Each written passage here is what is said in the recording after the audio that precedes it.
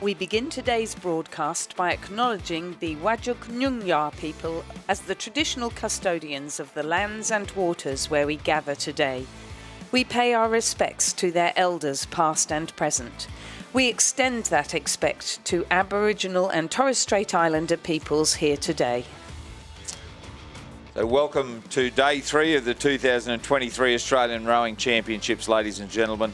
Australia's largest rowing event, incorporating the Open Rowing Championships, the Open School Rowing Championships, and of course on Sunday we'll have the Interstate Regatta culminating with the Queen and King's Cup at 3:10 and 3:20 respectively. This week we'll see the best of the best in Australian rowing competing at Champion Lakes here in Perth. So Lizzie, what are we looking forward to today, or who are we looking forward to today? We've got semi-finals today, so it's going to be very cutthroat. We've seen some tight racing already, even in the repêchages, and so in the semi-finals I think we're going to see some exciting stuff and some broken hearts. Well, that's right. There's no second chance once you get to semi-final day. That's exactly right. Yep. Finish in a qualifying position, or you put the boat on the rack, don't you? And for a lot of people, these smaller boats that are racing in the semi-finals today are really important to them, especially the under-21s who really want to get through to the finals and show the team selectors what they're capable of. And then, of course, we finish off the day with under-17s and under-19s, and there are so many of them. So it's going to be fabulous. Well, the last 6 races are 3 heats of the under-19 women's 8 and 3 heats of the under-19 men's 8. And unashamedly, that will be my highlight of the regatta so far, to see those last 6 races. There's some great names in those 8s as well. So, and even in the under-17 8s, so it's going to be highly competitive. Yep. Yeah. And they also are aspiring for an invitation to the under-19 selections? Yep, or certainly want their state leaders to choose them to go forward to the under-19 trials. That's right, which will be in Sydney in a few weeks' time. So we look forward to some great racing, and we'll bring you... Now, there has been a race has been called off, the PR3 Mixed Double Scull. There's been a withdrawal from that race, and therefore that race is now not required. So we will begin racing at 8:05 with the under-17 women's single scull semi-final number 1, and we'll bring you the broadcast of that event at that time.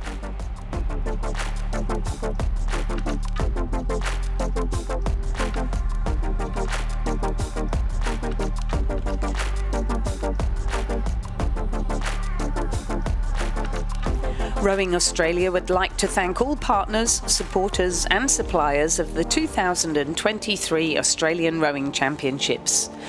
Rowing WA, Tourism WA, the City of Armidale, the Department of Local Government, Sport and Cultural Industries and Lottery West, Hancock Prospecting, the Australian Sports Commission, Coles Supermarkets, 776BC, Bont Rowing, Ticketmaster, Konica Minolta, Croker Oars, Ambulance Response Services, The Regatta Shop, Sykes Rowing, Tempur, with support from Rowing ACT,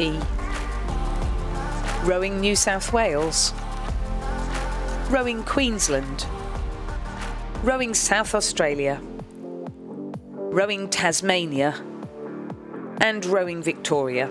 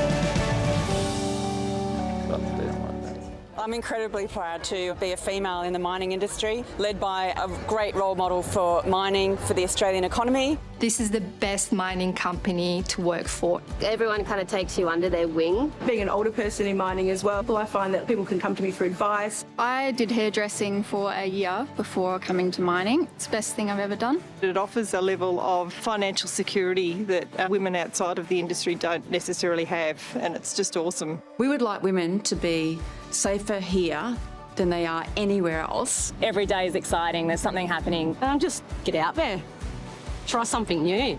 This is the engine room of our Australian economy, and we get to be a part of what keeps this country afloat and helps with infrastructure and all the other projects that makes Australia such a fantastic country to live in. To join us in building an exceptional future, go to buildinganexceptionalfuture.com.au.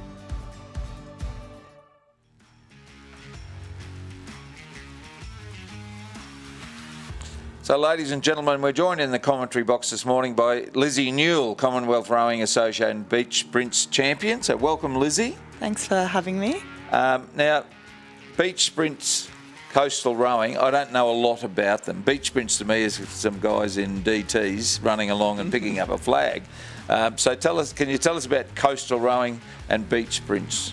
Yeah, so I didn't really know that much about coastal rowing really myself until last year when the inaugural Rowing Coastal and Beach Sprint Championships were held at Noosa.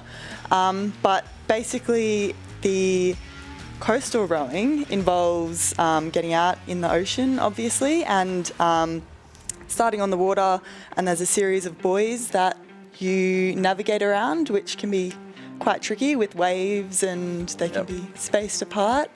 Do you have a rudder, or are you just doing it with your oars? In a quad, you have a cox, so there's a rudder, but in a single and double, you're just doing just it like a flat water, yeah? Yeah, just like a flat water. So the boats are quite similar, just obviously bigger to handle the waves. Yeah. And then beach sprints are a lot more fast-paced, and it's basically starting on the beach, running down, jumping in your boat, and then racing out 250 metres, slaloming through two buoys, and then turning around, coming straight back in, and running back up the beach. How far's the run? So, like, leg speed's obviously important. Yeah, it's definitely an area that I had to get used to, the run. It can vary depending, obviously, on how far the tide's out, but I think... Or the tide can go out at Noosa, that's for sure. Yeah, I think it can range between 10 to 50 metres, but yeah, it varies. We've had long runs and some really short runs, so it can definitely be an area of the race that can really change what happens. A previous CEO of Rowing Australia, back when I was a younger man, Darren Peters, he was the Australian beach sprint champion before he got into rowing, so there you go. So what's it mean to you to have coastal rowing included in the 2026 Commonwealth Games in Victoria? Yeah, I think it's really great that rowing, I think it's almost 40 years since it's been 1986.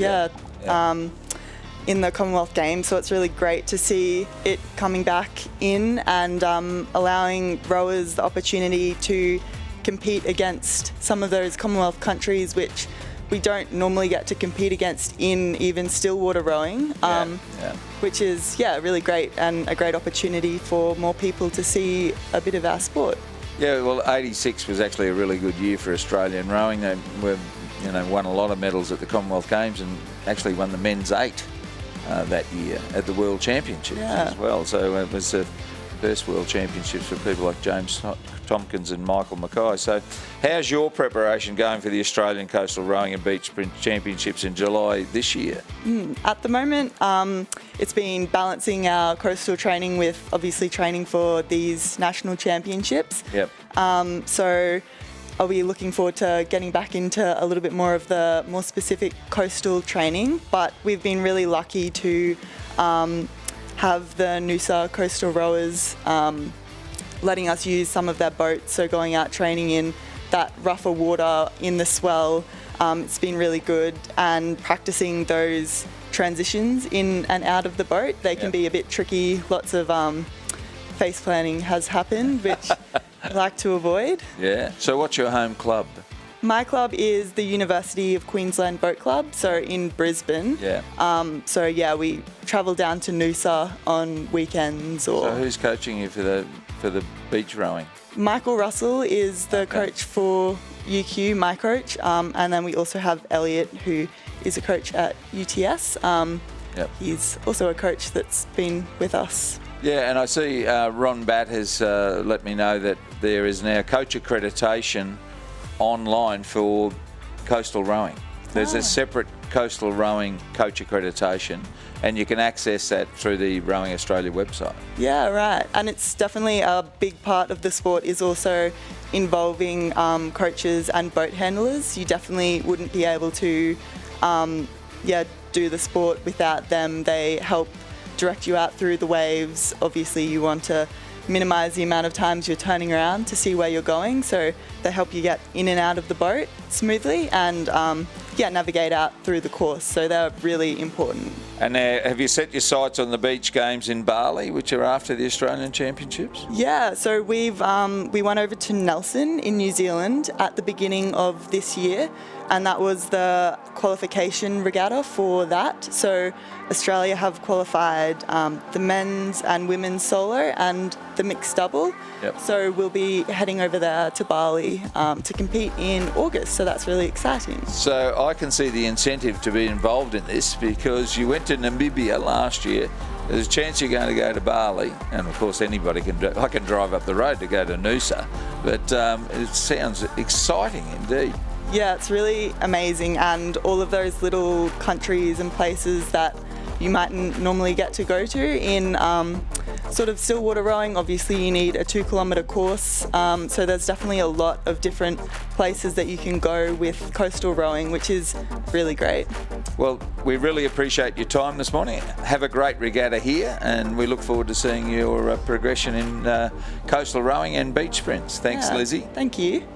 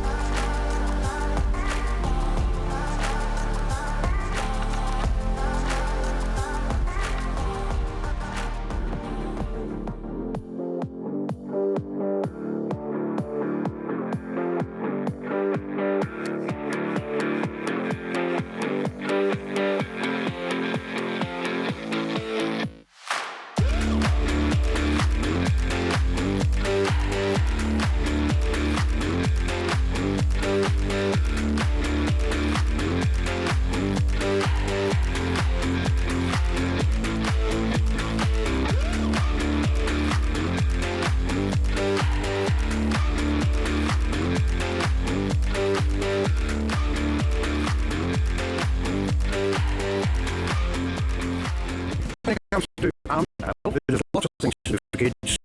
It's a great place. There's so many places to go to. We've got this place here, obviously, the reptile centre. The interaction is just something that I'm at home normally. It's so much better than the zoo. They've got everything here. We find so much to do around here. There's plenty of parks that the kids love to go to. There's bush trails that we like to go to. We come down here, they do their swimming lessons on a Saturday morning, and then I generally go for a swim and get a bit of fitness in. The boys have got so much area to run around in, and you forget that you're so close to the city because you're in your own mini world. We enjoy going to the fireworks on WA Day as well. In Armadale, they have play groups and catch-ups with other moms, especially with moms with small kids like me. Lots of playgrounds as well. It's a fantastic event. Lots of people, really good vibe, lots of things to do. and it's great for the little ones. There are a lot of great facilities here in the city of Armidale.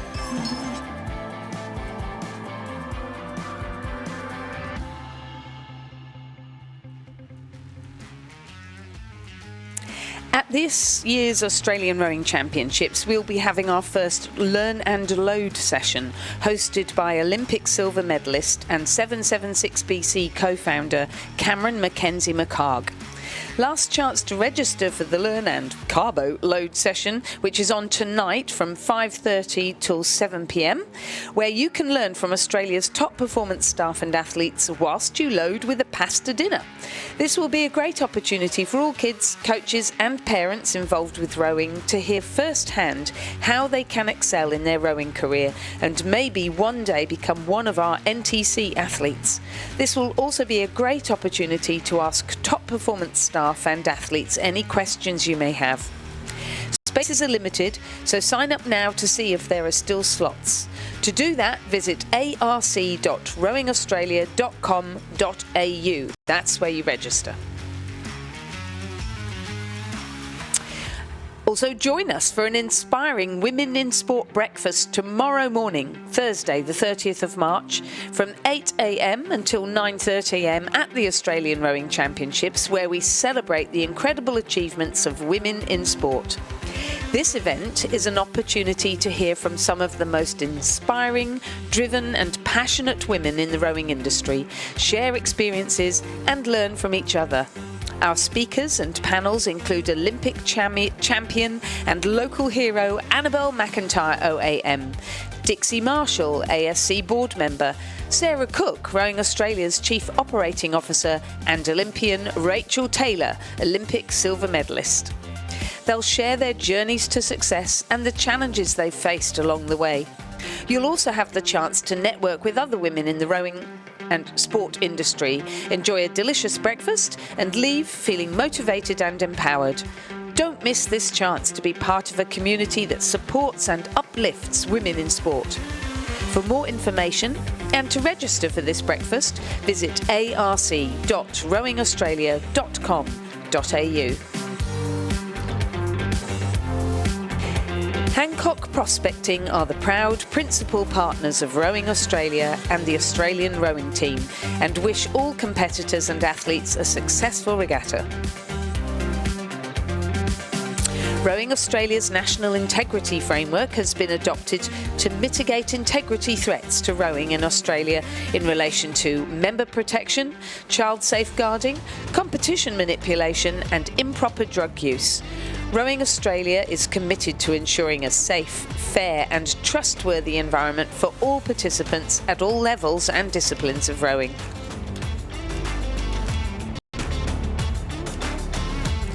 When posting social tags in Western Australia, use the hashtag at Western Australia or hashtag #ThisIsWA and follow the Tourism WA Facebook page, or follow them on Instagram by searching Western Australia.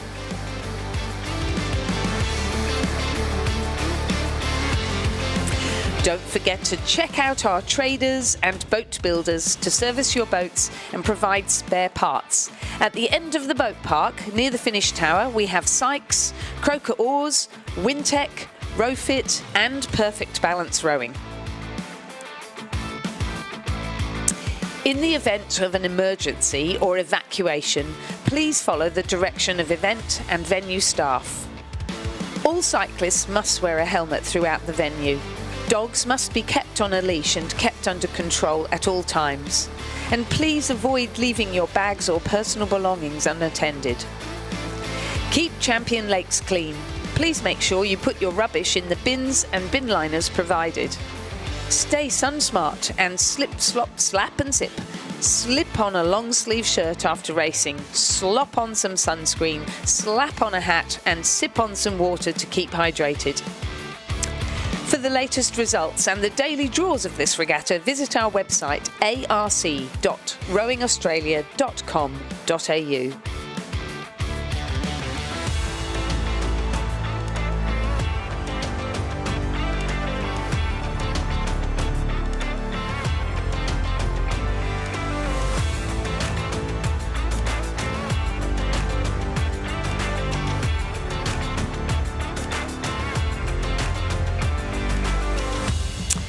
Whilst you're here at the Regatta Village, check it out for a spot of shopping. We've got you covered from head to toe with rowing jewellery or gifts from Sport Republic, rowing apparel from 776 BC, innovative rowing shoes from Bont Rowing. And don't forget to pick up your official merchandise from the Regatta Shop. You'll find that in the boat bays closest to the boat racks. There's a coal sign just outside. The City of Armidale has an information stall set up, and Hancock Prospecting, in conjunction with Roy Hill, are talking about careers in mining.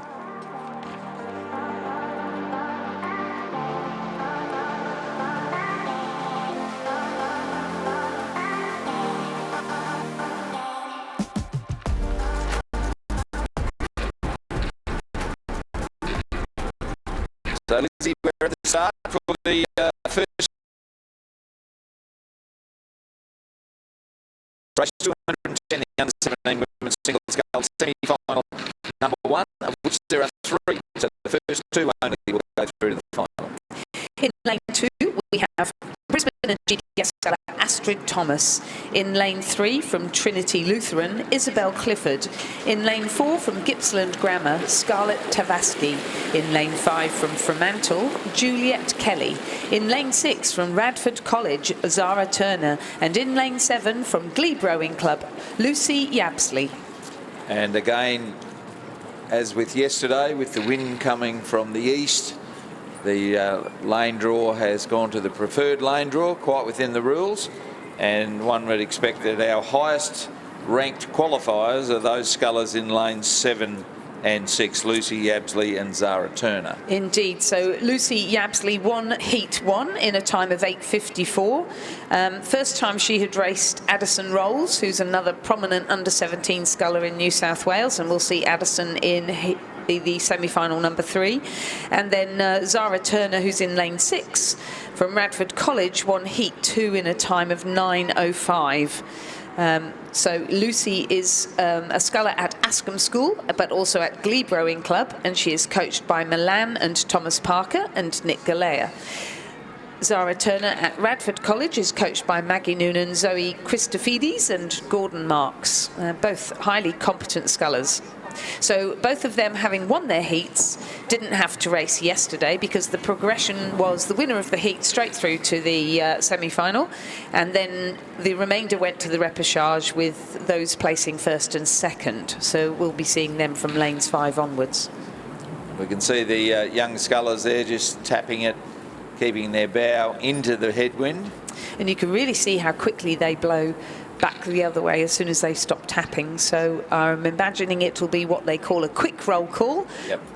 And Astrid Thomas there from Brisbane and GPS has got her bow, and away they go. So well done to the athletes and to the boat race officials for getting that race away so efficiently.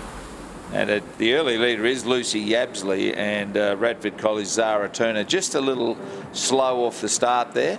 But the athletes are going to have to make sure that they clear their hands, Lizzie. There's a bit of water splashing around. There certainly is, yeah. We were talking about this yesterday, but you can see again today, getting off straight and safely is of paramount importance in these single sculls. Once you've got that and you've got your line and you've figured out how the wind is affecting the run of your boat, then you can start working hard to progress through. So you can see Lucy and Zara there being quite careful. They're not slow, but they're being careful there just to make sure they get off cleanly and safely. A couple of extra washers under the gate today, do you think? I think, well, yes, probably.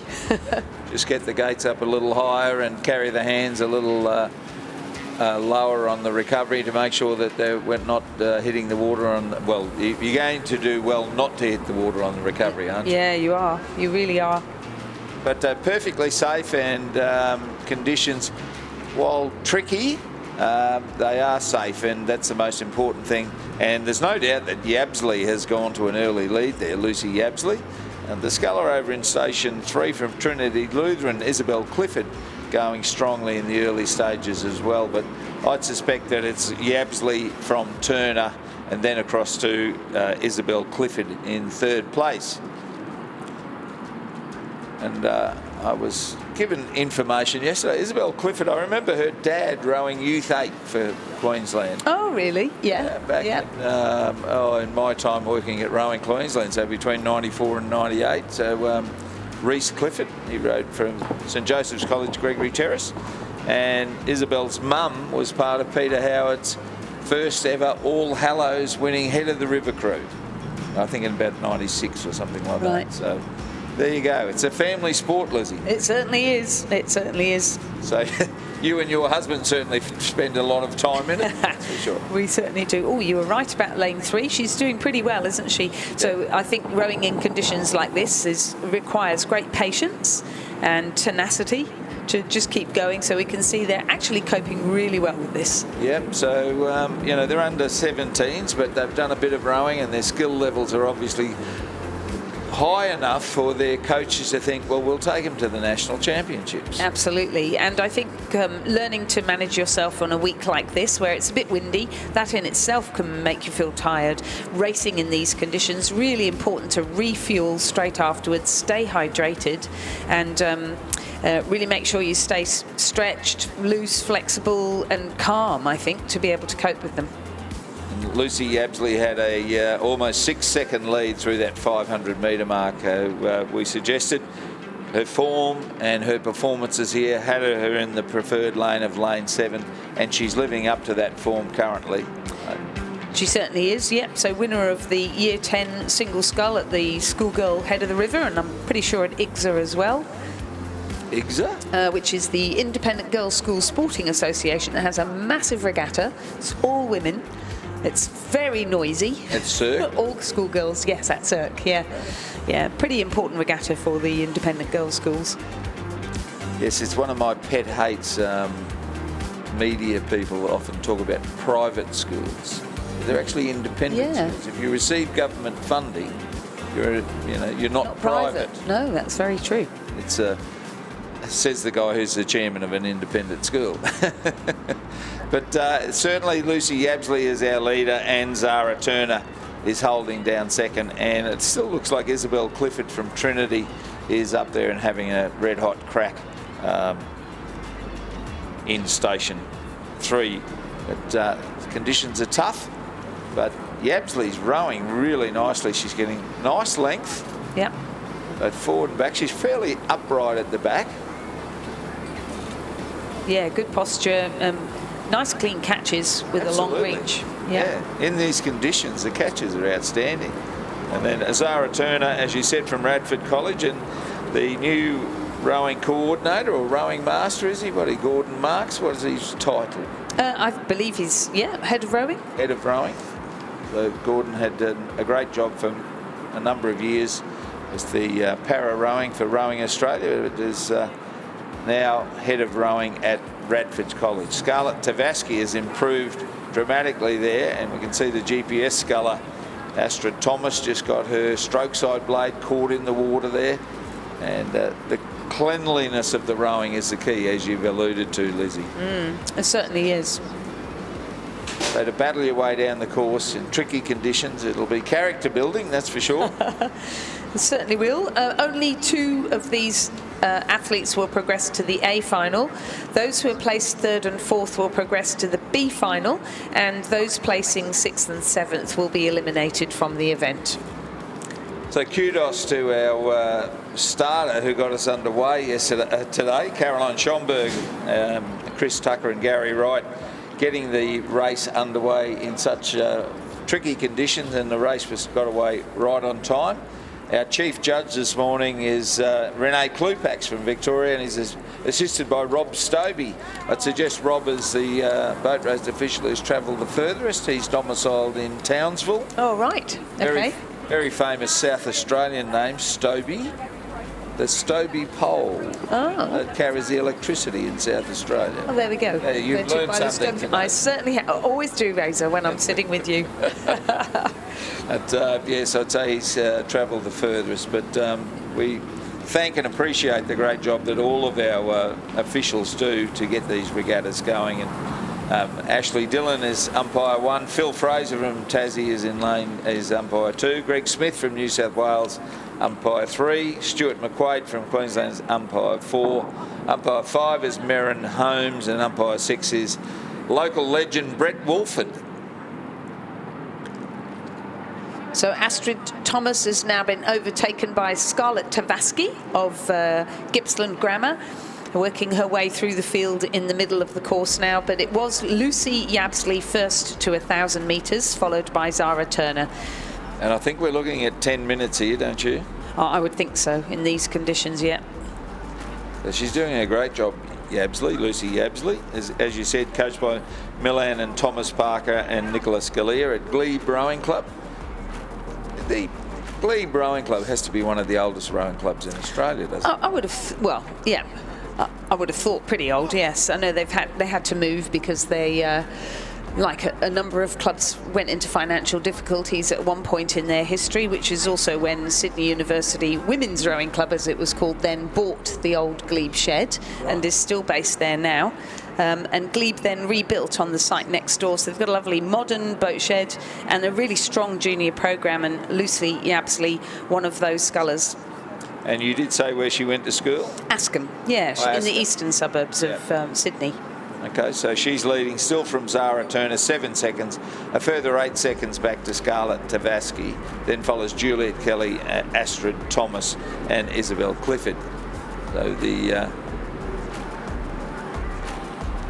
trek down the course is getting close to the end for these youngsters, and they're expending a lot of energy, and I'm sure there'll be some very sore and stiff forearms, Lizzie. I think you're probably right there, yep.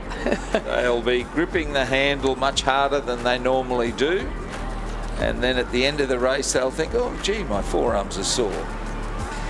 And that's certainly where Lucy looks really relaxed, doesn't she? And looks as though she hasn't got tension in her body, but she's kept that rate up really well in this gusty conditions. Absolutely, she's flying along there in these conditions, I reckon. She's doing a great job. So very proficient, isn't she?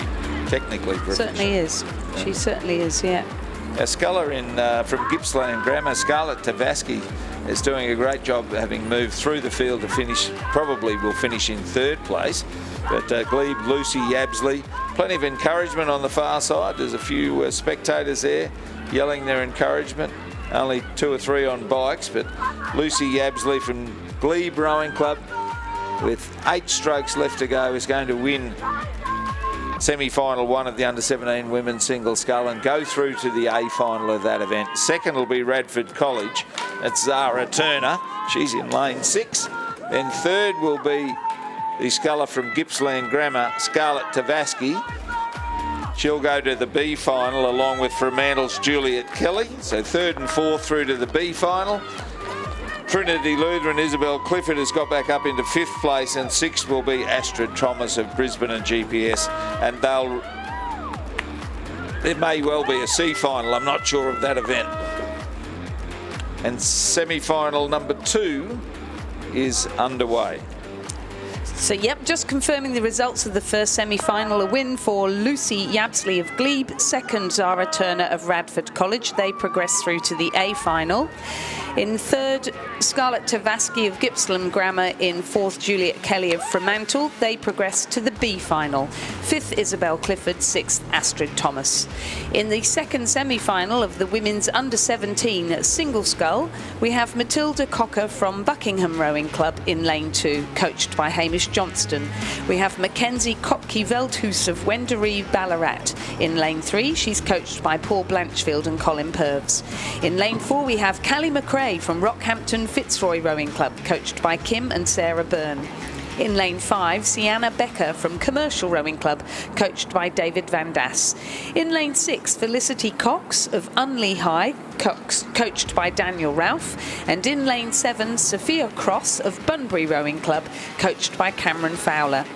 Sophia won Heat 4 and Felicity Cox won Heat 3, so they are in the favoured lanes in these wind conditions. However, Sienna Becker of Commercial is making a bold bid for victory in lane 5, and she's about level pegging with Sophia Cross of Bunbury, I would suggest. So it is Sophia Cross who will go through the 1,500 metre mark first. The best part of a length in front of Sienna Becker, just 2.65 seconds. And then the rest of the field are like the boy with the wheelbarrow, Lizzie. They got the job in front of them. They have indeed. So that's quite a margin. That Sienna Becker's doing a great job in Station 5, coached by David Vandas. And she's got 18 seconds over Callie McRae from Rockhampton Fitzroy. Had a photo sent to me of the Fitzroy River this morning, almost on daybreak, and it looked stunning first thing this morning. And I'm not sure that Callie McRae would be used to these windy conditions, but every rowing course can be windy. Absolutely. And Callie McRae has been very impressive. She's been the fastest in the first 500 in both her heat and her repechage. Not great conditions for her to encourage a fast start here. And some 18 seconds down now on Sienna Becker, who, as you say, is doing a really good job against Sophia Cross from Bunbury. Now, I said every rowing course can be windy.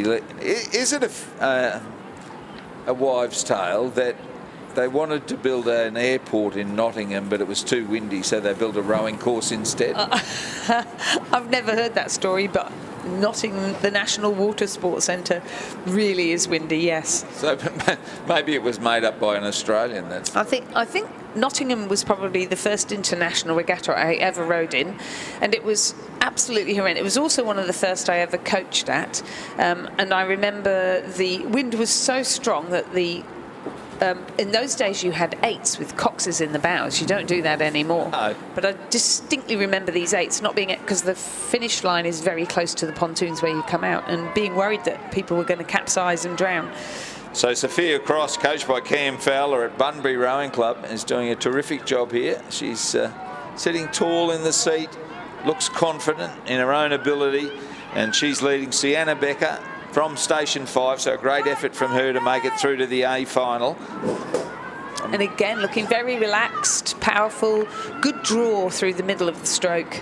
Yep, and we saw a case yesterday where there were two commercial scullers, one with dark undergarments and one with light undergarments, and the actual singlet looked completely different with the undergarments. Oh, how interesting. So Right. Sophia Cross of Bunbury will be first, Sienna Becker of Commercial will be second. Third will be close between Felicity Cox and Callie McRae. Felicity Cox of Unley High, coached by Daniel Ralph, and Callie McRae, coached by Kim and Sarah Byrne. The two of them fighting out their third and fourth place. It's still important because it'll determine which lane you get in the B final, and it will be Unley High third, Rockhampton Fitzroy fourth, Buckingham from Tasmania, Matilda Cocker will be fifth, and sixth will be Wendouree Ballarat, Mackenzie Kopke Veldhuis. Confirming the results of the second semi-final of the under-17 women's single scull. The win went to Sophia Cross of Bunbury, second Sienna Becker of Commercial. Those two scullers will progress through to the A final. Third, Felicity Cox from Unley High. Fourth, Callie McRae from Rockhampton Fitzroy. Those two scullers progress to the B final. Sixth, Mackenzie Kopke Veldhuis. Fifth, Matilda Cocker. Sixth, Mackenzie Kopke Veldhuis. And the winning time, I don't know that it's that important, 9:52.94. That compares with 9:47.57 for Lucy Yabsley. And we move on to the third and final semi-final now of the under-17 women's single scull. In lane 2, we have Maddie Higgins from Tasmania University. In lane 3, Eva Hoskin from Brisbane and GPS, coached by Nigel Stubbs and Maddie Pakila. In lane 4, Addison Rolls from Sydney University Boat Club, coached by Kieran Glynn and Ray Boyle. In lane 5, Danielle Watt from Brisbane and GPS, coached by Nigel Stubbs and Maddie Pakila. In lane 4, Ella Durand from Gippsland Grammar, coached by Nick Bartlett. And in lane 7, Sina Metzger from Fremantle, coached by Keely Atchison. And the form guide has been thrown out the window here, Lizzie, because Addison Rolls in Station 4, so one of the lower ranked qualifiers, has a lovely lead over Ella Durand, who in turn has 18.5 seconds over Eva Hosking. So from lane 4, that's a great effort, and Ella Durand from lane 6 is in second place. So as you said, Addison Rolls, coached by Kieran Glynn and Ray Boyle out of Sydney University Boat Club, goes to school at Queenwood. Queenwood School? Yeah. The school where Alfie Young is the director. And producing some great athletes. We saw a fantastic row from the under-19 Coxed 4 from that school yesterday. They won their under-19s, rode around, came in, changed the bound number, went back out and came third in the under-21 4. Pretty impressive.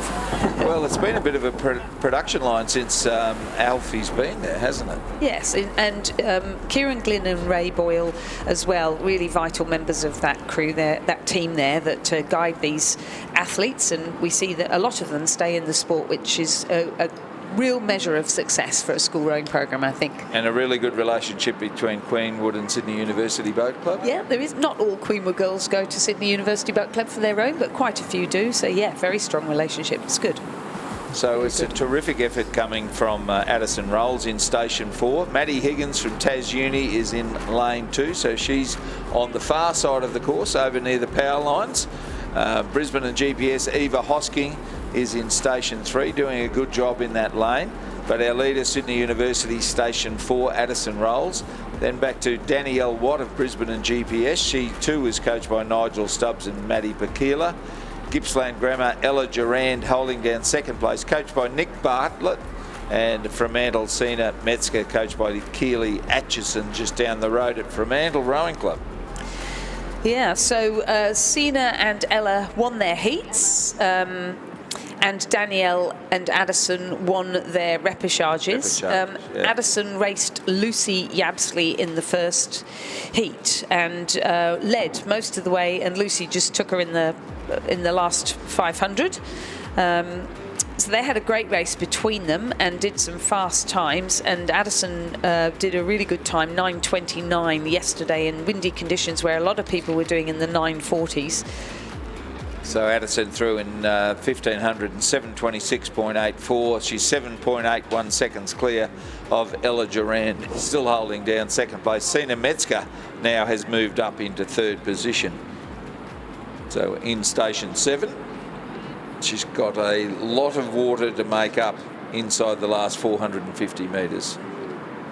And then back to the remainder of the field. Danielle Watt from Brisbane and GPS, Eva Hosking from Brisbane and GPS, and Maddie Higgins in those distinctive Tasmanian University Boat Club colours over in Station 2. Slightly bigger peloton as for 1, 2, 3, 4, 5 there this morning. Cyclists following the racing down, and always the highlight seeing how big the peloton gets for the following of these races down, and we just make sure that all the cyclists are safe. It's the most important thing. They should all have helmets on. I would have thought on a day like this a very good idea to be wearing a helmet as well. Yes, it's true. It's very true. I think every team manager's had a coach at least that they've had to take to a hospital or to a doctor because they've fallen off a bike at some stage. Yes. Very prominent coach I saw yesterday on a scooter with a helmet on the handlebars. Nice. He was trying to protect the handlebars. He wasn't protecting his head. But Addison Rolls doing a fantastic job here in Station 4. I'm just watching and thinking she's also lightweight. Oh, right. Yes. Okay. Yeah, she did lightweight division in our time trials in New South Wales during the winter, and it's pretty impressive to see how she's actually using her body weight to just keep that boat ticking along. Well, obviously benefiting from very good coaching, but having the ability to apply what she's being told. Gippsland Grammar, Ella Durand holding down second place. It's reasonably lower rating compared to Addison Rolls, but a comfortable win for Addison Rolls.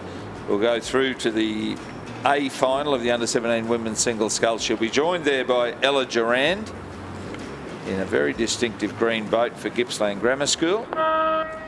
Third then will be Fremantle sculler Sina Metzger. Fourth will be Brisbane and GPS's Eva Hosking. And then fifth, still to be determined, Brisbane and GPS and Tasmanian University. Almost stroke for stroke, but it looks to me like Danielle Watt, Brisbane and GPS, will probably finish fifth, and Maddie Higgins of Tasmanian University will be sixth.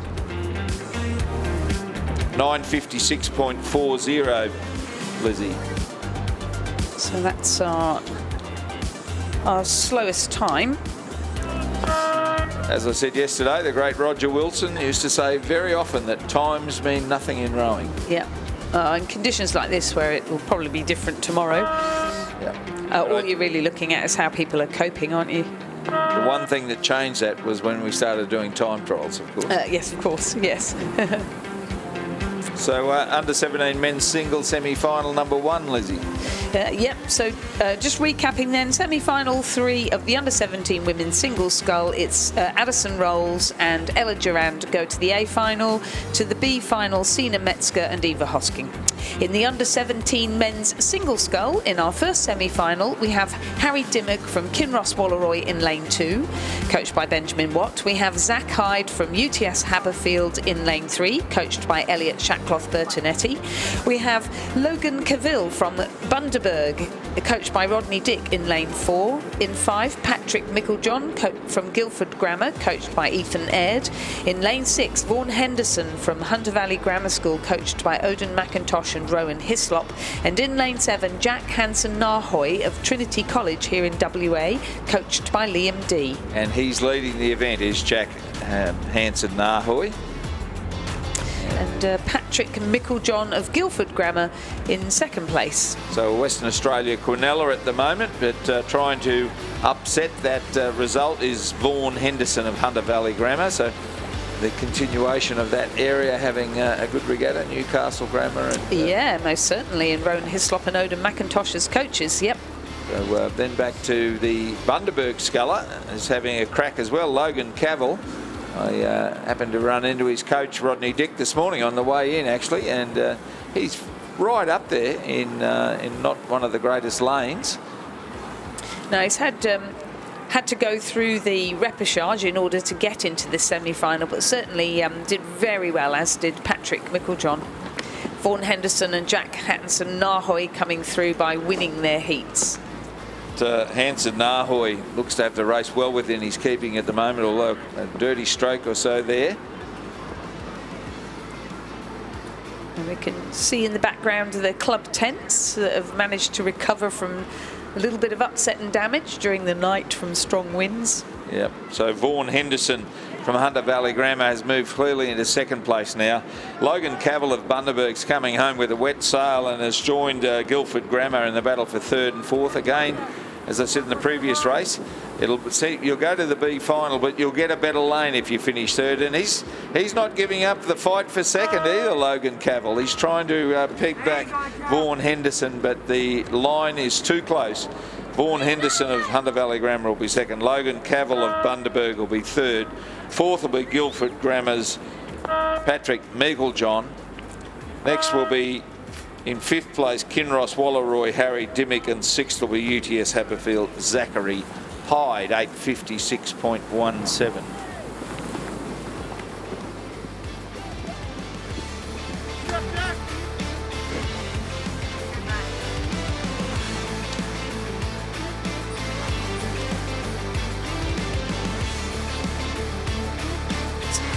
So as our last sculler comes towards the line, the results of the first semi-final of the under-17 men's single scull. A win for Jack Hansen-Nahoy of Trinity College. Second, Vaughan Henderson of Hunter Valley Grammar School. These two scullers progress through to the A final. Third, Logan Cavill of Bundaberg, and fourth, Patrick Micklejohn of Guildford Grammar. They progress to the B final. Fifth, Harry Dimmock, Kinross Wallaroi, and sixth, Zachary Hyde, UTS Haberfield. In the second semi-final of the under-17 men's single scull, Radford College sculler Marcus Ward is in lane 2, Nicholas Tancred from Kinross Wallaroi in lane 3, Matthew Coleman from the Southport School in lane 4, Alexander Clements of Bunbury in lane 5, Luke Purdy of Hunter Valley Grammar School in lane 6, and Reese Davey of Essendon in lane 7. And Luke Purdy is our leader. And he again won his heat. And Vaughan Henderson, who just placed second in the previous semi-final, the two of them, as well as winning their heats in the single, won their heat in the double. So pretty impressive. Yep, so it's lane 6 from lane 7, Luke Purdy, coached by Odin McIntosh and Rowan Hislop.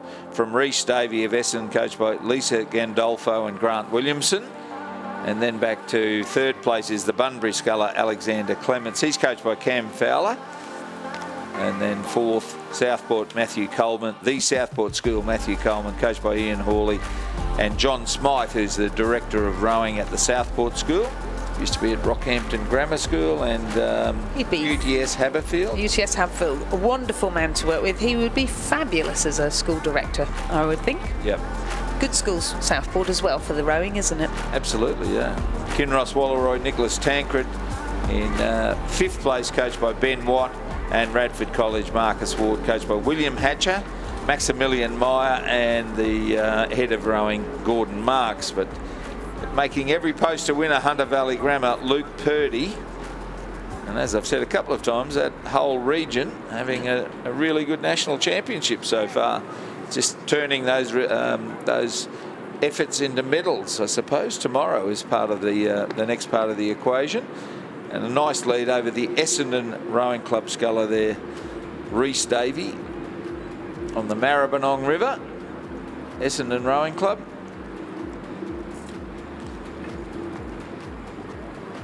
And then back to Bunbury's Alexander Clements, a local hope who'd be familiar with this rowing course. And once we get to lane 5 in third place, it's up the page, 3, 4, 5, 6, third, fourth, fifth, sixth at this stage. But it's going to be a lovely win for the Hunter Valley Grammar sculler, Luke Purdy, across the line in first place. Second will be the Essendon sculler, Reece Davey, just putting on a little sprint there at the end. Reece Davey gets across clearly second. Third, lane 5. Fourth, lane 4. Fifth, lane 3. And sixth, lane 2.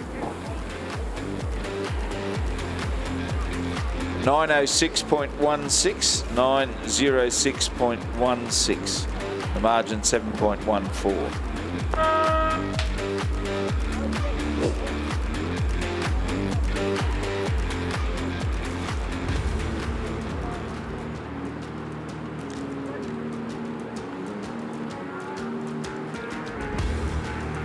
So third, Alexander Clements from Bunbury. Fourth, crossing the line now, Matthew Coleman from the Southport School.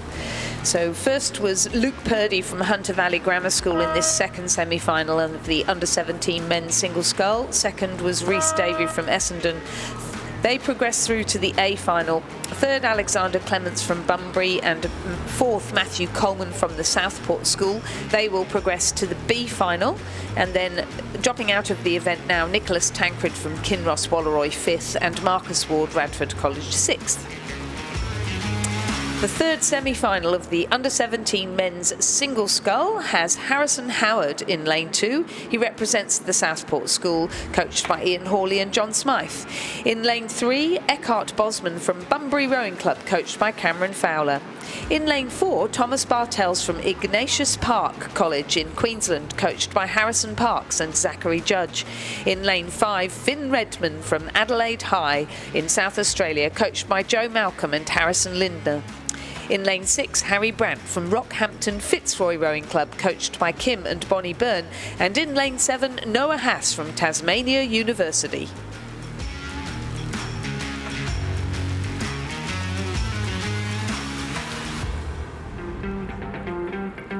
So Noah Haas of Tasmanian University on this side of the course. He was right on the buoys on his bow side there about 300 metres ago. I was getting a bit concerned about him maybe hooking up on a buoy line, but he's got back into the middle of the course. And then the sculler behind him, Harry Brandt, is on the buoys on his stroke side at the moment.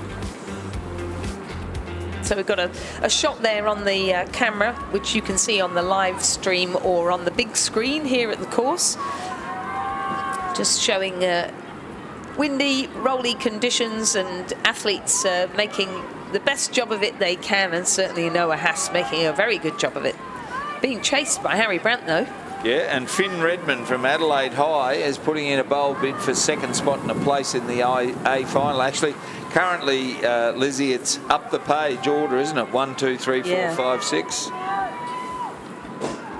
But Finn Redmond from Adelaide High, coached by Joe Malcolm and Harrison Lindner, going out after Harry Brand, who's coached by Kim and Bonnie Byrne, up on the Fitzroy River in Rockhampton. Tasmania University, Noah Haas. Got a lot of those red boats at TasUni. It's like their colours. He's going to have an all-the-way win. Harry Brand of Rockhampton Fitzroy will finish in second place. Plenty of encouragement for the scullers here. Oh, that was close. Adelaide High's Finn Redmond just got his bow side blade caught in the water there. He's just trying to recover from that mishap. That's allowed Ignatius Park, Thomas Bartels to draw level with him. Finn Redmond trying to recover from that. Bartels coached by Harrison Parks and Zachary Judge. And Thomas Bartels will go across in third place. Fourth will be Adelaide High's Finn Redmond.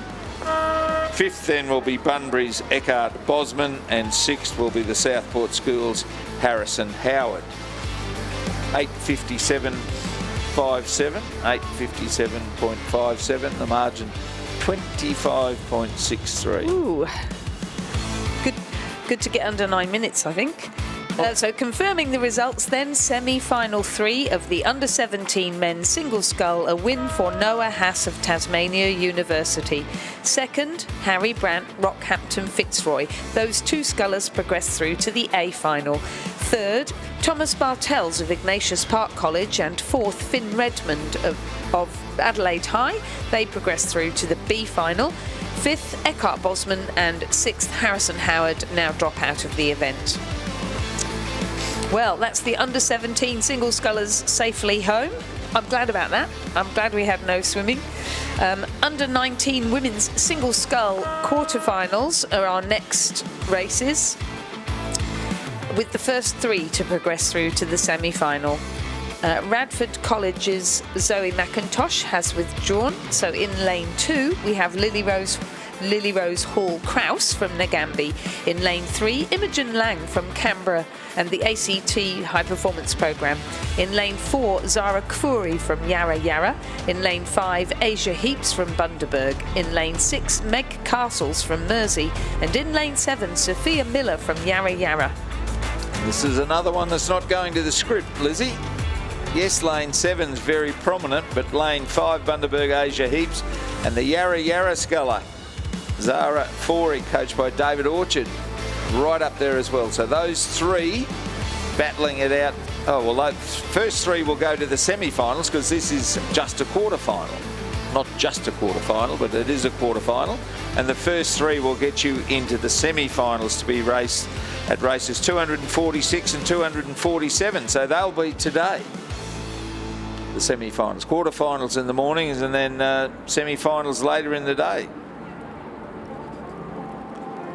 So it is a Yarra Yarra sculler, Zara Kfouri, and on this side, Sophia Miller, both coached by David Orchard, both from Yarra Yarra Rowing Club. And in the middle is Bundaberg Asia Heaps, Rodney Dick. And Rod Dick and David Orchard raced against each other back in their younger days in Queensland, because Dave used to row for Toowong Rowing Club when Rod Dick was rowing for Bundaberg Rowing Club. And then in fourth place is the Mersey sculler, Meg Castles, coached by Merv and David Tippett. Then follows Imogen Lang and Lily Rose Hall Kraus from Nagambie Rowing Club. And unfortunately, the Radford sculler, Zoe McIntosh, has been withdrawn. 0.97 the margin. That's very, very close in these conditions. 4 seconds back to Asia Heaps through the 1,500 metre mark. But Asia Heaps looks like she's raising another effort there to me, Lizzie. Certainly no reason not to. No. Well, again, all 3 will go through to the semi-final, but the higher you finish, the better lane you're likely to get.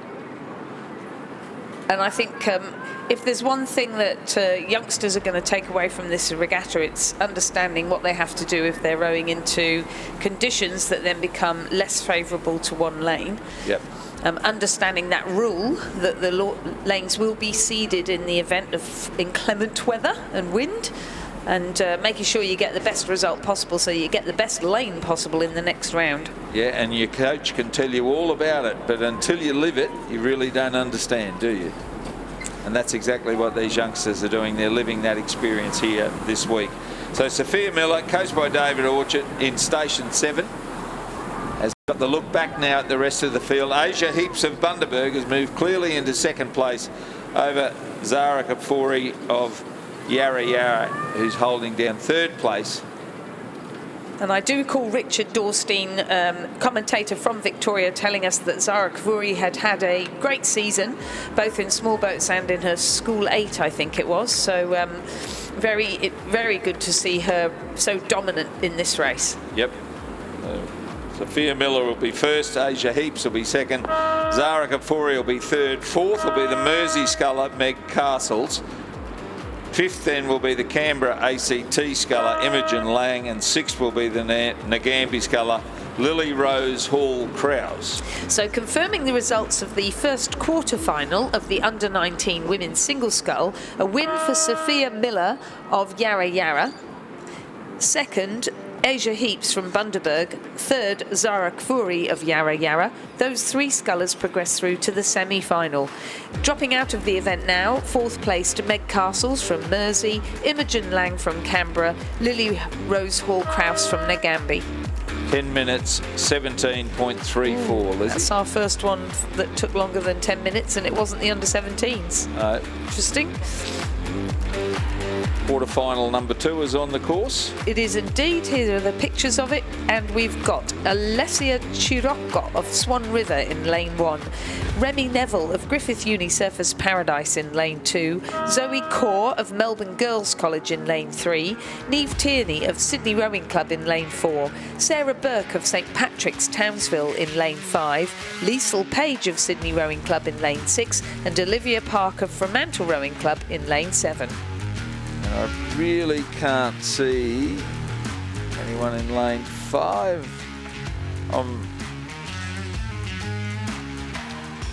I'd suggest, looking out the window, that it's Liesl Page of Sydney Rowing Club who's probably leading. That looks like a light blue singlet to me. And that wouldn't surprise me.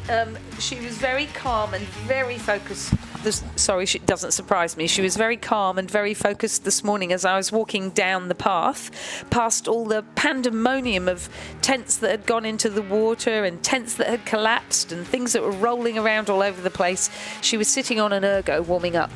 Very calm, totally in her own space, yeah. That's great. Yeah. But, and she is an athlete like that. Would you agree that lane 5 appears to have no one in it? Hard to see through this fly screen. Let me look through my binoculars. But Liesl Page, we talked about her on the first day. A very accomplished single sculler. She actually studies at Pymble Ladies College, but rows at the Sydney Rowing Club under the guidance of Lachlan Carter, Felix Stewart and Donovan Check. Yeah, well, at the moment, I've got Liesl Page of Sydney leading, Olivia Parker from Mantle in Station 7, and then back to Sydney's Neve Tierney, and I've got Sarah Burke of St Pat's Townsville as it did not start. Right. Yeah, I can't see her, but I can see the next race coming, so... Remy Neville of Griffith Uni Surfers Paradise would be next, and then back to Alessia Chirocco and Zoe Kaur. So I'm suspecting that Sarah Burke has been a late withdrawal, or let's hope no mishap on the course itself. And if races are taking 10 minutes and this one's looking like being the same, then it's really not surprising. So 9.5, 10 minutes, it's really not surprising that somebody might not want to start, quite frankly. Especially if they've got other races later on that are more of a priority for them.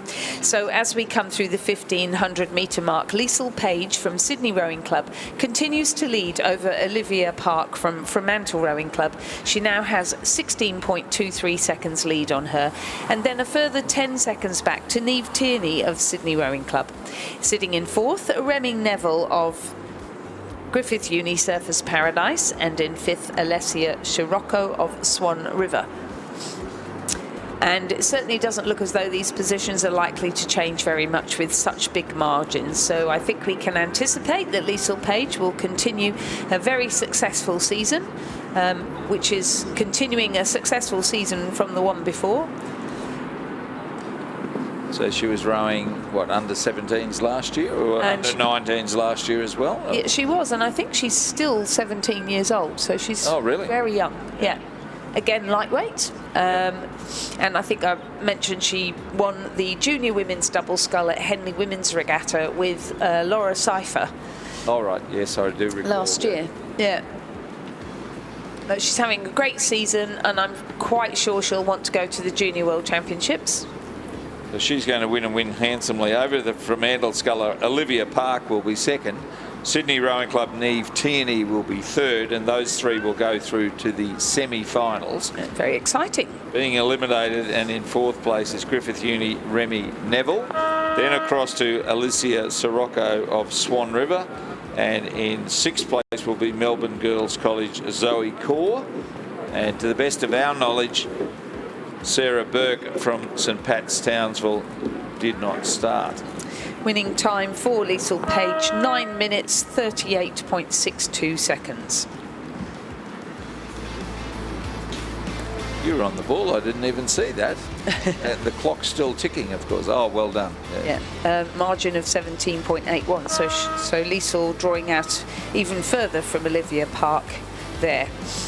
So confirming the progression through to from the quarter-final to the semi-final, Liesl Page, Sydney Rowing Club, Olivia Park, Fremantle and Neve Tierney, Sydney Rowing Club, the remainder dropping out of the event.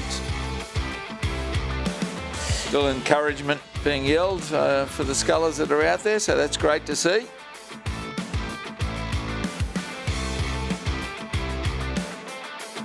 We're certainly packing the races in today, aren't we? Because we can see the next quarter-final on its way. We have Alice Macready from Newcastle Grammar in lane 1 of the third quarter-final. Milena Wilcox of Commercial in lane 2. In lane 3, Leela Hucker of North Esk. In lane 4, Amber Tulloch of Carrum. In lane 5, Sophie Malcolm from Centenary and the Queensland Academy of Sport. In lane 6, Sinead Redding of West Australian Rowing Club. And in lane 7, Eliza Bridgefoot of the University of Queensland Boat Club and the Queensland Academy of Sport. And what a lead she has, Eliza Bridgefoot. She might have been a Somerville House girl. Richard. She was. She was. Won Schoolgirl Head of the River in the single scull, I think, and did come to Sydney Rowing Club at the beginning of the season, which was really good. Like the whole junior squad there rowing together. So it's great to see how she's really consolidated this season. Yep, and Ben Southwell and Gus Rodero coaching her, but a member of the University of Queensland Boat Club.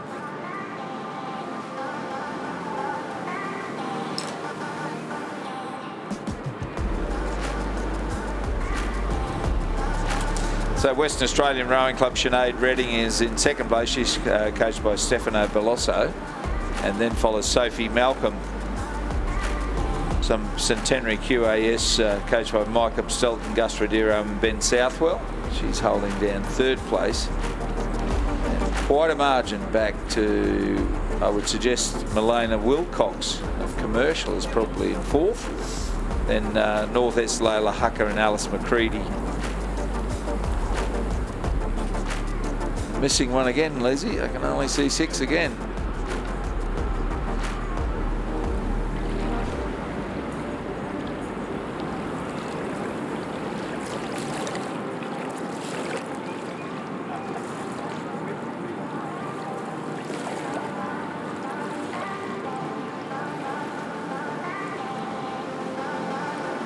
An all the way and impressive win coming up here for Eliza Bridgefoot, even with 25 strokes still to go. Got the boat running beautifully. Catches are clean. Getting good length. Quick catches as well. She's picking up the water.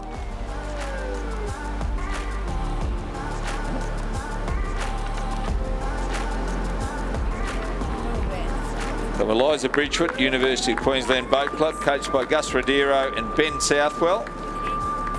They'll cross the line in first place. Comfortably in first place. Second will be the Western Australian Rowing Club, sculler, Sinead Reading? Or is it like the soccer club? Is it Reading, like the soccer club? Oh, who knows? Stefano Peloso, we'll have to ask someone. In third place is Centenary Queensland Academy of Sport, Sophie Malcolm. And fourth looks like the North Esk colours to me, Layla Hucker. Oh, yes, you're right, Lizzie, they're all there.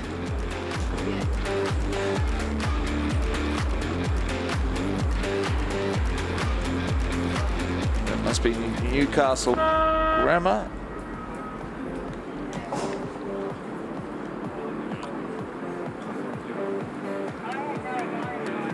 No. Newcastle Grammar.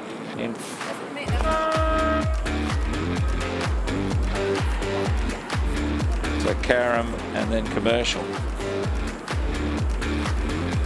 So University of Queensland, Bridgeford first, second Western Australian Rowing Club Reading, third Centenary Malcolm, fourth Layla Hucker of North Esk.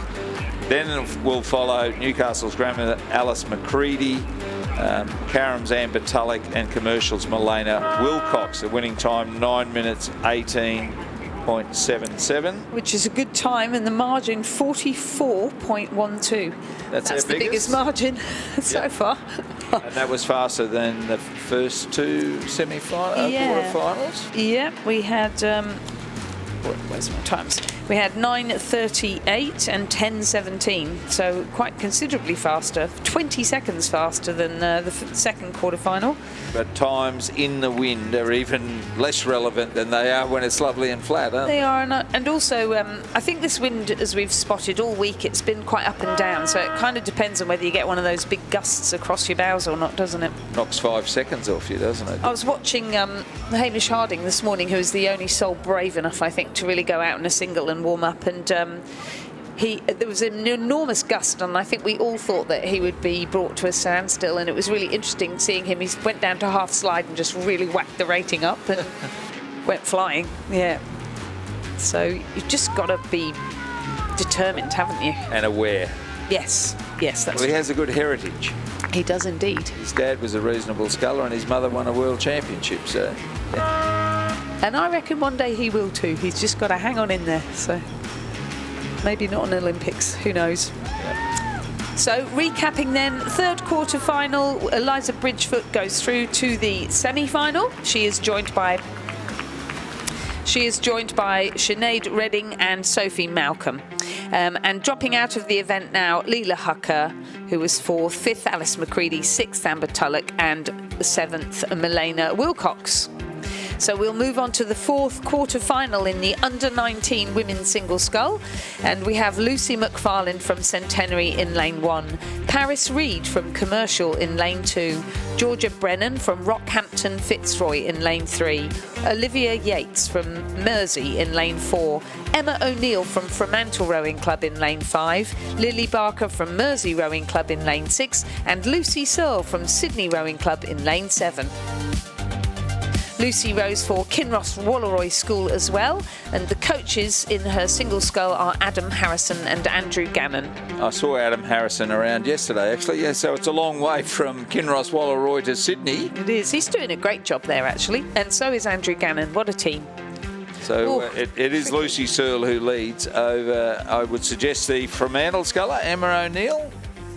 No, it's one further over, maybe the Mersey sculler, Olivia Yates. Yes, it is. It's Olivia Yates from Mersey who is in second place. Get the binoculars out, or is it Rockhampton Fitzroy? So lane 7 definitely in the lead, Lucy Searle. Lane 5 is Fremantle, so that would be Mersey. Then back to lane 6.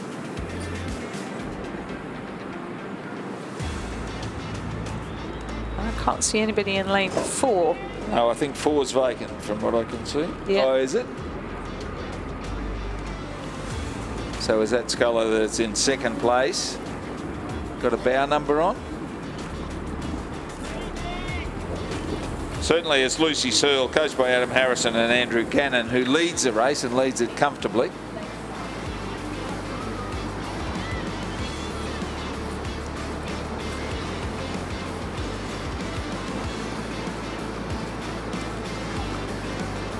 So it is lane 4, Mersey, who's in second place with the green bow number, Olivia Yates, and Lucy Searle will win the race. Lane 4, Mersey will be second. Fremantle will be third. Mersey in lane 6 will be fourth. Then follows lane 3, Rockhampton Fitzroy will be fifth. And then Centenary, Lucy McFarlane, and it appears that Paris Reed may not have started.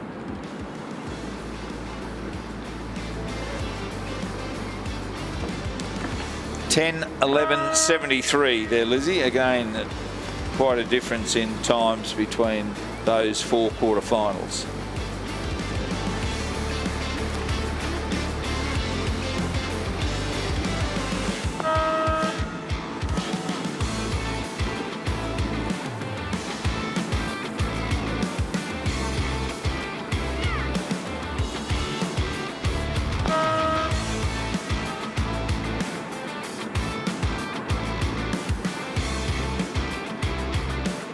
So that was Lily Barker across the line there, representing Mersey.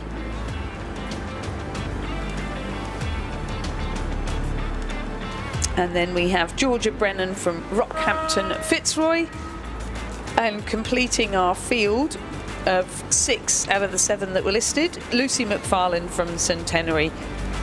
So recapping the results of the 4th quarterfinal of the under-19 women's single scull.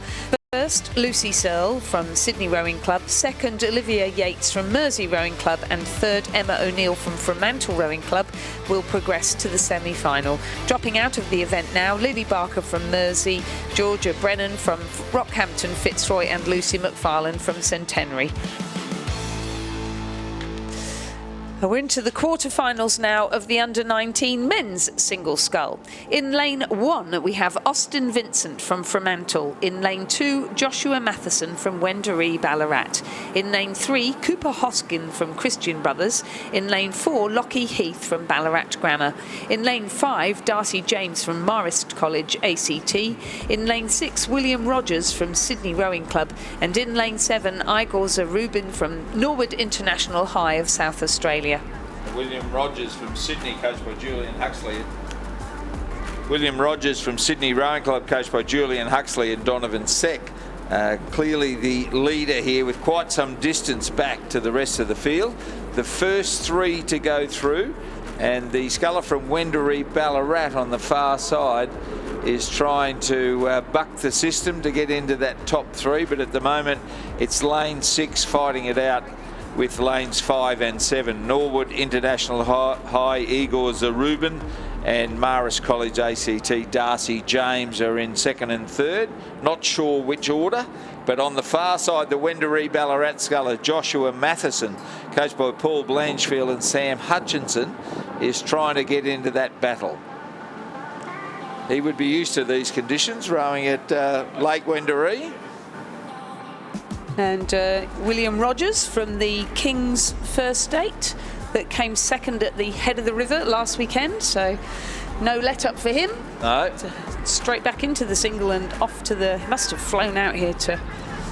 So has his whole crew come, do you think? Or I haven't sussed that out yet, to be honest with you. Let's hope so, because they're a great group of guys. St Ignatius Riverview won the head of the river? They certainly did, under the guidance of Daniel Noonan and the coaching of Matthew Curtin. Do you remember Matthew, our wonderful lightweight sculler? And Grandstand Dan Noonan running that program, Dan. That's the one. So Sydney Rowing Club, Will Rogers is going to record an all-the-way win, as Lizzie just said, a student in at the Sydney King's College. still. Yep, at the King's School Parramatta, I mean, and who's coached there, Julian Huxley, who also coaches him in the single. He's doing it nicely, Lizzie. He's very confident, even in the conditions. Great race for 2nd and 3rd, and the Wendouree Ballarat sculler's going to sneak in. The Norwood International High sculler, Igor Zarubin, will finish in 2nd place. The battle for 3rd, maybe not. He's coming again, the sculler. Oh, no idea. Between Marist Brothers, Darcy James, and Wendouree Ballarat, Joshua Matheson. Christian Brothers, Cooper Hoskin will be next. He'll be 5th. 6th will be Ballarat Grammar Lachlan Heath, and 7th will be Fremantle Austin Vincent. But wow. Oh, it finally had a really tight finish. Today, I'm not sure. I'm not prepared to declare that. Are you? I thought it was very, very close. I thought it was very close as well. But at the moment on the screen, it shows so only 3 progressed through to the semi-final, so it really does matter. We saw William Rogers come across the line in first place from Sydney Rowing Club, and second Igor Zarubin, so they definitely progressed through to the quarter-final. And we'll have to wait for the judges to come back and confirm whether it was, as we saw it, Joshua Matheson and Darcy James. Certainly then in 5th position, Cooper Hosking, in 6th, Lockie Heath, and we believe in 7th position, Austin Vincent from Fremantle, who will now drop out of the event. The second quarter-final of the under-19 men's single scull is now in progress, with Archie Critchell of Hawthorn Rowing Club in lane 1, Samuel Klotz of Bundaberg Rowing Club in lane 2, Cameron Parker of Scotch Oakburn College in Tasmania in lane 3, Jed Galley from the Southport School in lane 4, Charles Rawdon from Corio Bay in lane 5, Patrick Stanley from Lake Macquarie Rowing Club in lane 6, and Jack Power from UTS Haberfield Rowing Club in lane 7. Call for a representative of the Commercial Rowing Club from Brisbane. Could you please bring some dry clothes for one of your athletes to the medical centre, please?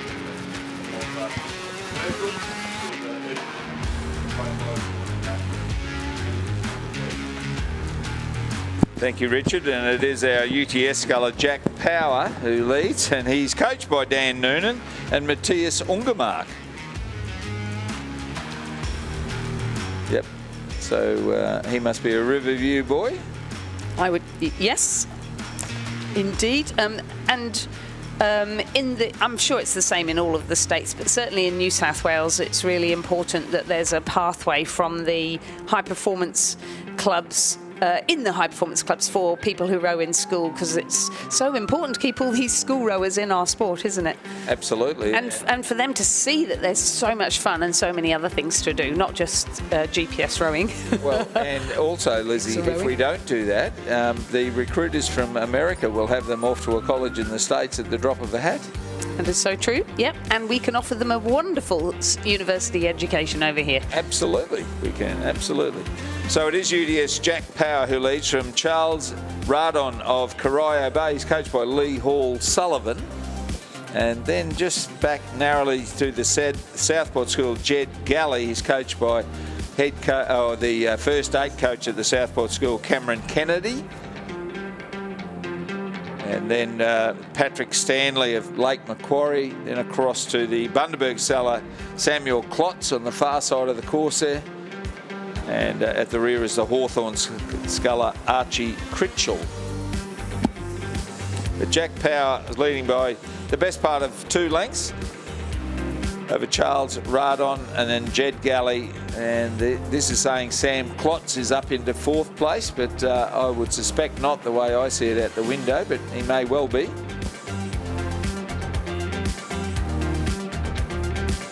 So yes, he is a member of the Riverview First 8 squad, is Jack Power, a member of that crew that won the Head of the River.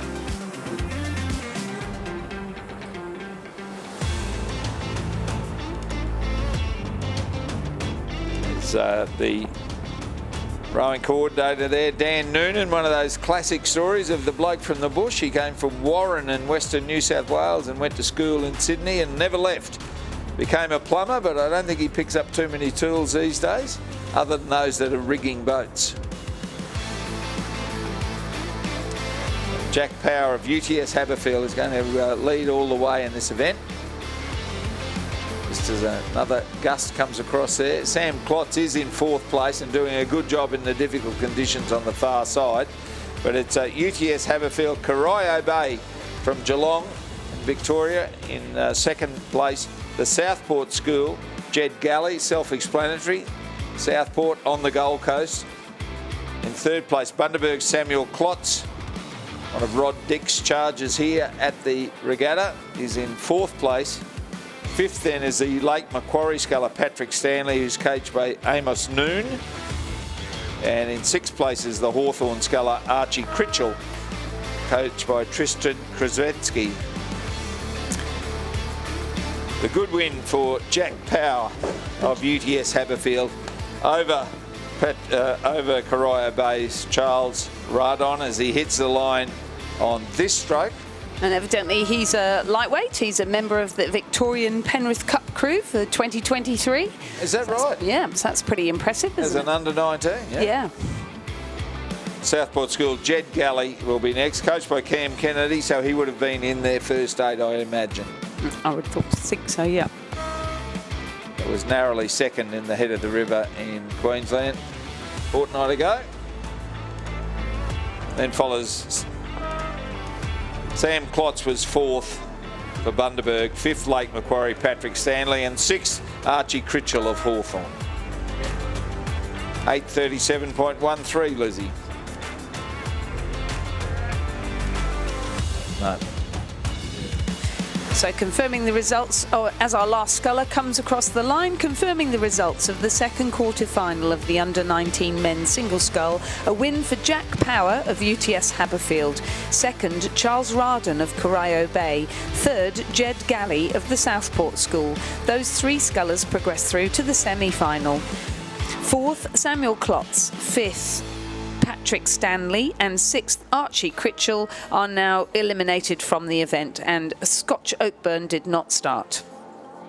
Winning time 8:37.13. Oh, thank you. And we have the official results now of the under-19 men's single scull quarter-final number 1, where we had a photo finish, confirming that the winner was William Rogers from Sydney Rowing Club. Second was Iga Zarubin of Norwood International High. And third was Joshua Matheson of Wendouree Ballarat. So he progresses through to the semi-final, and sadly dropping out Darcy James of Marist College from the ACT. And the third quarter-finals underway, Lizzie? It is indeed. We have James Young from Swan River in lane 1. We have Angus Murfitt from Wendouree Ballarat in lane 2. We have Max Blatchley from Hunter Valley Grammar School in lane 3. Pak Hong Chen from Team Hong Kong in lane 4. Kaylin Routley from Lake Macquarie in lane 5. Chad Willett from Nudgee College, St Joseph's Nudgee College in lane 6. And Jessie Rosen from Marist College Canberra in lane 7. Oh, that's going to be a battle. Chad Willett and Jessie Rosen. Yeah, it is, and it looks like the two of them are certainly our leaders on this side of the course. Not surprisingly. They've both been so impressive all season long. Chad and big, strong heavyweight lad, and Jessie Rosen quite small and light and trains the house down. Very serious. Willett's not overly big.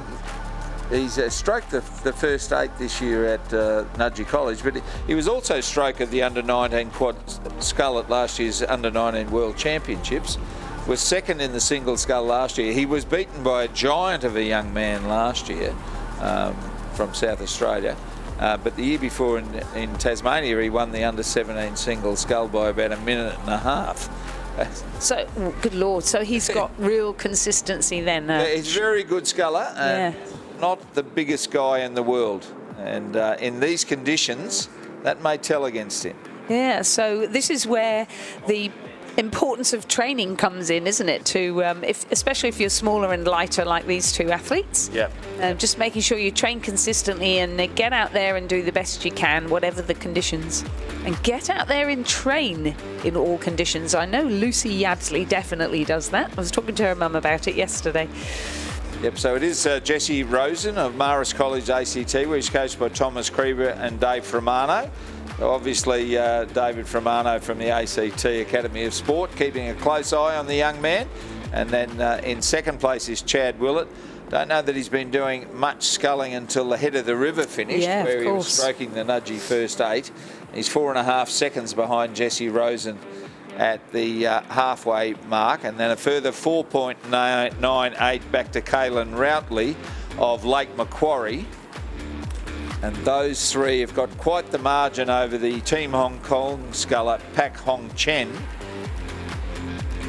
Great to see the Team Hong Kong whole team here, and I just see their former head coach Chris Perry has just made a visit back to Hong Kong and to the Sha Tin facility that he helped design and build back all those years ago. I know, it's so interesting. He puts up photographs of what it was like when he first started. It's amazing.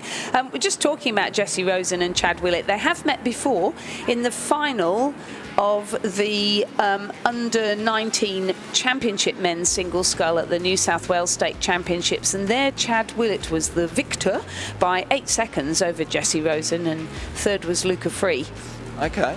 So I think Luca Free might be in the next, is he? Not, no. I've seen him in something later on. Yes, he is in the next one, in lane 4, correct. Okay, yes, there he is. So yes, best part of... Continuing their rivalry here. It looks like Chad might just be coming through Jessie again. Willett has just decided it's time to get very serious, I'd suggest, but he's still got a bit of work to do to peg back Jessie Rosen, who's led most of the way.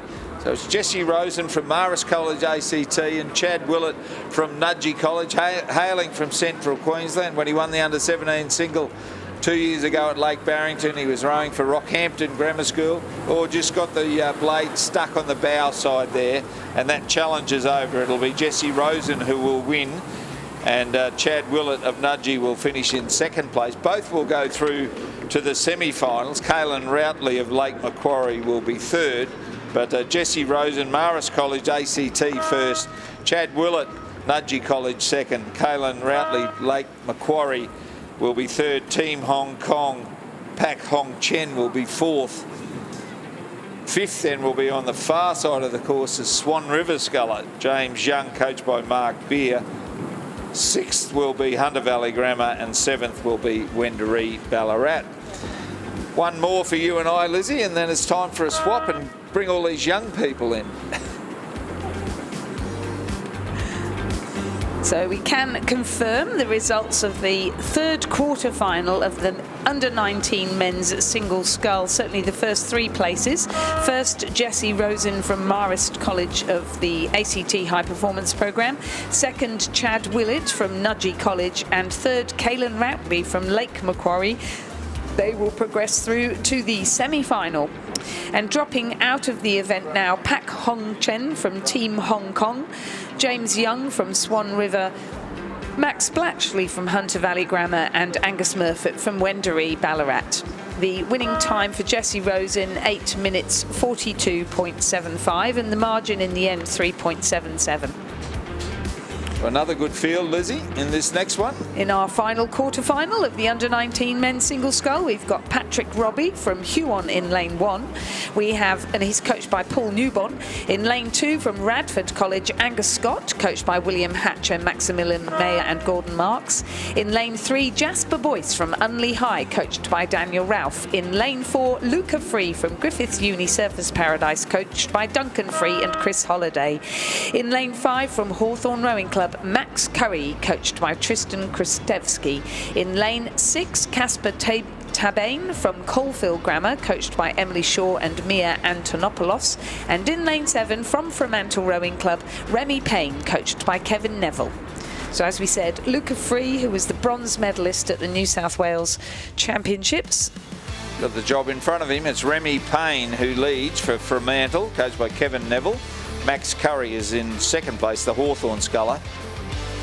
And then back, it's a good race for that third spot and a place into the semi-finals between Luca Free and Casper Tabane of Caulfield Grammar.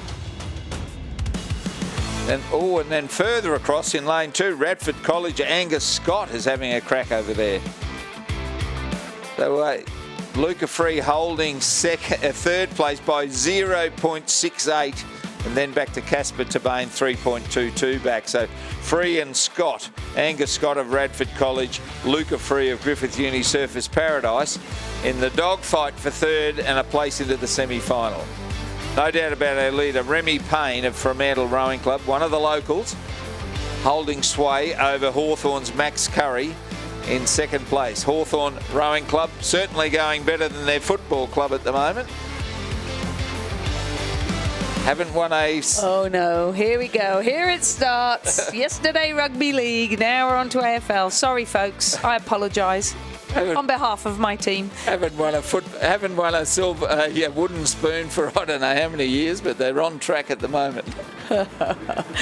Oh dear. But certainly Fremantle leaving Hawthorn. And then the great battle for third. Luca Free, Griffith Uni Surfers Paradise Rowing Club, where he's coached by his dad, Duncan. And what a terrific race.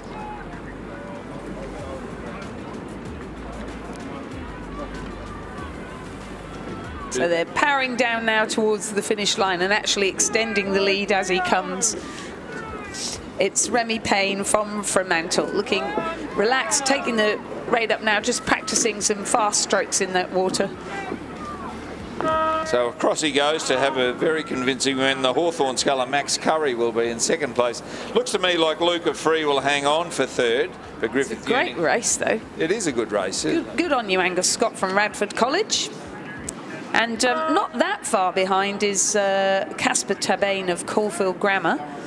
And Radford in Station 2, so to get up into fourth place from Station 2 on a day like today was a great effort by Angus Scott. But it's Luca Free who'll go into the semi-final. Radford will be fourth. Fifth will be Caulfield Grammar. Sixth then will be Hewan Rowing Club, Patrick Robbie, coached by Paul Newbon. And then in seventh place will be Unley High, Jasper Boyce, who's coached by Daniel Ralph. So, confirming the results of the fourth quarter-final of the Under-19 men's single scull, a win for Remy Payne of Fremantle Rowing Club. Second, Max Curry, Hawthorn. Third, Luca Free, Griffith Uni Surfers Paradise. Those three progressed through to the semi-final. Fourth, Angus Scott, Radford. Fifth, Casper Tabane, Caulfield Grammar. Sixth, Patrick Robbie, Huon. And seventh, Jasper Boyce, Unley High, will now drop out of the event. And Lizzie, you and I can have a spell and a couple of young people will come in.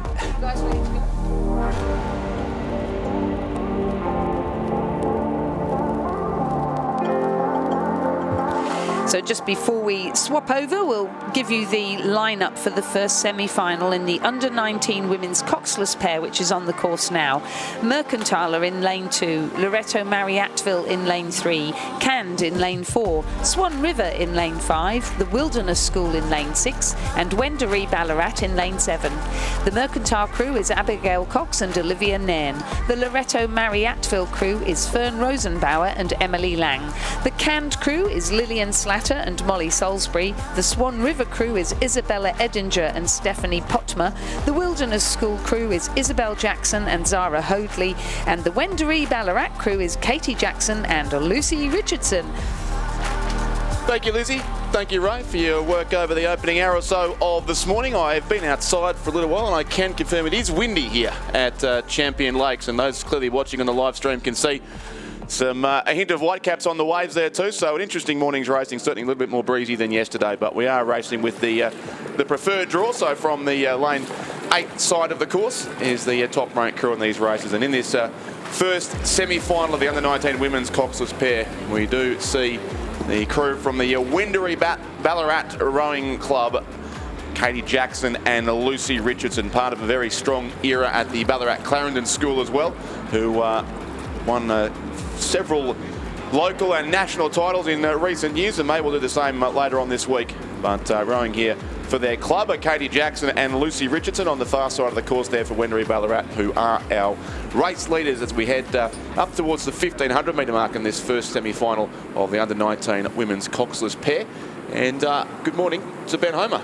Morning, Rich. How are you going? Far out. I just drove up the course, and the conditions, I know competitors understand this, but for fans sitting on this near bank, they are treacherous conditions, especially around the 1,000 metre mark. I'm driving up thinking, wow, this looks like a windswept day on the coast, and we're quite inland. So it's very challenging conditions for everyone involved. Hopefully we're going to see the wind drop off a little bit later on in the day. Yeah, the pattern seems to be here. Breezy in the morning, I think a bit above breezy level now. In fact, we might just call it windy, but both of the previous 2 days of racing conditions have improved as the day goes along to almost placid waters at about 5 o'clock in the afternoon. So hopefully that's the pattern here again today.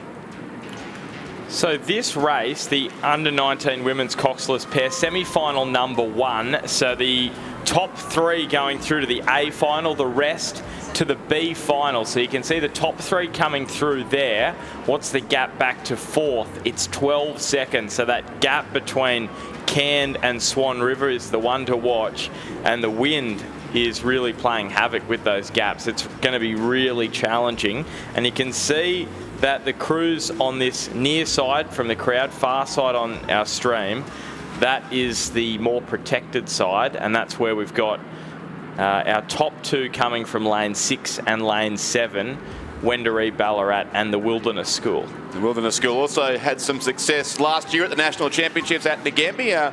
Had some great competition with Ballarat Clarendon, in fact, in that regatta last year, and looks like it's continuing through into 2023 with that combination in second place there, Isabel Jackson and Zara Hoadley, coached by Jonathan Trovis at the Wilderness School in Adelaide. They certainly sit in a clear second spot.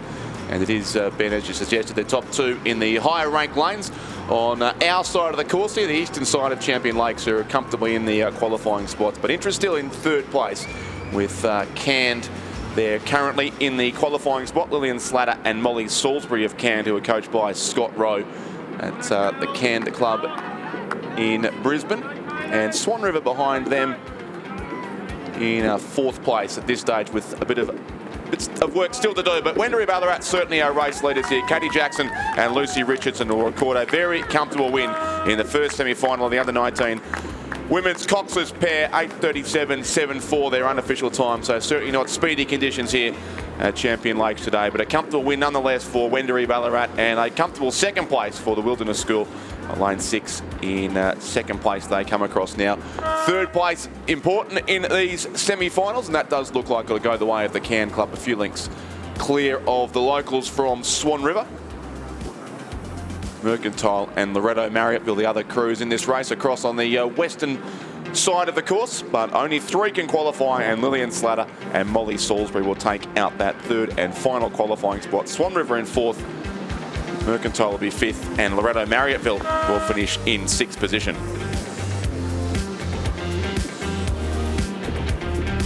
So confirmation there, Wendouree Ballarat, Wilderness School and Cairns going through to the final, the A final. Swan River coming through in 4th, as well as Mercantile and Loretto Marriotteville. All of those to the B final. The important thing is those top 2 crews, they're going to get favourable lanes going into the final, and we're going to see semi-final number 2, which is on the water right now. That finishing time to look out for from Wendouree Ballarat, 8:37.74. So this is semi-final number 2 in lane 2 from Farn down in Tasmania. Molly Crosby, Annabelle Fry, coached by Sam Manson and Chris Parnham. In lane 3, Uni of Queensland, Georgia Montague and Minaya Bishop, coached by Philip Bourguignon. And in lane 5, we've got a scratching in lane 4 from Kinross Wallaroy. Lane 5, Wilderness School, Imogen Hawker, Gia Rinaldi, coached by John Trevos. In lane 6, St Pat's Townsville, Lily Bragg and Sarah Burke, coached by Harrison Parks and Hayley Nielsen Burke. And then in lane 7, we've got the West Australian composite, that is Swan River Rowing Club and Fremantle, Lila Fivers and Greta Spencer. They're coached by Alex Thompson and Mark Beer. And you can see, well, this is interesting, isn't it, Rich? Because we can see top 3 go through. The gap between 3rd and 4th is less than a second, and we're getting that at the 1K mark. Yeah, and it is one of the crews on the non-favourite side of the course too, who is doing well in this race. The University of Queensland, Georgia Montague and Minaya Bishop there. The Phil Bourguignon recently returning to University of Queensland after many years overseas, I think largely in the UK, and before that he was a very successful coach back in Queensland, including many years at Somerville House as well prior to some time overseas, but doing a good job here with the University of Queensland combination of Montague and Bishop in lane 3. And then it's the locals in second place. Lila Fave of Fremantle, Greta Spencer of Swan River, coached by Alex Thompson and Mark Beer, who would be, in fact, into the lead now narrowly from the University of Queensland. So they've turned a 3-second deficit into a 3-second lead over that third 500 metres of the race. And those two sit comfortably in qualifying spots ahead of the crew. It looks like it might be the Wilderness School once again. So with two combinations in the semis here, the Wilderness School, Imogen Hawker and Gia Rinaldi, coached by Jonathan Trovis, another former Queenslander. They're now coaching in South Australia, and they're the three crews in the qualifying spots ahead of St Pat's of Townsville and also the Farn School from Hobart across in lane 2. Well, that's a nearly 3-second turnaround we've seen in that 500. So Wilderness School were behind in fourth by almost a second from St Pat's Townsville. St Pat's Townsville now back in fourth. So that's that all-important third and fourth to keep an eye out for in this race. Top three going through to the A final. And it looks as like we're going to get a good finish in this one, Rich. Does indeed, but yeah, it's great to see some competitive racing too in these semi-finals, especially. Really cutthroat racing here to make it through to the A and B finals. There will be a B final held for the crews that miss out in this second semi. That'll be part of tomorrow's program, along with the beginning of our A finals, where the presentation area is starting being set up down below us as well, in readiness for those events tomorrow. Now the crew on the close side here, Swan River Fremantle, are getting dangerously close to the edge of their lane and will need to straighten up. They are still the race leaders and they do that now. The rescue boat comes across and may have just given a touch of guidance there to the Swan River composite crew, but they will straighten up, and they're going to row a bit more than 2,000 metres in this race, but still they'll be across in first place, I would think. University of Queensland still comfortable in second, and the Wilderness School combination have come through very strongly in the second half of the race. They were fourth at halfway, now up into third, and Wilderness look like they'll get two crews through to the final of the under-19 women's coxless pair when they race for the medals tomorrow morning. But into the final strokes of the race do go Lila Fave and Greta Spencer, the two Western Australians on their home course here as they come across and will take the win in the second semi-final of the under-19 women's coxless pair.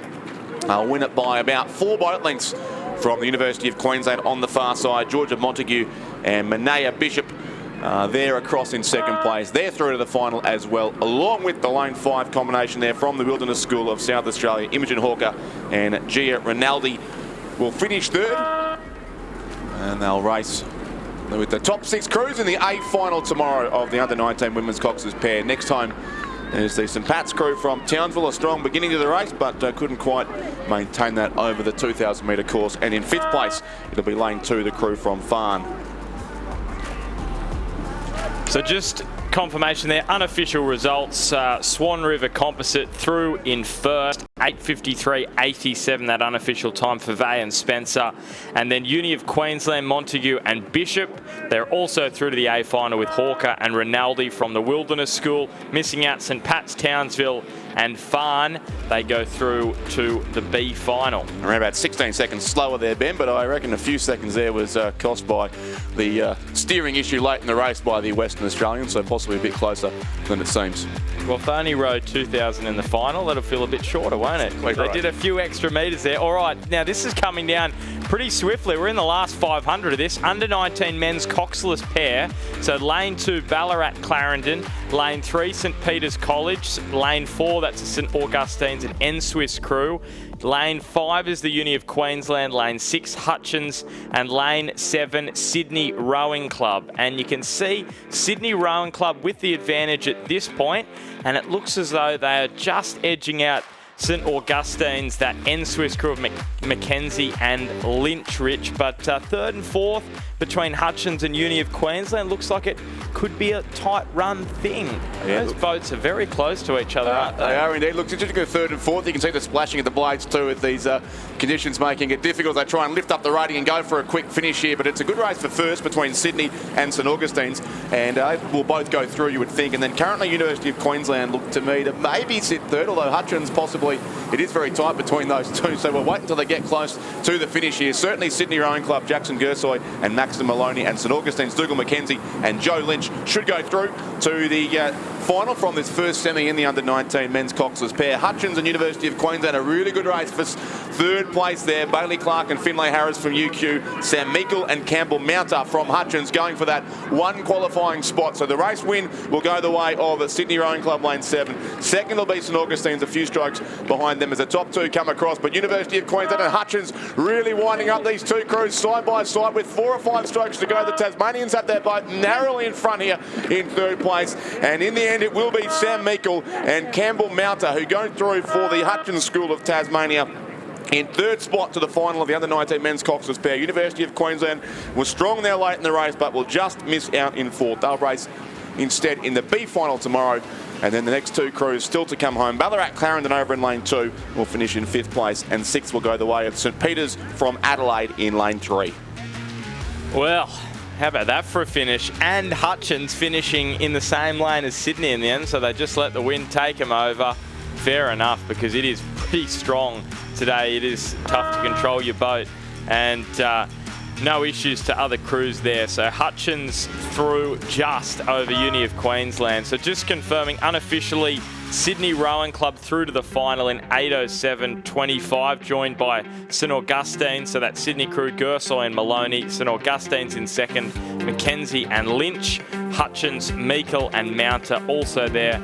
And Uni of Queensland, Ballarat, Clarendon and St Peters College. They are all eliminated and they go through to the B final.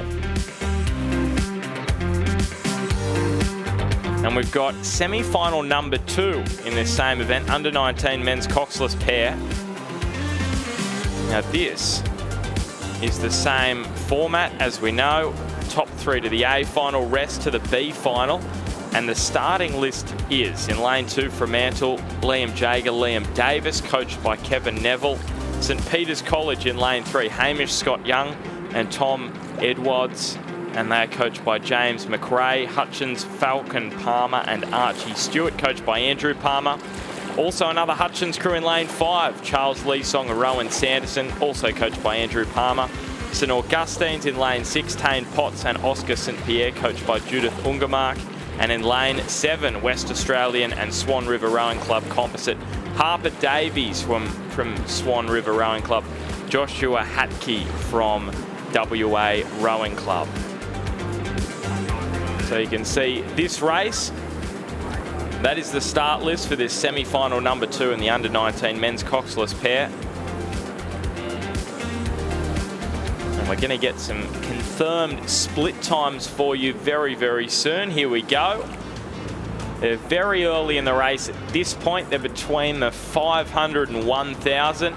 And this is probably, based on my poking my head out the window driving up the course about 20 minutes ago, this is probably the toughest section of the course. Yeah, no, it definitely is.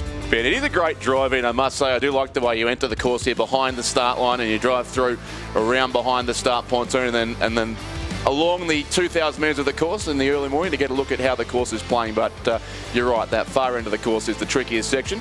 And conditions do gradually improve as you work your way down the 2,000 metres. A bit more protection here at the finish line end of the course. Yeah, really tough to keep those blades off the water. As you can see, lots of water splashing about. So they are in that second 500 now. Hutchins 154.85 leading the way. Now this would be pretty big for them. Can they get 3 crews through to the final? That'd be pretty big for Andrew Palmer, who's their coach.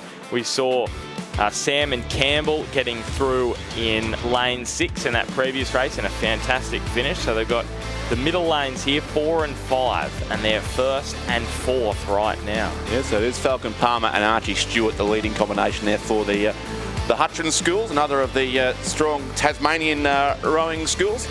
We learnt so many of those schools at Lake Barrington a couple of years ago when they had the national championships in their own backyard, but many, of course, competed also at Ngambie last year and here at Champion Lakes as well. So, yes, a great chance for Hutchins to possibly get 3 crews through.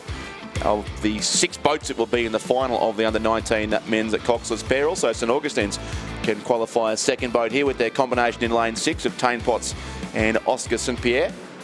And the other crew certainly up there in the top 3 at this stage is the West Australian combination again on lane 7, the West Australian and Swan River Rowing Clubs, Harper Davies and Joshua Hankey the crew there in lane 7, so they are on the preferred side of the course, but not quite with the race lead, it doesn't seem, at this stage, with Hutchins certainly going out strongly here in the middle of the race, and they may still be narrowly in front as they'll soon go through the 1,000-metre mark, so almost halfway completed in this second semi-final of the under-19 men's coxes pair. And dealing fairly well with those conditions are the Hutchins crew, who maybe narrowly are just back into second place. In fact, at halfway, it was the West Australians on the far side of the course, just narrowly through, probably only a half a length or so, if that, between the two crews. In fact, just 0.56 of a second is the verdict there on the timing system at halfway. So Harper Davies and Joshua Hankey, the two West Australians leading. Hutchins in second place. Again, it's Palmer and Stewart, so that's a lane 4 combination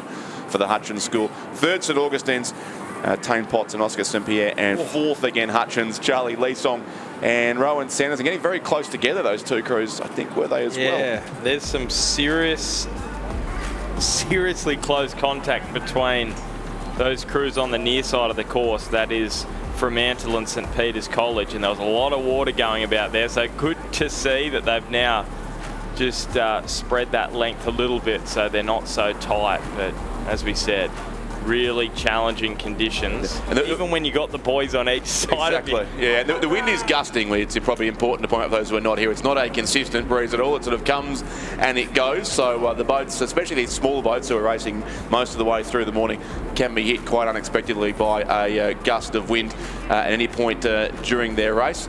And evidence of the strength of the breeze. You might have seen a few races ago, some of the single sculls, after they'd finished the race, stopped and were almost blown back onto the course as they just waited to recover at the conclusion of their race. So it is confusing conditions out there, there's no doubt about that.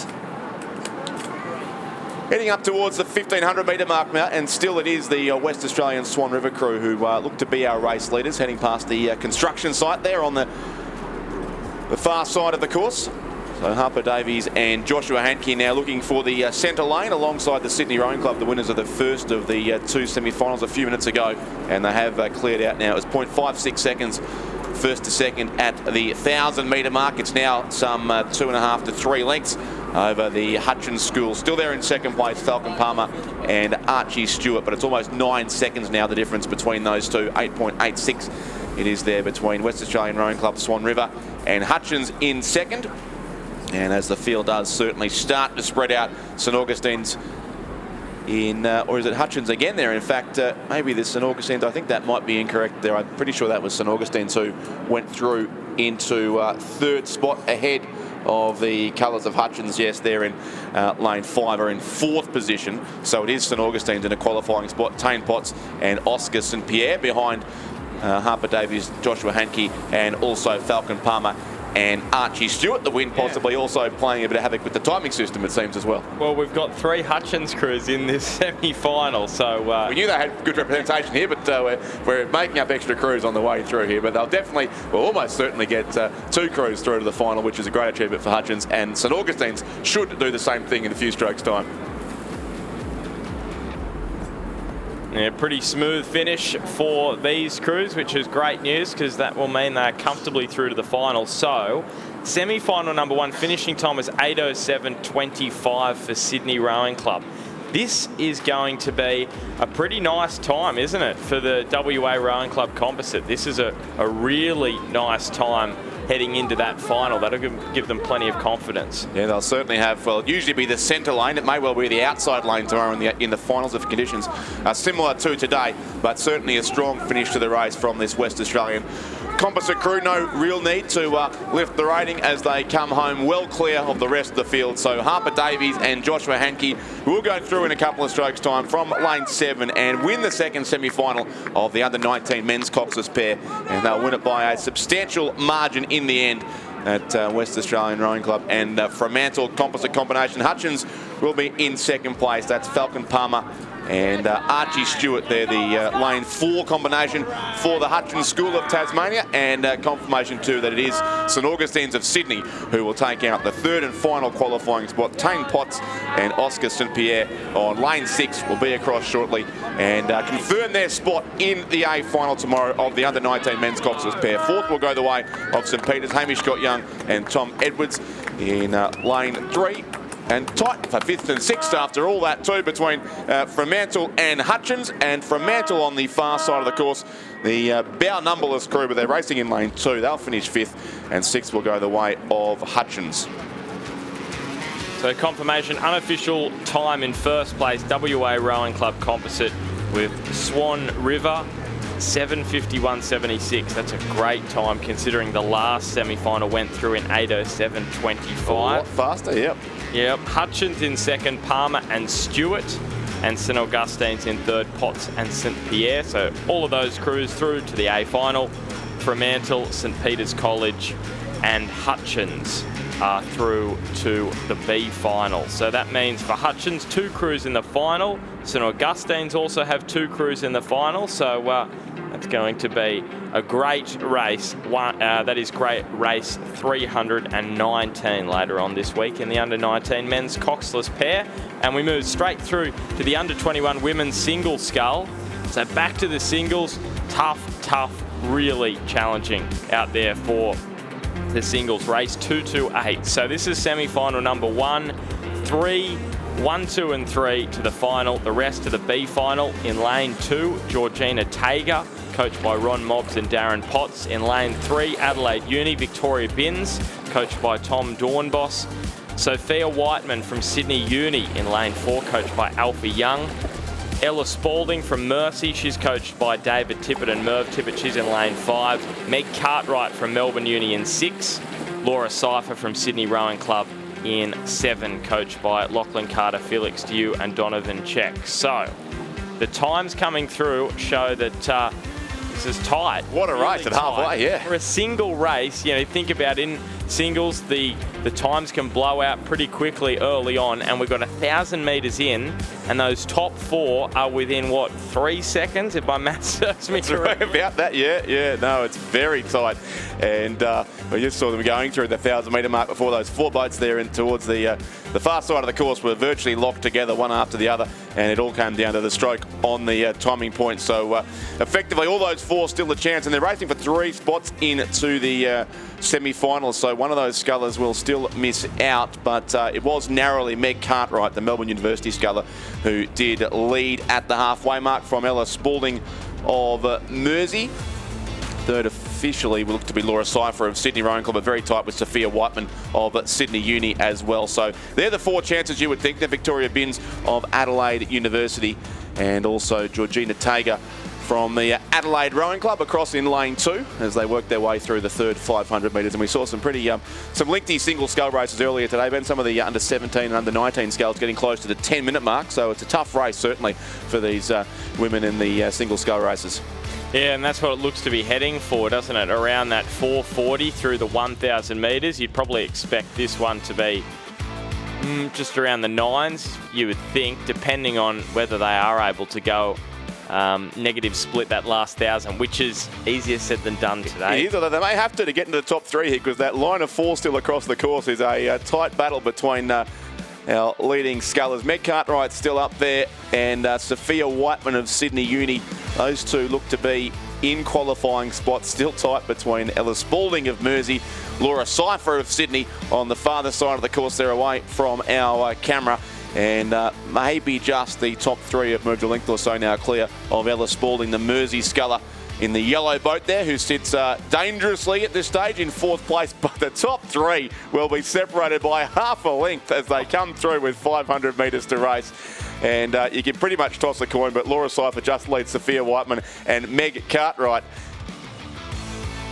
Very close racing there, so they may yet have no choice but to keep the pace on right into the concluding stages of this race. Certainly Ella Spalding of Mersey will be pushing from 4th spot to try and move up into a qualifying position. Then Victoria Binns and also Georgina Tager there on camera. And again, we should recognise her work from the first day of this regatta. She did end up in the water in her heat, but was able eventually to get back into a boat, complete the 2,000 metre course, and therefore qualifying last spot for the repechage. And via the repechage, she has come through to the semi-finals today in the outside lane. It looks like her run may end here in the under-21 women's single scull, but a great effort still from Georgina Tager and showing the importance of completing every race that you do participate in. Yeah, wonderful to see, and really good in that middle, or that third 500, the change in lead. So Laura Cypher from third to first. Meg Cartwright went from first back to third, and Sophia Whiteman from fourth into second. Are we going to see some more changes here in the last 300? Yeah, well, Ella Spalding of Mersey's the sculler who's got the job in front of her. She does now sit a length or so away from third spot, but difficult still to separate our top three. I think it might be the Victorian Meg Cartwright narrowly, a former student from the Cardinia International College in Geelong, now rowing for the Melbourne University Boat Club. And Sydney University's Sophia Whiteman, coached by Alfie Young, across in lane 4, so not in the favoured lanes as such there, but she may well, in fact, be the race leader now into the final 120 metres of this race. And still Sydney Rowing Club's Laura Cypher is there in the top 3. Ella Spalding from Mersey, coached by David Tippett and Merv Tippett in Devonport with some ground to make up, and it might be a little bit too much, I would think. She's about 2 lengths behind our race leaders. A great go still for first, second and third. It looks to be Sydney University's Sophia Whiteman, who is the narrow race leader still. Anyone's guess for second place. Cypher and Cartwright going stroke for stroke, but all three are going to go through to the final of the under-21 women's single scull. First place will be Sydney Uni. Sophia Whiteman takes it out. Laura Cypher second for Sydney Rowing Club, and third Meg Cartwright from Melbourne University. Those placings may be important depending on how the conditions play out tomorrow and the seeding of the lanes, but they'll all go through to the final in any case. Fourth place then is Ella Spalding from Mersey. Fifth will go to the sculler from Adelaide University, Victoria Binns, and sixth place Georgina Tager from the Adelaide Rowing Club across on lane 2. But a great first semi-final of the under-21 women's single scull. So the unofficial time for Sophia Whiteman, first place there in the under-21 women's single scull, as we see Georgina Tager finishing in 6th in the semi-final. So Sophia Whiteman goes through 9:12.67.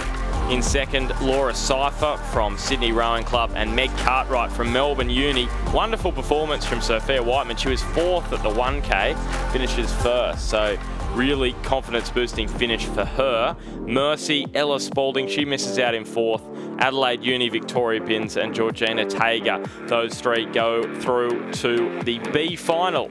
Semi-final number 2 to complete our final field for the under-21 women's single scull.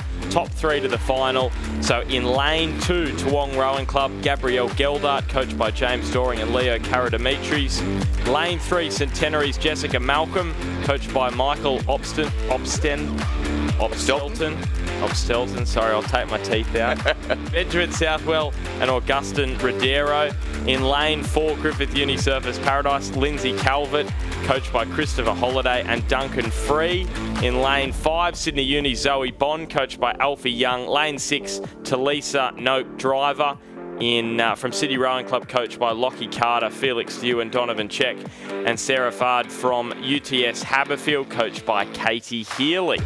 And it is UTS Haberfield, Sarah Fard in first place through the first 1,500 metres. Talisa Noak Driver in second, Lindsay Calvert third. Zoe Bond is the sculler that's in that elimination position. She needs to pull back 3 seconds in the final 500. Yeah, an experienced rower, Zoe Bond, but has some work to do here in 4th position, certainly behind Sarah Fard of UTS Haberfield. Talisa Noak Driver in second place for Sydney Rowing Club, about 5 seconds between those two after 1,500 metres. And it's the Griffith University Surfers Paradise sculler, Lindsay Calvert, who's marginally defying the seedings to be up into the top 3 ahead of Zoe Bond still from the Sydney University Boat Club. So they're clearly our top 4 again in lanes 4, 5, 6 and 7, as was the case in the previous race. And Toowong and Centenary, the scullers in 5th and 6th place. So our qualifiers will come from this side of the course, but we remain to see what Zoe Bond can do here in the closing strokes of this race as she tries to reel in at least one of our leading 3 scullers. But Sarah Fard continues to lead. She's coached by Katie Healy at the UTS Haberfield Rowing Club in Sydney, and it's currently a Sydney 1-2 with Talisa Noak Driver of Sydney Rowing Club, who was the winner last year of the under-19 women's single scull, now stepping up to under-21 level and looking likely to qualify for another A final here with now only about 200 metres to go for our leading couple of scullers. Still Sarah Fard from Talisa Noak Driver and Lindsay Calvert there in 3rd place for Griffith University Surfers Paradise.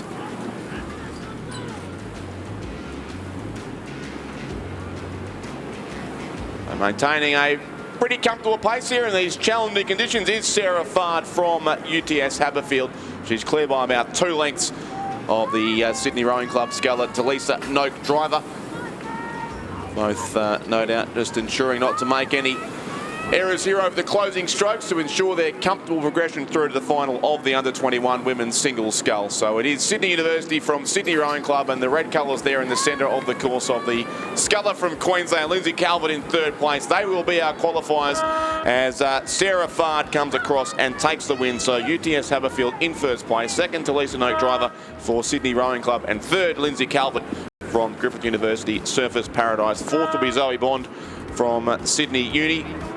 5th place on the far side, Gabrielle Geldard of Toowong, and 6th place will go a few strokes time still to Jessica Malcolm of the Centenary Rowing Club. I'm not sure if you may have had an issue early in that race. She seemed a long way back in the early stages, but as we mentioned with Georgina Tager before, she's doing a good job still to row out the 2,000 metre course, and still will qualify for the B final in the under-21 women's single scull, which will be raced tomorrow morning just before the A final. So just confirming that finishing time for Sarah Fard from UTS Haberfield, 9:10.57, really close to that first semi-final. 9:12.81 was the first, so expect a great final. So Sarah Fard through in 1st, Talisa Noak driver in 2nd place, and then Lindsay Calvert from Griffith Uni Surfers Paradise in 3rd place. As we just wait now, Jessica Malcolm from Centenary Rowing Club in Queensland, just about to cross the line. Such challenging conditions today for single scullers, and she crosses, she's through to the B final, and she will be joined by Gabrielle Geldart from Toowong, who finished 5th, and Zoe Bond from Sydney Uni, who finished in 4th place. We now move to the under-21 men's single scull. This is semi-final number 1. Top 3 to the final, rest to the B final. And we've got Liam Taylor in lane 2 from Penrith Rowing Club. In lane number 3 from WA Rowing Club, Aria Almasi, coached by Jack O'Day. In lane 4, Angus Painter from Tasmania Uni. Sydney Uni in lane 5, Oscar Baregi, coached by Don McLaughlin. Hamish Danks in lane 6 from Sydney Uni and the N-Swiss program, also coached by Don McLaughlin. And then in lane 7 from the Uni of Queensland, Drew Waitman, coached by David Waitman, Peter Toon, and there's a second David Waitman. Well, David Waitman, he's a talented man, David Waitman, an Olympic silver medalist, of course, with current Rowing Australia chairman Rob Scott back in 1996, and his son Drew Waitman here rowing for the University of Queensland. You're not quite sure why his name's twice amongst the coaches, but there you go. What about if Drew's saying his dad twice there? That'd be a bit disconcerting, wouldn't it? Imagine that. But they sit in 2nd place, or he sits in 2nd place, Drew Waitman, in a qualifying spot, certainly. Hamish Danks leads this race for Sydney University. He's coached by Donald McLaughlin on lane 6, and he's clear by about 2 lengths ahead of Drew Waitman in 2nd place. And the 3rd and final qualifying spot looks like it'll go the way of Oscar Baregi of Sydney Uni as well. So 2 Donald McLaughlin coached scullers likely to go through here, 1st and 3rd, either side of Drew Waitman, the University of Queensland sculler, on this eastern side of the course. 4th place, narrowly back, Angus Painter of Tasmania University, who is trying to make up some ground on Oscar Baregi, but has a bit more than a length still and is rapidly running out of water. So our top 3 just about set. The first semi-final of the under-21 men's single scull, and the win by a length and a half will go the way of Hamish Danks on lane 6. 2nd place to Drew Waitman from the University of Queensland, and 3rd place, having to just lift the rate a little bit to stay comfortably 3rd, is Oscar Baregi from Sydney University, who will go through to the A final just over a length in advance of Angus Painter from Tasmania University. Then 5th on the far side in the distinctive pink bucket hat is Liam Taylor from the Penrith Rowing Club, and 6th will be Aria Almasi from the West Australian Rowing Club. So unofficially, in 1st place, Hamish Danks in a time of 8:06.38. He's through to the final with Drew Waitman from Uni of Queensland and Oscar Baregi from Sydney University. Missing out Angus Painter from Tasmania University, West Australian Rowing Club's Aria Almasi, and Liam Taylor from Penrith Rowing Club. So who will join them in the final? These are the men in this under-21 men's single scull semi-final number 2. Lane 2, Griffith Uni Surfers Paradise, Sam Mounter. Lane 3, Jude Shermer from Adelaide Uni. In lane 4, Adelaide South Australian Sports Institute, Adam Holland. Darcy Water from Toowong in 5. Jeremy Beale from Adelaide Uni in 6. Mitchell Bridge from Toowong in lane 7. And they're into the last 500 metres. There does look to be a gap between 3rd and 4th. Darcy Water, if he wants to make the final, he's going to have to pull back 8 seconds. Going to have to move quickly as the sculler from Toowong. They're in 4th place. The race being led fairly comfortably by Jeremy Beale of Adelaide University. And the Sassy program there in South Australia, he's got a couple of lengths, 5.8 seconds in fact it was, after 1,500 metres over Toowong's Mitchell Bridge in 2nd place. He's coached by Mark Gaham and Leo Karademetris. And then 3rd place towards the centre of the course is Adam Holland, the another South Australian. So 2 South Australians here up in the top 3. He's from the Adelaide Rowing Club. And Adam Holland there, coached by Nick Mitchell. He was the winner last year of the under-19 men's single scull. So, as was the case with Talisa Noak Driver in the women's event, stepping up 1 level this year to challenge at under-21 instead, and looking likely to go through is Adam Holland. But the sculler from Toowong, Darcy Water, certainly not giving up the chase here. So Toowong have got 2 scullers in the top 4. And 2 Queenslanders, 2 South Australians it will be fighting out these qualifying spots. But it does look to be Jeremy Beale, who continues as the comfortable race leader here in the colours of the Adelaide University Boat Club there. Well out in front of Toowong lane 7, Mitchell Bridge remaining in 2nd place, and Adam Holland from Adelaide Rowing Club will round out the top 3. So a race leader about to come across the line and conclude race 231. The win goes to Jeremy Beale of Adelaide University. 2nd place for Toowong is Mitchell Bridge on lane 7. 3rd will be Adelaide's Adam Holland, who'll move through to the A final as well. Then back in 4th, the 2nd of the 2 scullers from Toowong, Darcy Water, will complete the race in 4th. The red colours on the far side of Griffith University Surfers Paradise. Samuel Mounter will finish 5th, and 6th for Adelaide University will be Jude Shermer. So in the end, it was 3 Queenslanders, 3 South Australians in that 2nd semi of the under-21 men's single scull. And Jeremy Beale from Adelaide University was the first across the line.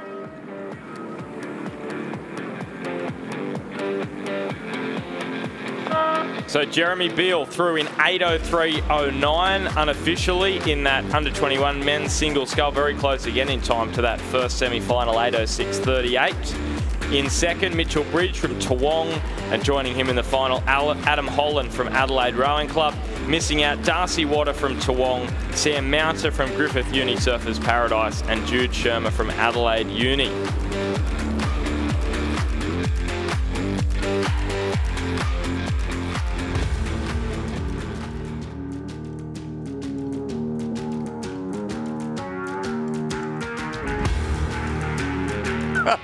Under 21 men's coxless pair. Race 232 is on the water here, and in lane 2, Uni of Queensland, Nick Munro, Rob Atkinson. In lane 3, WA Rowing Club's Lachlan Moroney, Charlie Stevenson, Oliver Scalzo and Jake Polkinghorn. In lane 4 from Mercantile, Sam Bristow and Hugo Hobbs.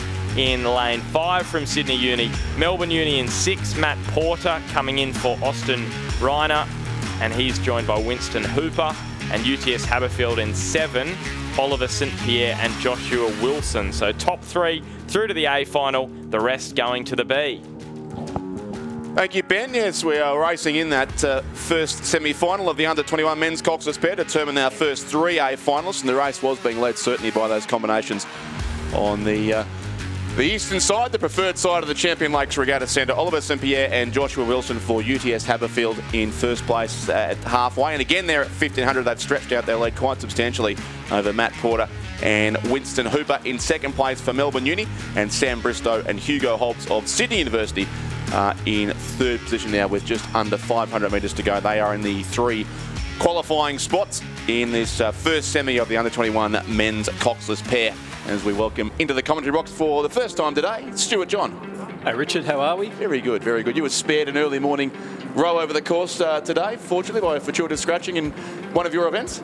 Well, it was one of my events, but we'd already qualified for the final, so it was a very fortuitous. It was a very fortuitous heat draw. So no, It's unfortunately one of the para mixed doubles crews has scratched, which meant that there's now only 7 crews in the event. So that means they all go through to the final. So that will be first thing Friday morning. Hopefully in slightly easier conditions than was the case early on today.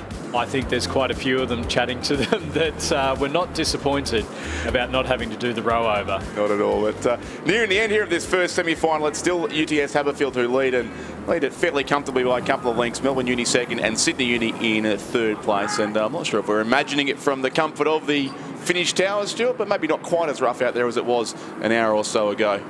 No, it looks like the conditions are just starting to ease off a little bit. I know that going down the length of the course here on the island, a number of tents didn't make it through the night. Apparently, yes, it was some interesting scenes here this morning. The tents all over the place and several boats too in the boat park not tied down apparently. So hopefully everyone will take appropriate precautions over the rest of the week to be aware of those windy conditions. But it is the UTS Haberfield combination here with a comfortable lead. Oliver St Pierre and Joshua Wilson, who will go through with about a length and a half lead over Matt Porter and Winston Hooper from Melbourne Uni. They will be our top 2. And a similar margin back to third place, Sydney University, Sam Bristow and Hugo Holt. So our top 3 come across the line now and confirm their spots into the A final of the under-21 men's at Coxless pair. And then to the B final will go the remaining 3 crews who may get finished in reverse lane order across the course. Mercantile certainly will get 4th. It will be tight for 5th and 6th. University of Queensland or the West Australian Rowing Club with a couple of strokes to go for those 2 crews. And it will be the Queenslanders just upsetting the order across the course. They, on lane 2, in fact, will finish 5th. Nick Munro and Robert Atkinson there ahead of the West Australian Rowing Club in 6th. Lachlan Moroney and Charlie Stevenson. Confirmation there of the qualifiers for the A final of the under-21 men's Coxless pairs. UTS Haberfield in lane 7, Melbourne University in lane 6 and Sydney University in lane 3. Winning time of 7 minutes 36.24. Moving on to semi-final number 2 of the under-21 men's Coxless pairs. Again, first, second and third through to the A final. Lane 2 from the West Australian Rowing Club, Apollo Solomon and Grant Hogarth. In lane 3, it's a Melbourne University UTS Haberfield composite of Brandon Smith from UTS and Ryan Cornelius from Melbourne University. Lane 4 from Toowong Rowing Club, Moss Murphy and Roden Martin. Lane 5 from Sydney Rowing Club, Alec Hoskin and Rory Menzies. Lane 6 from UTS Haberfield, Charles Jewell and Mackenzie Thompson. And in lane 7 from the University of Queensland and the Queensland Academy of Sport, Lex Tucker and Monty Martin. The combinations from New South Wales, they're doing fairly well in the early or the middle stages really of the second semi of the under-21 men's Coxless pair, and also the University of Queensland across in lane 7 would be in second spot. So UTS leading through Charles Jewell and Mackenzie Thompson. Beside them is the UQ crew of Lex Tucker and Monty Martin, and then Alec Hoskin and Rory Menzies certainly third there for Sydney Rowing Club. So again, it's the 3 crews in the preferred lanes on this side of the course who sit in the qualifying spots relatively comfortably with about 3.5 seconds then back to 4th place. Yeah, it'll be interesting to see whether or not that composite crew, the Melbourne University and UTS Haberfield composite, are able to make up that ground and try and get through to the A final. So as we just see them coming up towards the 1500 or passing the 1500 now, it's the University of Queensland, a big third 500 there, moving ahead of the UTS Haberfield crew in lane number 6, and then the Sydney Rowing Club crew still sitting in 3rd place. And again, they've pulled out a little bit of gap now over that composite from Melbourne University and UTS Haberfield, sitting in 4th place. So 5 seconds between 3rd and 4th, and then back again to Toowong and the West Australian Rowing Club crew in lane number 2, just going past the 1500 metre timing zone now. Yeah, that Melbourne University composite crew sort of defying the seatings out there on lane 3. They're certainly well clear of the crews either side of them. But it's Brandon Smith and Ryan Cornelius, the substitution there in the now a composite crew, Melbourne Uni and UTS Haberfield, but they look to be in a clear 4th spot. It's a good race between our top 3 still. University of Queensland did take the lead in the 3rd 500 metres, but UTS Haberfield possibly coming back on them now, and Sydney Rowing Club through strongly too in the centre of the course.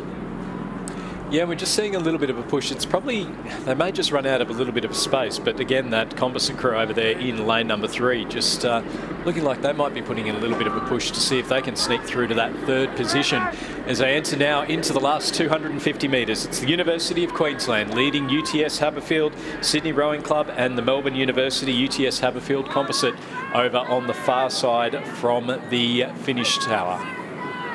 The University of Queensland still just narrowly in front there alongside UTS Haberfield. Certainly that composite crew on the far side is going for it in the closing strokes, but I think might just come up short. Sydney Rowing Club have certainly responded. UTS Haberfield alongside them in 3rd and 2nd place respectively, but it's the University of Queensland, a strong 2nd. 1,000 metres going up for Lex Tucker and Monty Martin, and they'll be across with a 2-length win in the end. So a strong finish from UQ. 2nd place will go to UTS Haberfield, stopping a stroke or 2 before the line, which is a bit dangerous in a semi-final, but they'll get across in 2nd place. 3rd goes to Sydney, Hoskin and Menzies, and a strong finish from Horsley.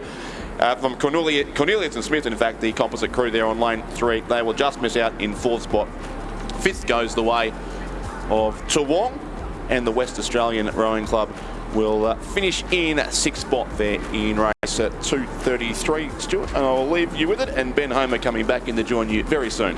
So confirmation of the results in semi-final number 2 of the under-21 men's coxless pairs.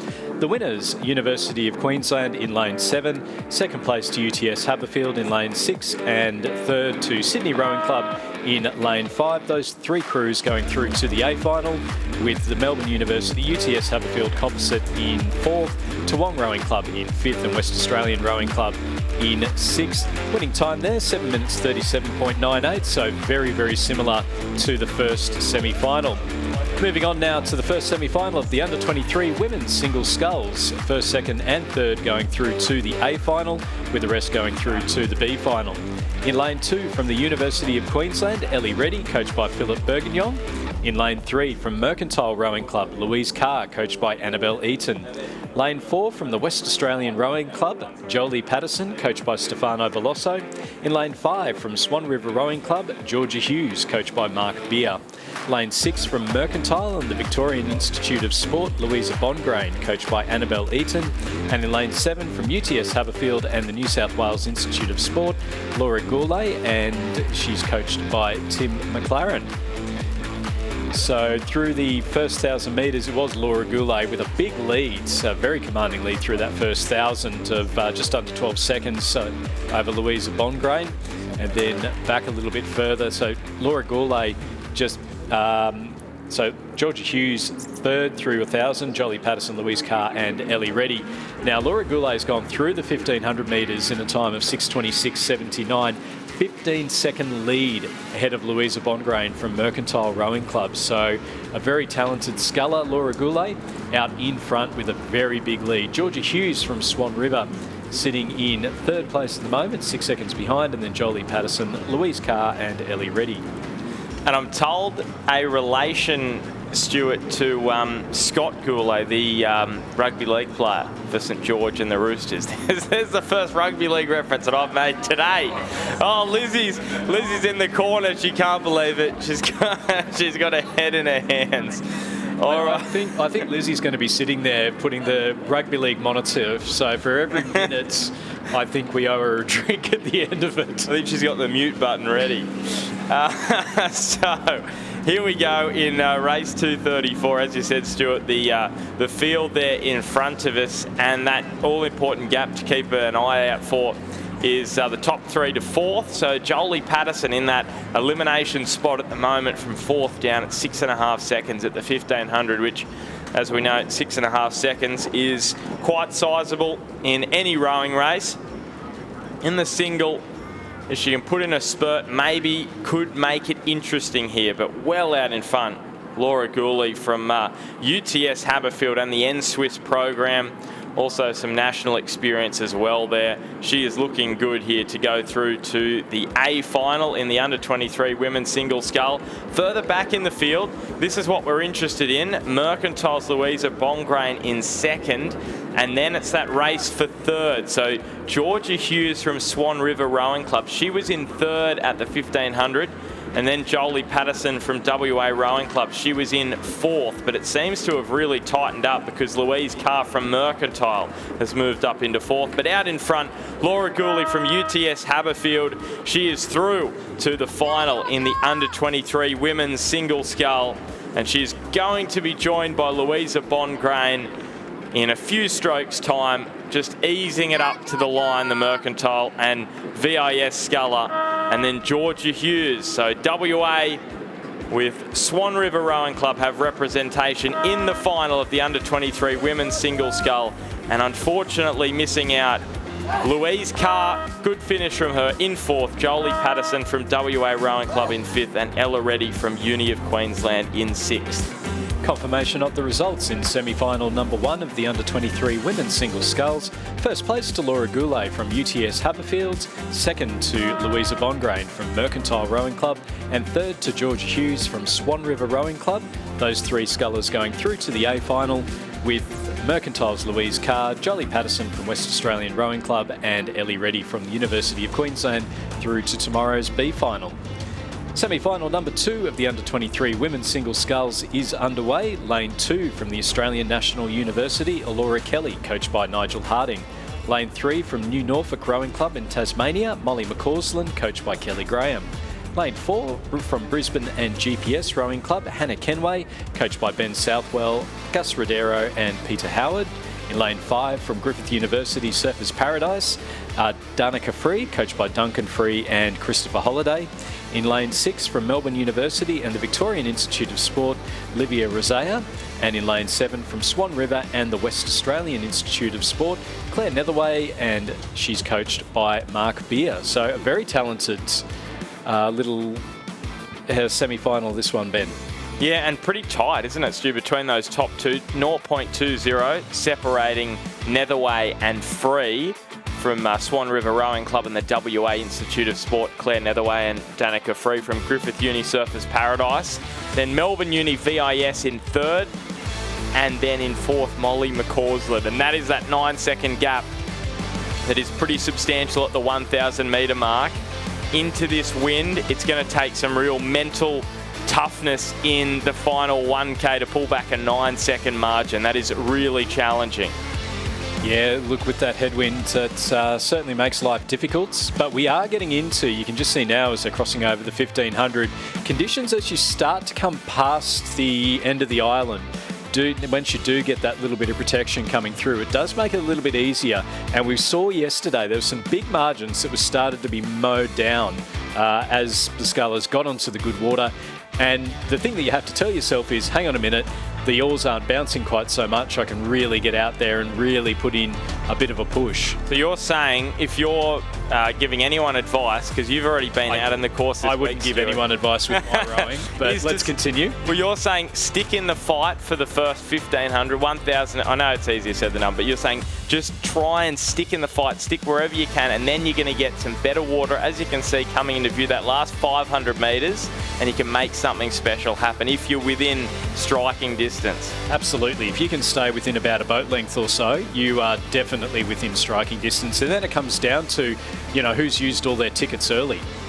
So making sure that you've got that energy, that you've got that ability to be able to go through.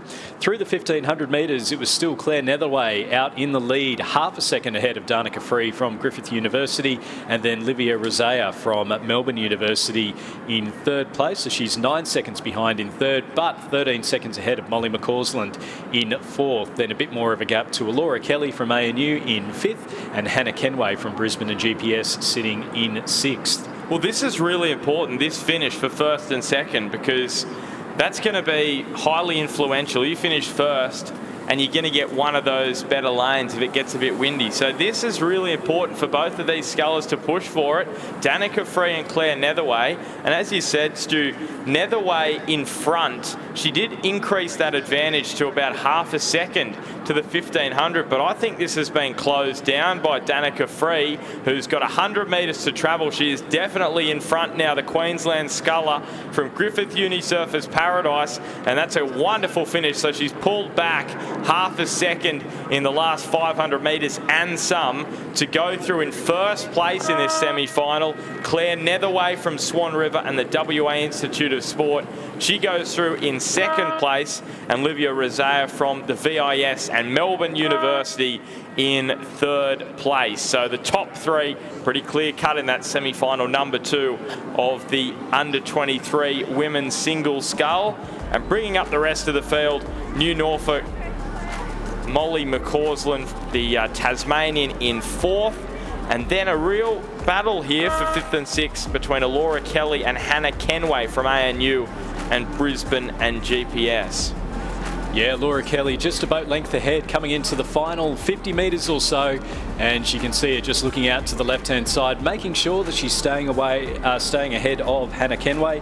So it will be a Laura Kelly finishing in 5th and then Hannah Kenway in 6th. So a confirmation there. Our winner from Griffith University Surfers Paradise, Danica Free, Claire Netherway in 2nd and Livia Rosea in 3rd. So those three going through to the A final of the under-23 women's single sculls, with Molly McCausland, Laura Kelly and Hannah Kenway going through to the B final. Slightly slower time, 9 minutes and 0.44. The men's under-23 single sculls is underway. Semi-final number 1, 1st, 2nd and 3rd through to the A final. But from Banks Rowing Club, Marcus Kane, coached by Brendan Scott. Lane 3 from UTS Haberfield, Patrick Burke, coached by Elliot Shackcloth-Bertonetti. Lane 4 from Melbourne University and the Victorian Institute of Sport, Harry Fox.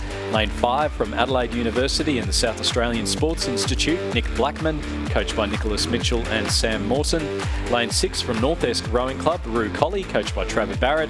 And Lane 7 from Mercantile Rowing Club, Dom Frederico, and he's coached by Alistair Matthews. Through the first 1,000, it was Dom Frederico leading Nick Blackman, Harry Fox, Patrick Burke and Marcus Kane. Now, have we got a scratching here, Stuart? It's looking as though Rue Colley from North Esk is not in this race. We didn't get that on the start list, but maybe he's had an issue further up the course or potentially a scratching. That hasn't been confirmed with us. So that means only 5 in this one. And it's that gap between Fox and Burke, 3rd and 4th, 7 seconds at the moment. Pretty comfortable advantage up front for Dom Frederico from Mercantile. Flying through in 2nd, South Australian Sports Institute and Adelaide Uni's Nick Blackman.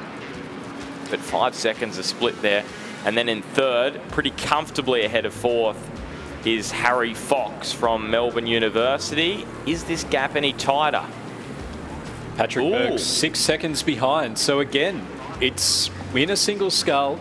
You know, you're doing it completely under your own steam, and it's such a mental game in the single, isn't it? You've got no one else to try and back you up and to support you. Unless you can hear your coach yelling at you from the other side. But if you're on this side of the course where the finish tower is, it's a little bit hard to hear.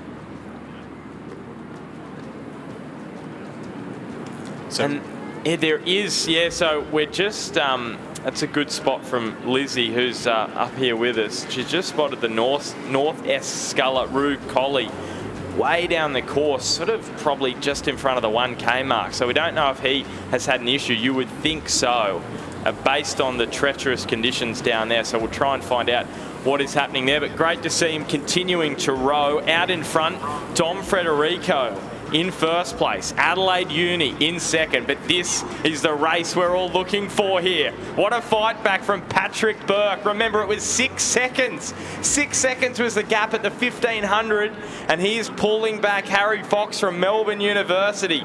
So here is the battle between Victoria and New South Wales for a spot here in the under-23 men's single scull final. Out in front, it's comfortable for Mercantile's Dom Frederico and Adelaide Uni's Nick Blackman. Those two just need a few more strokes and they're in the final. But Patrick Burke, he is lifting it up. He was 6 seconds behind at the 1500, more than 6 seconds. There's a response here from Harry Fox. 100 metres to travel. The top 2, they are already through. Burke is going for it. This is for a spot in the final. If you don't finish 3rd, you're through to the B final. This is going to be almightily tight, and I think just on the line. What a fight back from Patrick Burke from UTS.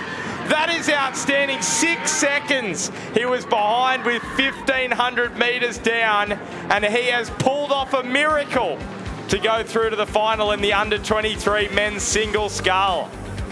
So we'll wait for the final confirmation on that, but that was almightily close and well called there by Ben. That was 6 seconds, as you say, down to about a bow ball, I think, in the end there. So we'll wait on the final confirmation of results on that one. It may take a little while, as we just have Marcus Kane from Banks Rowing Club crossing the line, and we are waiting on Rue Colley to go across. So we can confirm that Dom Federico and Nick Blackman from Mercantile and Adelaide University are going through to the A final. Is it Patrick Burke? Is it Harry Fox? It looked to be Patrick Burke, but we'll wait for the judges to give us the final confirmation on that one. Moving on, race number 237, semi-final number 2 of the under-23 men's single sculls. Lane 2 from UTS Haberfield, Mitchell Caponis, coached by Elliot Shackcloth Bertonetti. In lane 3 from UTS Haberfield, Alexander Wood, coached by Matthias Ungermack, also involved with the New South Wales Institute of Sport. Lane 4 from Swan River and the West Australian Institute of Sport, Johnson Dalbney, coached by Mark Beer. Lane 5 from UTS Haberfield, Henry Blackwell, coached by Elliot Shackcloth Bertonetti. Lane 6 from the West Australian Rowing Club, Blake Wyatt, coached by Jack O'Day. And in lane 7 from the West Australian Rowing Club and the West Australian Institute of Sport, Alex Rossi. Well, if this semi-final can throw up as much drama as that one did, Stu, we are in for an absolute ripper. And we just say big congratulations here to Rue Colley, who obviously had an issue earlier on in the race, and he is finishing it off. I know he'll be disappointed, but credit to him, and he's going to cross the line here. So this is the 6th place finisher in the under-23 men's single scull, so he will go through to the B final. And again, that's the key about finishing. You know, even if you have that drama and it looks like he might have gone for a swim, but by finishing, you do get to go through to the B final, do get to go through to the next stage. And I know he'll be absolutely gutted because he was in lane 6 as well. Good lane, good time to get through to this semi-final. So I know that's tough for him, but well done for getting over the line. So this one. So we've got 2 members here of the under-23 men's quad for the world champs. Johnson Daubney and Alex Rossi part of that. Harry Fox and Nick Blackman also in that quad, who we just saw in the single. So as we can see in the results, which we're yet to get through here, just still waiting for the split times. Here we go. That's confirmation of the previous race. 0.08 the difference for Harry Fox. That's heartbreaking. Off a 6 seconds. Off a 6 seconds. Oh, to make, but that's what I was saying earlier. Yep. You can make up some big ground in the last 500 if you've got the energy, if you've got the technique ready to go. Do not think that it's over. And this one, well, it's probably even tighter going into the last 500 metres. Look at 2nd, 3rd, 4th, 5th, even 6th, not too far behind. That's Caponis on the far side from UTS. But Alex Rossi, as I just mentioned, so part of that men's quad, the under-23 men's quad for the world champs. He is leading, so comfortably at the moment he is through. Is there a response here from Alexander Wood, who's back in 4th from UTS? Can he produce something like Patrick Burke did in the last race? He's going to need something because he's got Henry Blackwell in front of him and also Johnson Daubney. Johnson Daubney also part of that quad for the World Championships in the under-23 men. But Alex Rossi from West Australian Rowing Club, he's only a few strokes away from confirming his spot in the final. Under-23 men's single scull, he is through, and he's about to be joined by his fellow West Australian, also part of the West Australian Institute of Sport, Johnson Daubney and Henry Blackwell from UTS Haberfield. So top 3 fairly cut and dried in that second semi-final. Mitchell Caponis from UTS, he's in 6th. We're going to see a finish here coming over the line. Blake Wyatt from WA Rowing Club. Alexander Wood, he finished in 4th place. So Wood, Wyatt and Caponis all missing out in the semi-final number 2. Yeah, confirmation there. Alex Rossi Johnson Dobney and Henry Blackwell to go through to the A final of the men's under-23 single sculls, with the rest going through to the B final. Race number 238, it's the first semi-final of the Open women's singles sculls, and some big names starting to come out now, Ben. In first semi-final, lane number 2 from the Australian National University, Catherine Kahn, coached by Nigel Harding. Lane 3 from the Sydney Rowing Club and the New South Wales Institute of Sport, Lauren Graham, coached by Donovan Seck and Lachlan Carter. In lane 4 from North Esk Rowing Club in Tasmania, Sarah Ashland, coached by Trevor Barrett. Lane 5 from Brisbane and GPS Rowing Club, Kate Morris, coached by Catherine and Alan Borger. In lane 6 from the Melbourne University and the Victorian Institute of Sport, Amanda Bateman. And lane 7 from Sydney Rowing Club and the New South Wales Institute of Sport, Harriet Hudson. Well, what about the menu we've got in the next half an hour, Stuart? This is going to be great racing. We've got Open women's single, Open men's single, Open women's coxless pair. Repechage in the Open women's coxless pair, but in the Open women's and men's single scull, this is the Open women's single semi-final for the Kim Brennan Trophy. This is going to be some great racing here for a spot in the final. Only 6 through to the final. And Amanda Bateman in first, Harriet Hudson second, Lauren Graham in third, Sarah Ashland.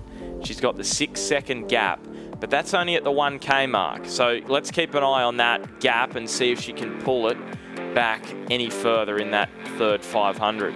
Yeah, Kate Morris from Brisbane and GPS sitting in 5th ahead of Catherine Kahn from ANU down in 6th place. So Amanda Bateman leading Harriet Hudson and Lauren Graham.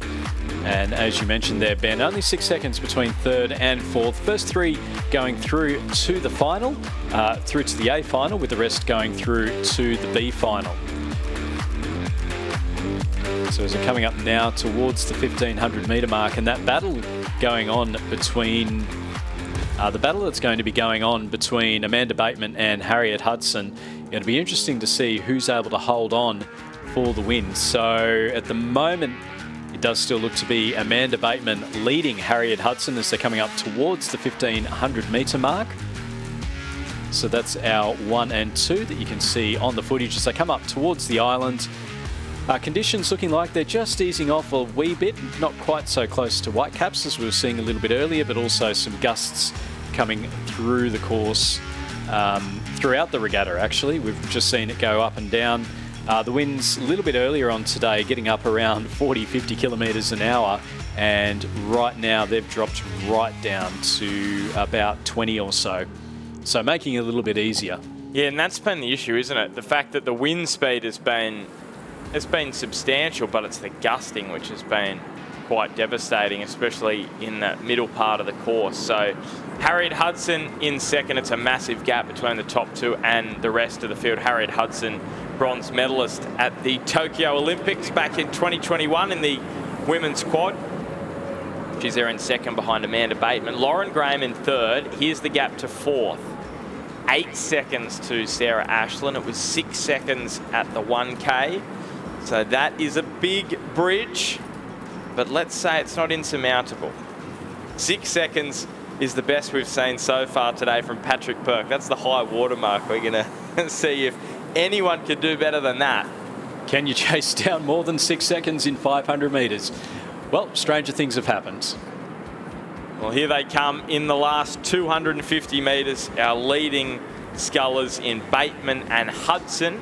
And it's still Amanda Bateman from Melbourne Uni with a clear advantage back to Harriet Hudson. And then 3rd and 4th, it was a gap of 8 seconds between Lauren Graham from Sydney and the N-Swiss crew and Sarah Ashland from North Esk Rowing Club. Sarah Ashland in lane 4 in the middle of the course.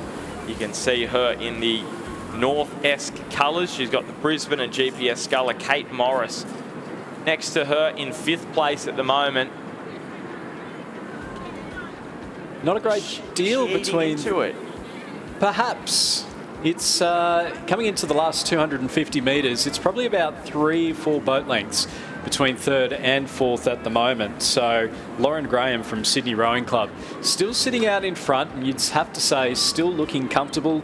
Kate Morris from Brisbane to GPS making up some big ground on Sarah Ashland. Out in front, though, it is confirmation of the win for Amanda Bateman from Melbourne University. She goes through and takes the win, goes through to the A final. Second place going to Harriet Hudson from Sydney Rowing Club. And now our little battle for third. We've had Lauren Graham from Sydney Rowing Club that's been out in front. She's just managed to hold off that pressure that we've seen there, Ben. So a couple of boat lengths now over the North-esque sculler, Sarah Ashland, and then Kate Morris from Brisbane and GPS, a few boat lengths back again. So with a few strokes to go, and you can just see again the gusting. It's a little bit like rowing through honey at the moment as they're coming up, as that wind sort of pushes. I like that. That's a good analogy. It's exactly what it's like, but it's confirmation there. Lauren Graham going through to the A final of the Open Women's Singles Sculls, along with Amanda Bateman and Harriet Hudson. Sarah Ashland from North-esque Rowing Club will come through in fourth, ahead of Kate Morris from Brisbane and GPS in fifth, and Catherine Kahn from ANU coming through in sixth. Winning time there for Amanda Bateman of 8 minutes 20.91. As we move on to heat number 2 of the Open Women's Single Sculls, again first, second and third through to the A final. Lane 2 from the University of Queensland, Claire Jamieson, coached by Michael Russell. Lane 3 from the Sydney University, Nikki Greenland, coached by Thomas Larrick. In lane 4 from Sydney University and the New South Wales Institute of Sport, Rowena Meredith. Lane 5 from University of Queensland and the Queensland Academy of Sport, Caitlin Cronin, coached by Ben Southwell and Gus Rodero. Big out here, Rhea Thompson is a scratching in lane number 6 from the University of Queensland. And then the World Championship bronze medalist Tara Rigney from Sydney University and the New South Wales Institute of Sport in lane number 7. And I don't think we'll be surprised to see that over 1,000 metres, it was Tara Rigney leading Caitlin Cronin by 6 seconds, and then 1.5 seconds back to Rowena Meredith from Sydney University in third place. Well, what a hot field we've got in this one. So many magnificent scullers in this. So we've got Tara Rigney, as you said, World Championship bronze medalist. We've got Caitlin Cronin, bronze medalist at the Olympics in the women's quad back in 2021, and Rowena Meredith, her crewmate in that boat as well. So Rhea Thompson was part of that, as was Harriet Hudson in the last race, but Rhea Thompson, that's a big out for this one. So Meredith, Cronin and Rigney, you'd probably say favoured to go through. What would have been interesting is if Rhea Thompson was in this race, might have made things... Who would have really missed out? Well, exactly. But now you can see that gap, 16 seconds at the 1K mark between Meredith and Nicola Greenland. So it's basically 2 races in one here, and you can understand why, because the class differential from those top 3, Rigney coming through now in first place. They've just got to get themselves over the line now, these 3, and they're into the final. Cronin in second, and then Meredith in third. Very comfortable. The only question mark going into the last 500 metres is who's desperate for a decent lane in the final. Well, that's it exactly. I mean, between Rowena Meredith and Caitlin Cronin, again, 3.5 seconds between second and third. Again, not an insurmountable task. So, as we just see here, that will be Nikki Greenland coming through in fourth place. We'll see Nikki Greenland rowing for the ACT in both the Nell Slatter Trophy and the Single Scull, and also in the Queen's Cup 8 in the Interstate Regatta on Sunday. And then final one through, Claire Jamieson from the University of Queensland. So it's all Sydney University or the University of Queensland. It's all universities from Brisbane or Sydney. Yeah, it's the East Coast or Northeast Coast domination in this second semi-final. New South Wales and Queensland, or Sydney crews and Brisbane crews. And these crews just need to get themselves over the finishing line now. And Tara Rigney, that World Championship bronze medal from last year, she is leading from the NSWIS and Sydney University program. In second place, Caitlin Cronin, coached by Augustin Rodero and Benjamin Southwell from the Uni of Queensland and the Queensland Academy of Sport. And then in third, Rowena Meredith from Sydney University. They seem to all be happy with their positions at the moment. Just wondering whether there might be a little sprint put in by Rowena Meredith, but she looks pretty content to be going through in third and save the legs. Second and third look like they're almost in sync. They're just about rowing behind each other in the quad again. That they are, and they are going to be safely through to the final in just a few seconds' time to join Tara Rigney, who's the first through. Caitlin Cronin is going to come through in second, just in front of her bronze medal winning crewmate from that 2020 Olympics. Well, 2021 it was, but 2020 Tokyo Games. And through comes Rowena Meredith. And as we said, it really was a couple of races in one here. Nicola Greenland from Sydney University just has a misstroke there. She's still got a lead, though, over Claire Jameson from Uni of Queensland. So Greenland, by finishing fourth here, she'll want to finish fourth because that'll give her one of the top lanes for that B final, along with Sarah Ashland from North Esk. So she crosses in fourth, Claire Jameson from the Uni of Queensland in fifth. Confirmation that Tara Rigney, Caitlin Cronin and Rowena Meredith going through to the A final of the Open Women's Singles Sculls, with the rest going through to the B final. Interestingly there, the winning time for Tara Rigney, 8 minutes 20.62. The winning time for Amanda Bateman, 8 minutes 20.91. Can't wait for that final tomorrow. It'll be great to watch. We are underway in the first semi-final of the Open Men's Singles Scull. First, second and third through to the A final, with the rest through to the B final. In lane 2 from Buckingham Rowing Club in Tasmania, Joseph Wilson, coached by Jacob Crow. In lane 3 from Tamar and the Tasmanian Institute of Sport, Henry Yule. In lane 4 from Banks Rowing Club, James Meads, coached by Brendan Scott. Lane 5 from Sydney University and the New South Wales Institute of Sport, Campbell Watts. In lane 6 from Melbourne University and the Victorian Institute of Sport, Benjamin Canham. And in lane 7 from ANU and the ACT High Performance Program, Caleb Antill. And through the 1,000 metres, it was Benjamin Canham who was leading by a second over Campbell Watts. Caleb Antill, 0.29 of a second behind in third, and then a bit of a gap there out to Henry Yule, James Meads, Joseph Wilson and Jack Barrett, making up our field through that first 1,000 metres. Looking for a big second 1,000 metres from Caleb Antill. Won his heat quite convincingly over Cormac Kennedy Leverett, who won the New South Wales Championships Open Singles. So it's going to be, I think it's a very open field, this Open Men's Singles. There's no one that really sort of stands out.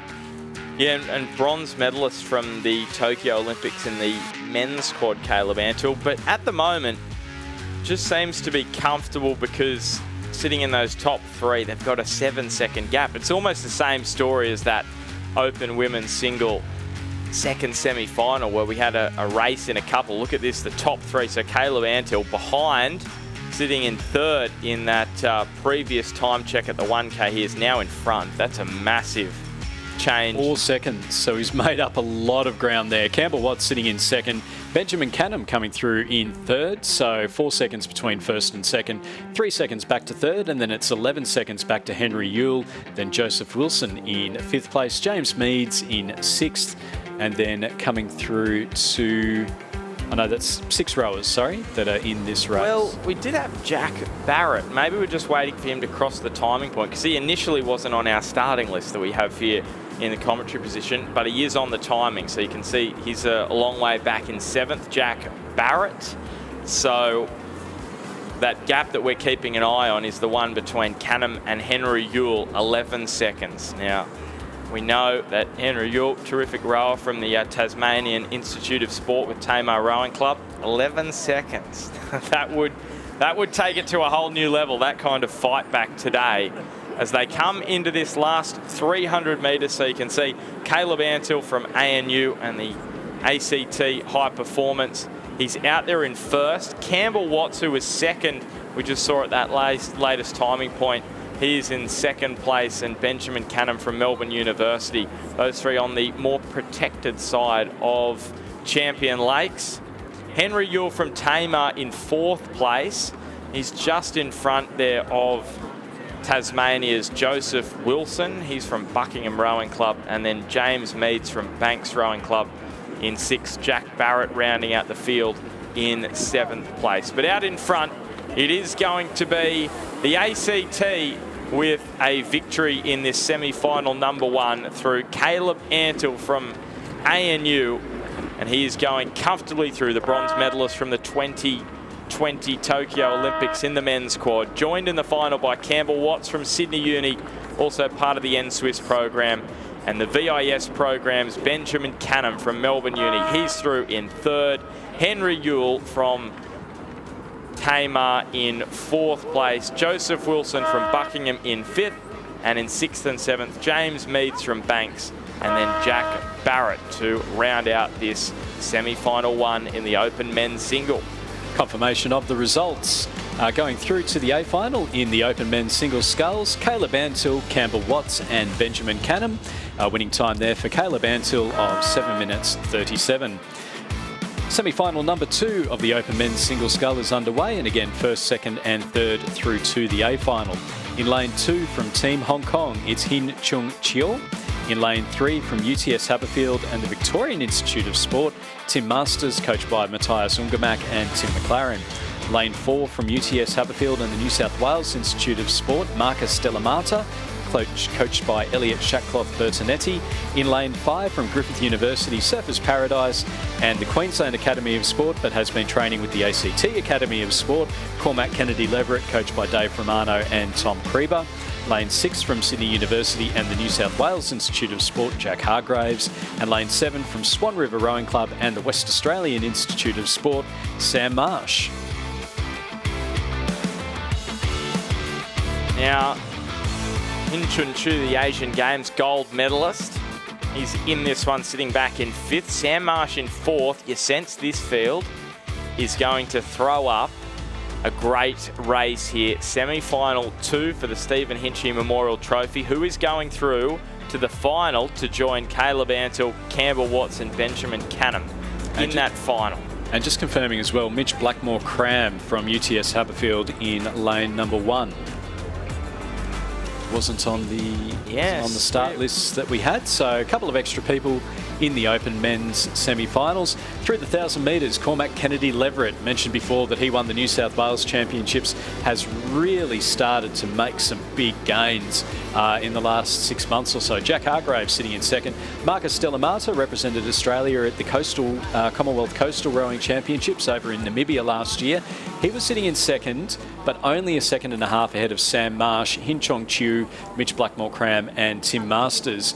As we're seeing now, Cormac Kennedy-Leverett from Griffith University Surfers Paradise coming up towards the 1,500 metre mark, and he's got a couple of boat lengths ahead of Jack Hargraves from Sydney University and then Sam Marsh from the Swan River Rowing Club sitting in third. But you can see there, only a boat length between third and fourth Ben. Marcus Delamata from UTS Haberfield in fourth place, 1.9 seconds behind. This is chaseable. This is certainly chaseable, Stu. And like you mentioned, Marcus Delamata, good in the coastal rowing, so that's going to help him here. Well, I know the boats are different, but if you're used to rowing in conditions that aren't perfect, maybe it just helps you mentally just get ready for these kind of conditions. Well, the conditions are actually particularly down here at the finish line. So we're down at the finish tower, and right now I'm looking out at it going, you know what, I could actually row okay on this. But we've seen the wind gusts come through, so certainly, but as you say there, Ben, if you're in that, if you're used to that coastal rowing, then yeah, some of those waves, some of those gusts aren't going to affect you maybe quite as much as the people only used to the flat water rowing. 250 metres to go though. It's Cormac Kennedy-Leverett from Griffith University Surfers Paradise. Can he add a national title to his New South Wales title in the open men's singles? Second place at the moment, Jack Hargraves from Sydney University and Sam Marsh from Swan River Rowing Club, still holding off Marcus Delamata from UTS Haberfield in fourth. Then back to Hin Chong Chiu from Team Hong Kong, Tim Masters from UTS Haberfield, and then Mitch Blackmore-Cram from UTS Haberfield. Here's the lift coming from Marcus Delamata. The question is it a little bit too late for him to pull back this time on Sam Marsh from Swan River Rowing Club? We've already seen it today, a little earlier from UTS Haberfield. That's what we need to watch. Cormac Kennedy-Leverett, he's through. Jack Hargraves is through, but Delamata is putting it in, and now he may have just had a problem in the boat. It just looked like there was a misstroke or something similar. You could see Sam Marsh. Sam Marsh will qualify in third, and you could see him just looking out to the right, and then it does look like Marcus Delamata may have just had a little issue in the boat somewhere. So that is What an unfortunate. anti-climax in the end. So Sam Marsh simply in the end, it required a little bit of a push in that back end as Delamata was coming for him. So Hin Chun Chu, Tim Masters miss out, as does Mitch Blackmore Cram on the A final. They go through to the B. So confirmation there of the winners there. So Cormac Kennedy Leverett, Jack Hargraves and Sam Marsh qualifying for the final of the Open Men's Singles Sculls, with the rest of the rowers going through to the semis. A winning time there of 7 minutes 26.45. We move on now to the repechage for the Open Women's Coxless pair. First and second through to the A final, with the rest going through to the B final. In lane 3 from the University of Queensland and Adelaide Rowing Club, Olympia Aldersley from Adelaide Rowing Club and the South Australian Sports Institute, and Lily Alton from the University of Queensland and the Queensland Academy of Sport. Lane 4 from Melbourne University, Laura Foley, and from Mercantile, Mimi Dudenham, coached by Annabelle Eaton. Lane 5 from Mercantile, Paige Barr, and from Sydney University and the Victorian Institute of Sport, Georgie Gleeson. Paige Barr, also the Victorian Institute of Sport, coached by Annabelle Eaton.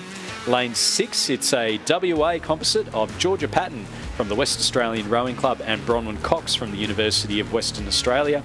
They are both part of the West Australian Institute of Sport. And in lane 7 from the Victorian Institute of Sport and Melbourne University, Eliza Gaffney and Jean Mitchell. And it is that crew from Melbourne University in front at the 1,000, 0.22 between them and Georgia Patton and Bronwyn Cox. Can the locals make it home? They're both looking good for a qualification for the A final. 10 seconds back to Paige Barr and Georgie Gleeson in third place, and then Mimi Tudenham and Laura Foley in fourth, and then back to Olympia Aldersley and Lily Alton in fifth. 10 seconds in a pair over 1,000 metres. Paige Barr and Georgie Gleeson in third. So a little bit of a change here in the format we've been used to so far. Top 2 going through to that A final, the rest to the B in this Open Women's Coxless pair. Through to repechages now in this event. So not semi-finals, back to the repechage format, and 10 seconds. It's a sizable margin to try and pull back. Do you think it's something that is possible, Stu? 10 seconds, 1,000 metres. In a headwind, it's tough. In a headwind, it's very tough. But again, you know, we're starting now to get up, and even now we can see it around the 1,500 metre mark. Yes, there are, you know, ripples in the water, but it's certainly not unrowable, and it's certainly for the people, for the women that are at this level, definitely, you know, part and parcel, I guess, of what they would normally be doing. So out in front now, coming up towards the 1,500 metre mark, it is still that leading crew from Melbourne University, Eliza Gaffney and Jean Mitchell. They've opened up a couple of boat lengths lead over the University of WA and West Australian composite, so 5 seconds there, so a big push in that third 500 from Melbourne University. Coming through in third place, it is the Sydney University and Mercantile composite of Paige Barr and Georgie Gleeson. So it's nearly 10 seconds to make up, so that is a long way to go in 500 metres. Melbourne University and Mercantile composite sitting in fourth place ahead of the University of Queensland and Adelaide in fifth. Well, they did pull it back slightly by a second, but they needed to eat more into that margin, did Paige Barr and Georgie Gleeson, that Sydney Uni composite in lane 5. It's almost an even spread between the boats you can see coming down the course right now, a straight diagonal line between them, and out in front, Gaffney and Mitchell from Melbourne University, the Victorian Institute of Sport. And we saw a little earlier, the pairs are tough to keep on course, especially in this high wind. We saw that in the underage men's races a little bit earlier on, but all of these crews doing nicely at the moment to keep it moving fast and straight. Gaffney and Mitchell leading it from Patton and Cox. remembering they need to get up into second, Paige Barr and Georgie Gleeson, if they want to make it through to the A final, and they are lifting. This would be quite incredible. They were behind by 10 seconds at the 1500, and now with 200 metres to travel, they are certainly within striking distance of Patton and Cox. Gaffney and Mitchell out the front. This is outstanding work from Gleeson and Barr. They've got 100 metres to travel. Can Patton and Cox hold on? They're probably just doing enough right now to hang on and go through to the A final. Gaffney and Mitchell are through. Cox and Patton are just going to hang on with a couple of big strokes. They just get there. Barr and Gleeson finish third. They've pulled back almost 10 seconds. So there's a bar that is quite high, and they have very nearly managed to overturn an impossible margin. Yeah, that was where we talked about things that were achievable. I think anything less than 10 seconds, and you don't see Georgia Patton and Bronwyn Cox come in second and qualify for the A final. That's how close it was towards the end. A confirmation, though, Eliza Gaffney and Jean Mitchell going through to the A final, as will Georgia Patton and Bronwyn Cox, with Paige Barr, Georgie Gleeson and Mimi Tuddenham and Laura Foley going through to the B final. Next race down the course is repechage number 2 of the Open Women's Coxless Pairs. Again, first and second through to the A final, with the rest going through to the B final. Lane 2 from the University of Queensland, Elizabeth Newell and Ellen Potsy, coached by Philip Bergignon. In lane 3 from Sydney Rowing Club and Swan River Rowing Club, Leah Franklin from Swan River, Lexi Northdrift from Sydney Rowing Club and the Queensland Academy of Sport. In lane 4 from University of Queensland and the Queensland Academy of Sport, Sarah Tisdall and Ella Bramwell from Adelaide Rowing Club. In lane 5 from the University of Queensland and Canned Rowing Clubs, Jess Scott from Canned and Madeline Williams from University of Queensland, coached by Scott Rowe. In lane 6 from Sydney University and New South Wales Institute of Sport, Jamie Ford and Eleanor Price. And in lane 7 from Mercantile, Jess Morrison and Molly Goodman from Adelaide Rowing Club. I'm just interested to know, Stuart, you're rowing in this regatta. I'm just interested to know, Stuart, you're rowing in this regatta. Does seeing that 10 seconds pull back make you think, going to that last 500, that maybe in a race you'll have more belief than maybe you would have rowing into a headwind? Is that something that, as a competitor, that'll help people, seeing that nearly 10 seconds in that pair was pulled back?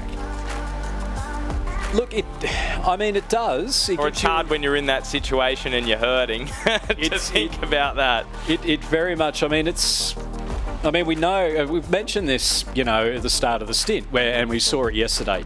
You're seeing some big leads go down. So I think as a competitor, you're going, okay, well, I need to make sure. And this is where you've got to time it. We know that the rough stuff's down towards the start. We know that the potential is there to negative split if you've got the technique, if you've got the conditioning. This is where it all comes together.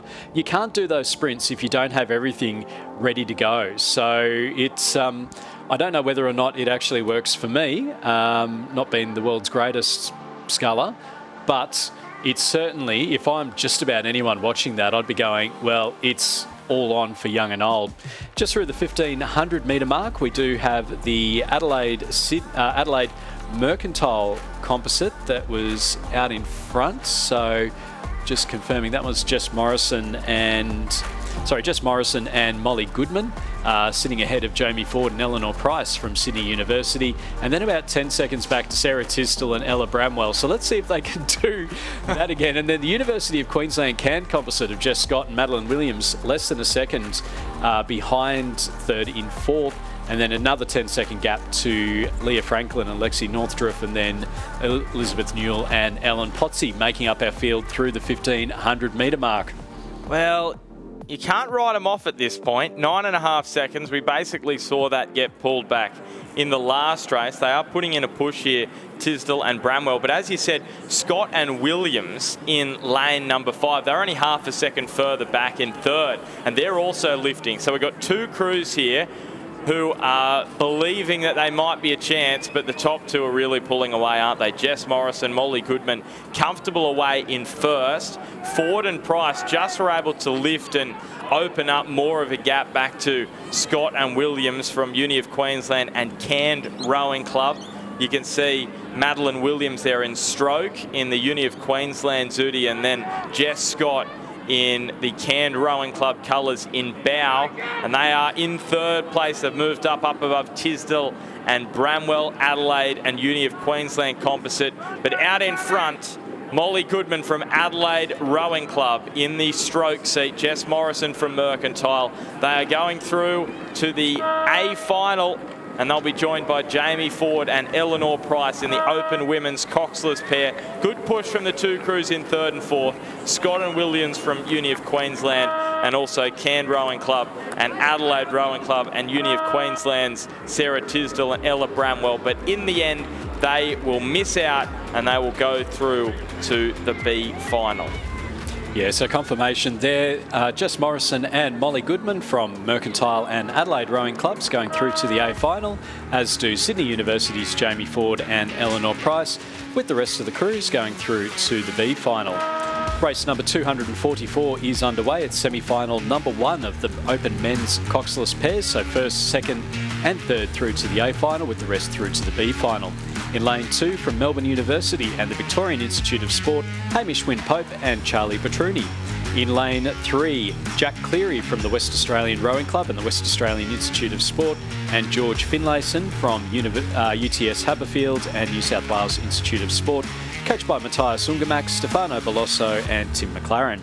Lane 4 from Team Hong Kong, San Tung Lam and Wei Chung Wong. Lane 5 from Melbourne University, Rowan Lavery and UTS Haberfield's Paddy Holt. They're coached by Tim McLaren, Matthias Ungemak and Matthew Ryan. Lane 6, Torin Olsen from Sydney Rowing Club and Alex Hill from Adelaide Rowing Club and the South Australian Sports Institute. And lane 7 from the commercial, from Mercantile, Angus Whitcomb and Harley Moore from Commercial Rowing Club. So again, another strong field here.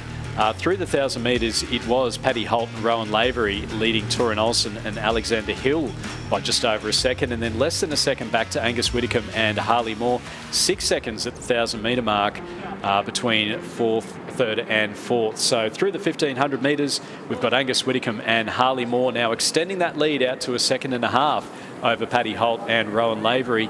Torin Olsen and Alexander Hill less than a second back in third. So the final placements there between first, second and third are what we're looking out for. It's another two-part race, because down in fourth, we've got Hamish Wynne-Pope and Charlie Petruni 13 seconds behind third, but less than a second and a half between fourth and sixth. So San Tung Lam and Wei Chung Wong from Team Hong Kong sitting in fifth place through the 1,500, and then Jack Cleary and George Finlayson in sixth place. So a couple of different races that we're going to be calling here, Ben, as they come down towards the Red Boys, marking the 250 metres. Yeah, 13 seconds. Well, that is next level. I feel like it's increasing. We're always asking a little bit more. We've seen 10 seconds almost pull back. 13 seconds, really tough inside 500 metres in this open men's coxless pair. Of course, we have the gold medalist in the men's 4 from that Tokyo Olympics, Alexander Hill, in lane 6 from Adelaide Rowing Club. You can see him there in the stroke seat with Torin Olsen from Sydney Rowing Club. So those two sitting in second, Whitcomb and Moore in first, and then Paddy Holt and Rowan Lavery, Melbourne Uni, UTS Composite. You can see Paddy Holt there in the bow seat, Lavery in stroke. And across the far side, as you said, Stu, we've got that back end of the race, which is the bottom 3, who will go through to the B final. And they just are unable to really make much ground on this top 3. You can see Holt and Lavery, they're in that final spot through to the A final, just easing it up here. But out in front, it will be Whitcomb and Moore. They are through to the final in the open men's coxless pair. Torin Olsen and Alexander Hill will join them in that final 6 in this event, and Paddy Holt and Rowan Lavery join them in the open men's coxless pair final. Strong finish here for 4th and 5th. It's a good push. UTS Haberfield, Composite, Cleary and Finlayson, and they just get there for 4th over Wynne-Pope and Petruni from Melbourne Uni Team Hong Kong finish in 6th. It's a confirmation there. Going through to the A final of the Open Men's Coxless Pairs, Angus Whitcomb and Harley Moore from Commercial and Mercantile, Torin Olsen and Alexander Hill from Adelaide and Sydney, and Paddy Holt and Rowan Lavery from Melbourne University and UTS Haberfield. The rest of the crews going through to the B final. Race number 245, the second semi-final of the Open Men's Coxless Pairs, is underway, first, second and third through to the A final. In lane 2 from Sydney Rowing Club and the New South Wales Institute of Sport, Alex Nicol and Alexander Wolf. Lane 3 from Melbourne University and Cairns Rowing Clubs, Miller Rowe and William Ackerman. In lane 4 from Sydney University, Will O'Shannessy and Jackson Kench, they're coached by Don McLaughlin. In lane 5 from Mercantile Rowing Club, Jack Robertson, and from Sydney Rowing Club, Joshua Hicks. In lane 6 from Sydney Rowing Club, Sam Hardy and Simon Keenan from Melbourne University Boat Club. And in lane 7 from Sydney University, Marcus Britt and Alex Purnell, and they're coached by Don McLaughlin and Thomas Larrick. Through the 1,000-metre mark, it was that Sydney University crew out in front. Marcus Britt and Alex Purnell ahead of Sam Hardy and Simon Keenan a couple of seconds back. Will O'Shannessy and Jackson Kench sitting in third, but they were only a second ahead of Jack Robertson and Joshua Hicks. Miller Rowe and William Ackerman in 5th place, and then Alex Nicol and Alexander Wolf in 6th. And Ben, we're just starting to see and hear a few gusts coming down the course just to add that extra degree of difficulty. It's now a backward turn with a half-twisting pike as they go down the course. Yeah, the gusts are around 39 kilometres an hour, which I get from my weather app, which is called Willy Weather. I know everyone has their own, there's Weather Zone and all that kind of... Willy Weather, I don't mind that one.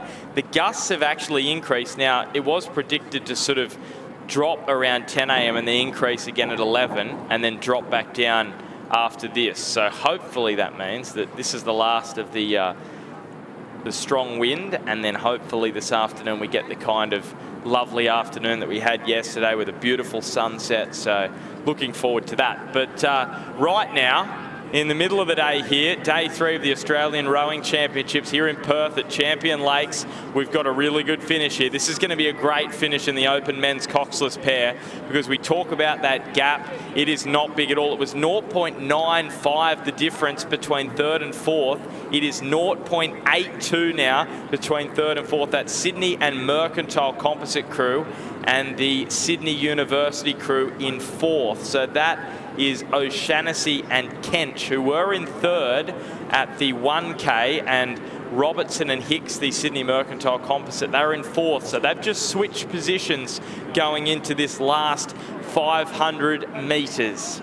Out in front, Marcus Britt and Alex Purnell. Purnell, the gold medalist in the men's 4 at the Tokyo Games. Just holding off Sam Hardy and Simon Keenan, but here is the lift. This is going to be brilliant, isn't it? You can see 4 boats right across the course. Maybe first have just got that advantage. Now the lift comes from Hardy and Keenan, trying to lock down this 2nd spot. Then 3rd and 4th. It is going to be an absolute battle to the finish here, into the wind for the last 250 metres. And that crew in lane 4, Will O'Shannessy and Jackson Kench, they were the stern pair of the men's 8 that won bronze at the World Championships last year. So they've got some big game experience. And here they come with about 200 metres to go. It's almost an even split between all of these boats. Marcus Britt and Alex Purnell from Sydney University in 1st place. Hardy and Keenan, Melbourne Uni Sydney Composite in 2nd. The lift comes from Robertson and Hicks. Remember, top 3 go through to the A final.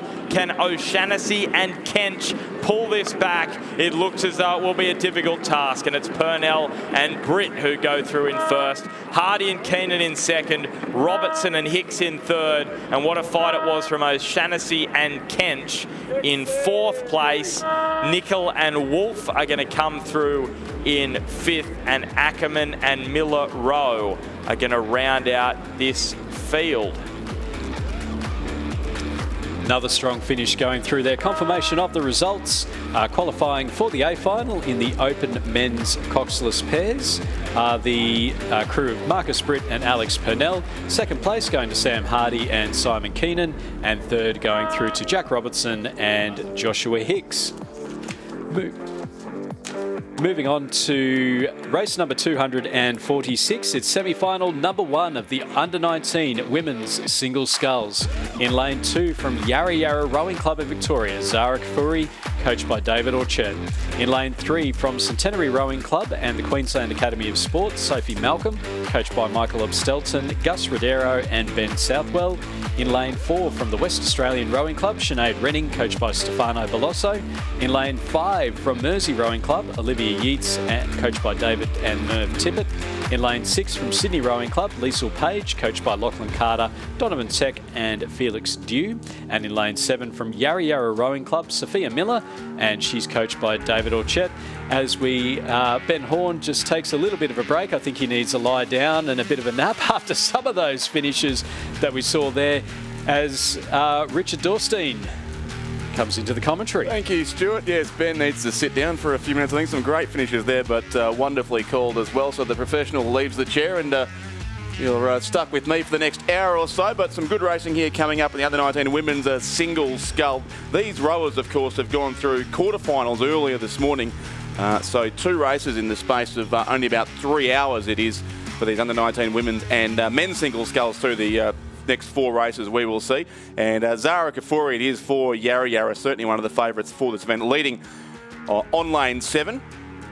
And she has just on 2 seconds there after the first 500 metres of the under-19 women's single scull. First semi-final, so 1, 2 and 3 to go through to the final, which will be tomorrow. So they will get some rest after this, but a very tough program. 2 races in the space of 3 hours here for these women's single scullers. As we welcome back Lizzie Chapman to the commentary box. Thank you. I was just listening to what the guys said about the gust being about 7.2 metres or whatever it was. About being however many kilometres an hour it was. I've got Willy Weather as well, but I've got mine set to read it in metres per second. And the last gust that came through was 10.3 metres per second. Wow. An open women's single at Olympic level would be running at 4.67 metres per second, which means that would be an absolute boat stopper. That would indeed, yes. So faster than the speed of a boat. It is gives you some indication of just these conditions. Yeah, exactly, and how hard it is. And so when we do see people stopping, all credit to them for getting going again. And as the guys were just saying, you've just got to keep plugging along at it, haven't you?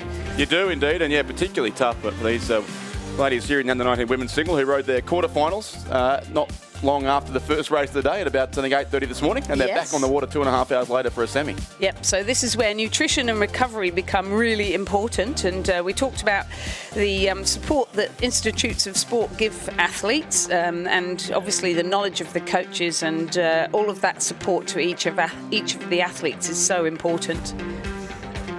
We've had a change in the order here on the course too, Lizzie. It was Zara Kafuri of Yarra Yarra leading what looked to be comfortably at after 500 metres over Liesl Page from Sydney, with the sculler who has come through very strongly in the middle lanes there of the course is the lane. It is Liesl Page there, in fact, who's taken the lead ahead of Zara Kafuri. So it's the Sydney Rowing Club colours out in front. Yeah, indeed, and a really experienced competitor, and takes her rowing very seriously and looks after herself well. She is a lightweight, and so it's things like nutrition are very important. Yeah, but she's got a great support team around her. Real experience there with Lachlan Carter, an experienced international level coach with Development Women, Donovan Seck, also really experienced international level coach, and Felix Dew, also an experienced international coach, coming back recently from working in GB, but certainly worked across a couple of countries now, originally from Switzerland. So Liesl Page, well supported, a smart athlete anyway, very experienced and very determined, now trying to draw away from Zara Kafuri, who's on the other side of the course in lane 2. Once you get to semi-final stage, there's no slouch, though, is there? No, exactly. No, they've worked. The field in this event was just short of 50 athletes, I think. So we're now down to the last 12 in the semi-finals, and only 6 can go through to the final. So it's no mean feat just to get this far through the event. That's for sure. So the first 3 will go to the A final, and the second 3 the last 3 across the line will go to the B final.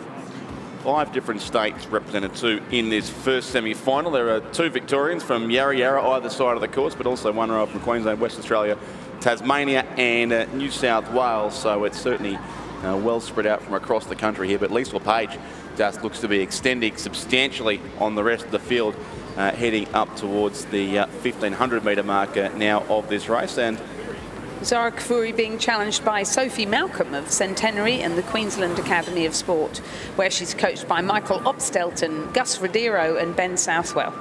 She was the silver medalist last year in this event, Sophie Malcolm, and looking certain to get through to the A final again and potentially trade a silver in for a different colour of medal tomorrow when they race in the final of this event. But Liesl Page is looking very strong here out in front now with 500 metres to race, and interest certainly in second and third, but a fair way behind our race leader they are with Sophie Malcolm and possibly Sophia Miller. In fact, it is the other Yarra Yarra sculler who's moved through strongly. So Zara Kfouri, who was leading after 500, now back into fourth place and has some work to do.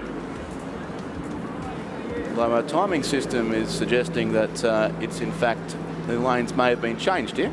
It's definitely a Yarra Yarra sculler in second place. Unfortunately, I'm just not sure if it's Zara Kfouri or Sophia Miller, but it is Zara Kfouri. Oh, it's over in lane 2. Yes, looking at the screen the wrong way around here. So it's Zara Kfouri in second place and Sophie Malcolm third. They are our top three. Sophia Miller is the second sculler from Yarra Yarra across on the far side of the course. She sits in fourth place. And she's about 7.5 seconds away from a qualifying spot. So some work there to do for the New South Wales turned Victorian sculler from Yarra Yarra in fourth position. Yeah, certainly tricky conditions, so all it takes is a few bad strokes and it really puts you off your stride, doesn't it? And wonder what's happened there to Sophia Miller, because she looked really strong coming into the semi-finals. Yeah, well, these two have raced each other a fair bit, the two Yarra Yarra scullers, and at the head of the schoolgirls a week and a half ago was Zara Kfouri victorious over Sophia Miller. So possibly the, I guess, the favourite sculler at this stage, but they've done plenty of racing around Victoria and now here at the Nationals as well. It looks like at least one of them will move through to the A final. And it looks as though they'll be joined by Sophie Malcolm as she continues to progress and not let Zara Kfouri get too far away from her at all, pushing away from Sinead Reid of West Australian Rowing Club, Olivia Yates of Mersey and Sophia Miller of Yarra Yarra. Liesl Page will go through with a substantial margin of victory, it seems, here in the space of the next 100 metres or so as she progresses down towards the finish line here at the Champion Lakes Regatta Centre. And she's maintaining a fairly long controlled stroke. Smart rowing in these conditions, certainly when you're comfortably in front of the field. Zara Kfouri looks to be holding second ahead of Sophie Malcolm still. Seen to be our qualifiers, Sophia Miller next, and also Olivia Yates from Mersey. But a big win coming up here to Liesl Page from the Sydney Rowing Club, who will take out the first semi-final of the Under-19 Women's Singles Scull. Liesl Page in first place. She's through to the A final, and she'll be joined in that race tomorrow by Zara Kfouri of Yarra Yarra, who in the end is about a length and a half clear of Sophie Malcolm from Centenary. So those three will all move through to the final. Sophia Miller from Yarra Yarra will finish fourth. She'll qualify for the B final, so we'll also race early tomorrow morning in the B final, which will just precede the A final of this event. Fifth place stand Olivia Yates of Mersey, and sixth will go to the West Australian Rowing Club, Sinead Redding. Confirming the results of the first semi-final of the Under-19 Women's Single Scull. A win for Liesl Page of Sydney Rowing Club. Second, Zara Kfouri of Yarra Yarra. Third, Sophie Malcolm of Centenary and the QAS. Those three scullers will progress to the A final. Fourth, Sophia Miller. Fifth, Olivia Yates of Mersey. And sixth, Sinead Redding of West Australian Rowing Club will progress to the B final. The second semi-final of the Under-19 Women's Single Scull is now in progress, with Emma O'Neill of Fremantle in lane 2, Niamh Tierney of Sydney Rowing Club in lane 3, Asia Heaps of Bundaberg in lane 4, Olivia Park of Fremantle in lane 5, Eliza Bridgefoot of University of Queensland and the Queensland Academy of Sport in lane 6, Lucy Searle of Sydney Rowing Club in lane 7. At the halfway mark, it was Eliza Bridgefoot, our race leader for the University of Queensland, and a pretty substantial margin too, not quite as much as the previous race, but it's almost 7 seconds it was between Eliza Bridgefoot in first place and Lucy Searle of Sydney Rowing Club in second. So it is the more traditional progression in this race with lanes 6 and 7 in the leading two spots And then quite a gap back to Sydney Rowing Club. Also there in third with Neve Tierney over in lane 3, looking to hold down the third qualifying spot. Olivia Park from Fremantle, Asia Heaps of Bundaberg, and Emma O'Neill, another sculler from the Fremantle Rowing Club, narrowly in 6th place. But it's the top 3 only who'll go through here from this second semi-final. And that is the sculler from the University of Queensland Boat Club, Eliza Bridgefoot, who leads and leads comfortably. She's coached by Gus Rodero and Ben Southwell. And she would have a margin of about probably 4 boat lengths there on Sydney's Lucy Searle in 2nd place, coached by Adam Harrison and Andrew Gannon, who are the coaches at the Kinross Walleroy School that Lucy attends. As we were talking about earlier, good pathway there from a top rowing school into a high-performance rowing club. And then Neve Tierney is our second Sydney Rowing Club sculler. So we've just seen her fly past the screen there. A very gutsy performer indeed. And she's in lane 3, so she'll be battling against that wind and water, but making a good job of it and currently sitting in 3rd place. very comfortably in third too. Is so the 2 Sydney Rowing Club scullers, 2nd and 3rd. So Lucy Searle would still be a student at Kinross Walleroy? She is. So she goes to school in Orange and trains at Sydney Rowing Club? Yep. In her spare time? Yep, there's quite a lot of travelling backwards and forwards in New South Wales, but given that all of the regattas, or a lot of the regattas, are at the Sydney International Regatta Centre, it does mean that you can do quite a lot of club and school rowing. Yes, definitely. The University of Queensland still well clear here. Eliza Bridgefoot, the race leader, and then the 2 scullers from Sydney looking pretty safe in 2nd and 3rd. The 1 sculler who might be able to make a late challenge looks to be Fremantle's Olivia Park on lane 5. She's coached by Keely Atchison, as is Emma O'Neill, also from Fremantle, out on the far side of the course back in 6th spot.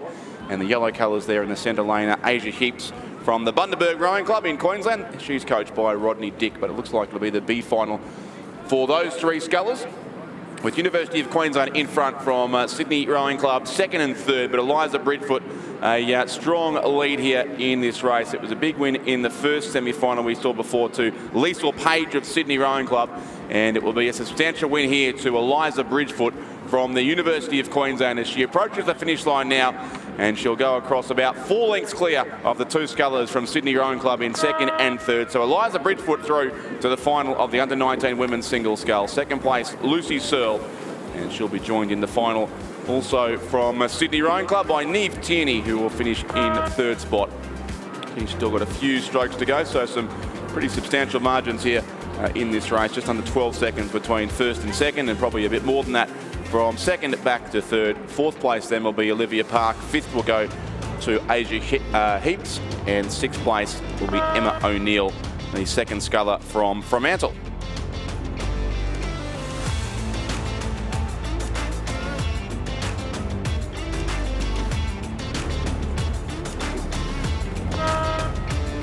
As our final scullers progress across the line, we can confirm that the results of the 2nd semi-final of the under-19 women's single scull, a win for Eliza Bridgefoot of the University of Queensland Boat Club.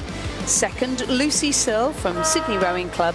3rd, Neve Tierney from Sydney Rowing Club. Those 3 scullers progress through to the A final. 4th, Olivia Park from Fremantle. 5th, Asia Heaps from Bundaberg, and 6th, Emma O'Neill from Fremantle will now progress through to the B final.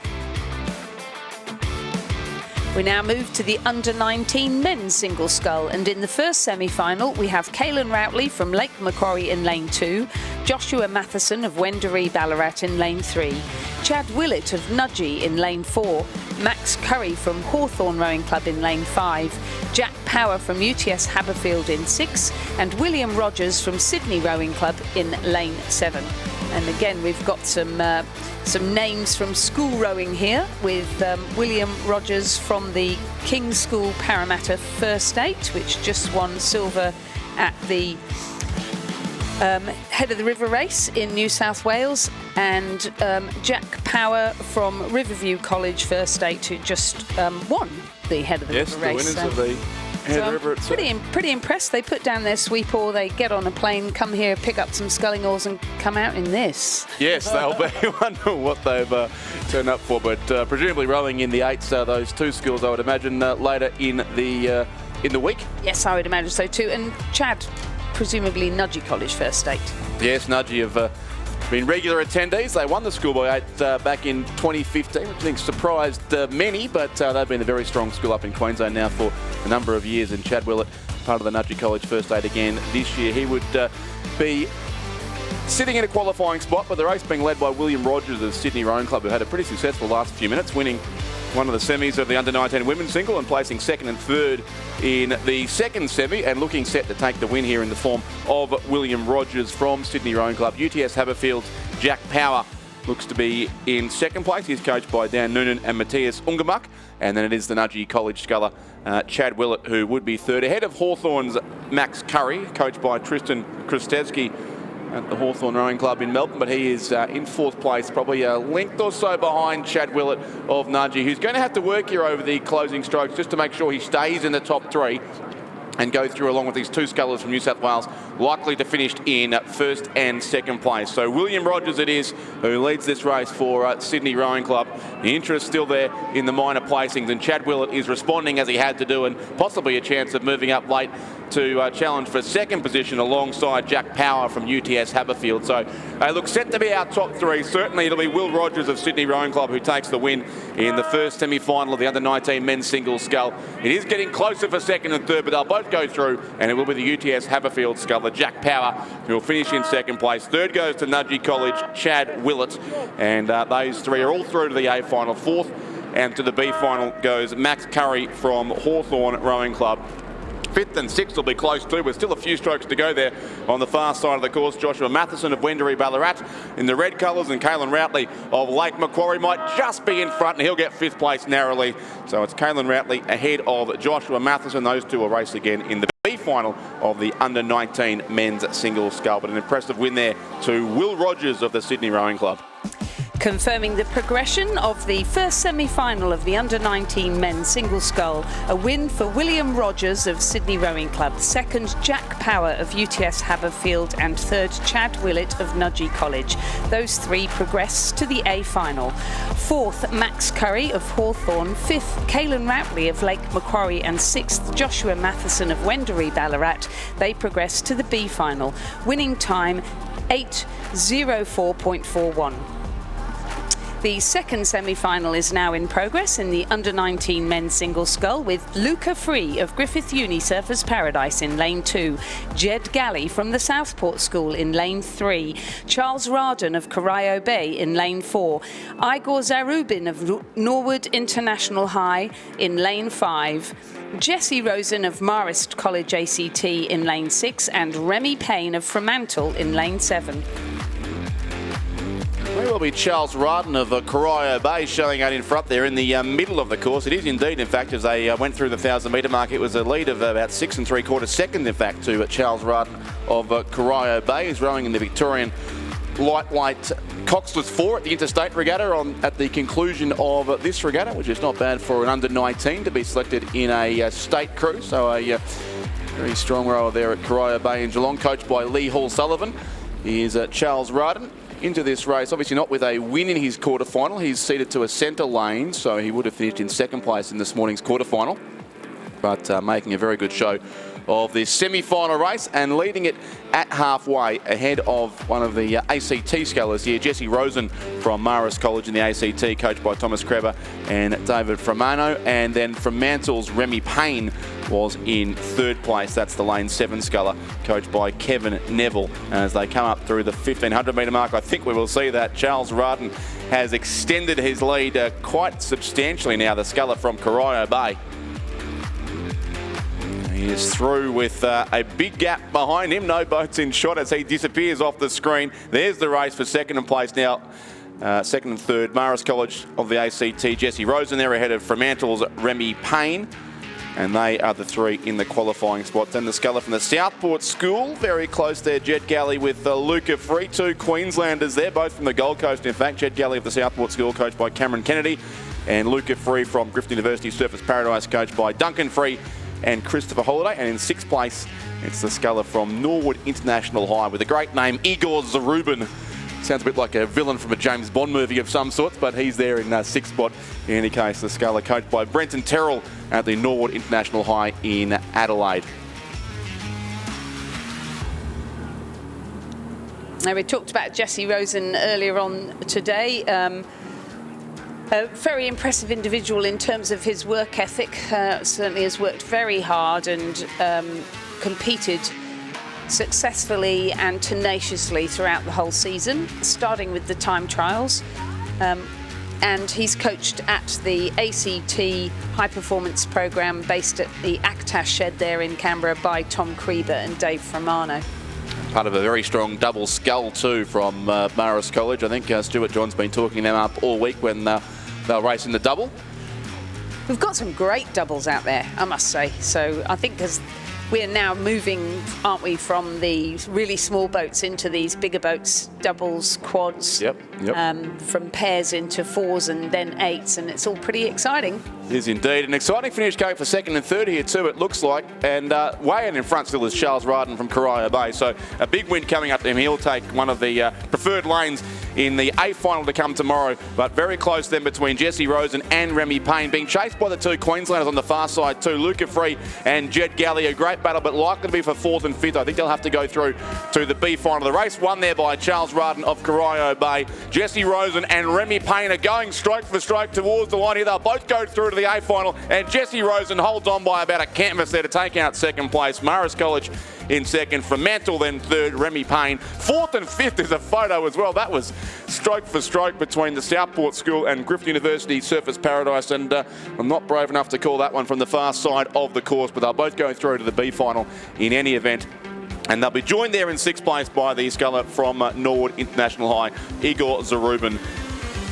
Confirming the results of the 2nd semi-final of the Under-19 men's single scull racing for the Thomas Keller Memorial Trophy. A win for Charles Ryden of Corio Bay. 2nd, Jessie Rosen of Marist College and the ACT High Performance Programme. 3rd, Remy Payne of Fremantle. Those 3 will progress to the A final. A photo finish between Luca Free of Griffith Uni Surfers Paradise and Jed Galley of the Southport School, and joined by Igor Zarubin of Norwood International High. They will progress to the B final. Does look like unofficially Jed Galley has got that by 0.08 of a second is the unofficial calls from the photo finish, but in any case he and Luca Free both through to the B final. So we now move to race number 250 on our programme, which means we're not even halfway through the regatta. And that is the semi-final, first semi-final in the under-21 lightweight women's single scull. Nice challenging conditions for them here. In lane 2, we have Jazz Ingle from Griffith Uni Surfers Paradise. In lane 3, Emily Graham from the University of Queensland. In lane 4, Nisha Hammond from Townsville and James Cook University. In lane 5, Olivia Cook from Griffith Uni Surfers Paradise. In lane 6, Amelia Cooper from UTS Haberfield. And in lane 7, Laura Cypher from Sydney Rowing Club. Who rode not too long ago, I thought, Lizzie, possibly in an open event as well. Yep, probably. And she has a sister, Grace Cypher. They both, of course, were at the Rockhampton Grammar School and then moved down to Sydney, where they're attending university, I believe. So Laura Cypher, coached by the same crew that coached Liesl Page, who had such a commanding win in the under-19s just now. Lachlan Carter, Felix Dürr and Donovan Check. Laura, who doubled up with Lisa to win Henley Women's Junior Double Scull last year, and part of the New South Wales Youth 8 that won last year. I'm just checking whether she's in it this year. I would imagine she is, probably young enough. Yes, she definitely is. And next to her in lane 6, Amelia Cooper, who's pretty good at coastal rowing. So I'm thinking these are conditions that she will be confident in. She will be perfectly suited, yes. We heard Lizzie Newell at the start of the day talking up coastal rowing in her discussion with Ray Evans. Yeah, she's very good at it, Lizzie Newell, and she's not a big girl, so it's so different from surf boat rowing. I think people think it's the same, but coastal rowing is sculling and the boats are quite different. If you'd like to have a look at them, there's Eden Coastal Rowing and Rowing Australia have a display in one of the boat sheds here. It is an extra level of competition for some athletes. I know we've had a few events in Victoria recently as a come and try for coastal rowing, obviously with the Commonwealth Games coming up in 2026, and I know of several athletes who may not get the chance to compete at the top level in classic rowing, as I think we call it, who are very keen to try and find this as a way they can move into the Australian team. Absolutely, and so they should be. We'd really love to. I think, when was the last Commonwealth Games? 1986 it was, in Edinburgh. And I know Virginia Lee, who's now based in Victoria, won a silver medal there, I think. But yeah, it would be absolutely wonderful to be an athlete, an Australian athlete, and win a Commonwealth Games medal the first time that rowing is back in the Commonwealth Games after such a long time. And it looks great fun as well. We had the inaugural National Championships in Noosa last year, in August, yeah. So Rookie was the commentator there. Yes, he's very enthusiastic, as only he can be. Keep up with that, yeah. He was absolutely perfect. There's a lot happening, and it is a great lot of fun. sport. But Amelia Cooper showed herself in very good light there. So, as I say, progressing okay, I think. She's in the top three here. She will be trailing Olivia Cook and Laura Cypher. The top three certainly on our side of the course here as they come into the final 350 metres. So it's Laura Cypher, Olivia Cook. Maybe, in fact, it could be Amelia Cooper making the most of these coastal rowing-like conditions, moving up in the second spot now ahead of Olivia Cook. But they are still our top three, lane 7, 6 and 5, with about 250 metres still to race.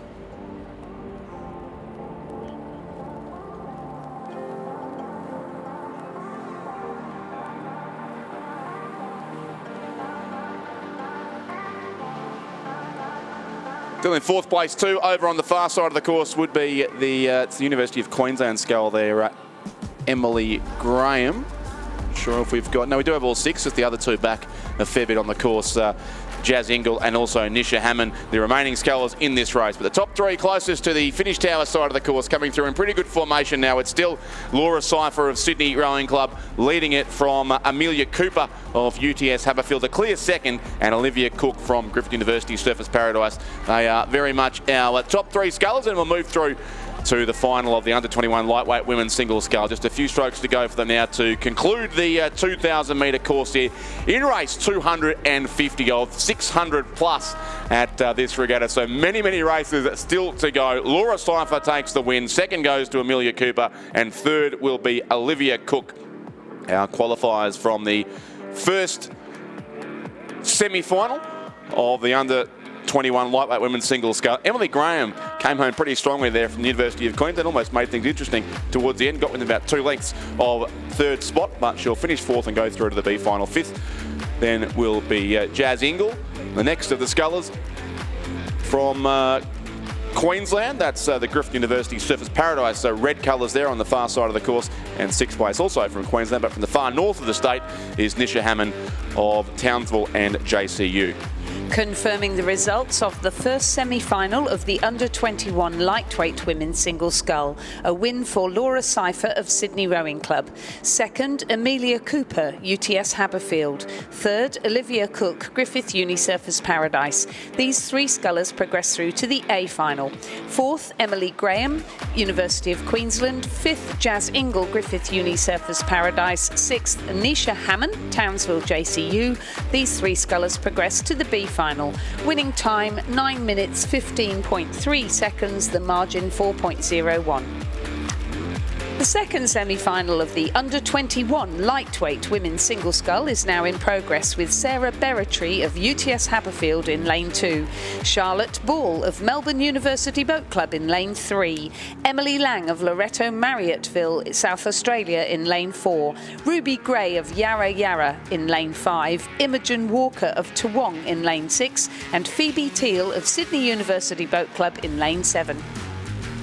So Phoebe Teal, under-21 lightweight, and into the Tasmanian lightweight women's quad for the interstate. She must be very happy about that. Yes, it's a great crew to be in. It is. They're always decent crews come from Tasmania, especially in the lightweight events. They've got a very strong record in that particular race, which we'll see on Sunday afternoon. But for now, it is certainly Phoebe Teal of Sydney University who is our race leader across on the eastern side on lane 7.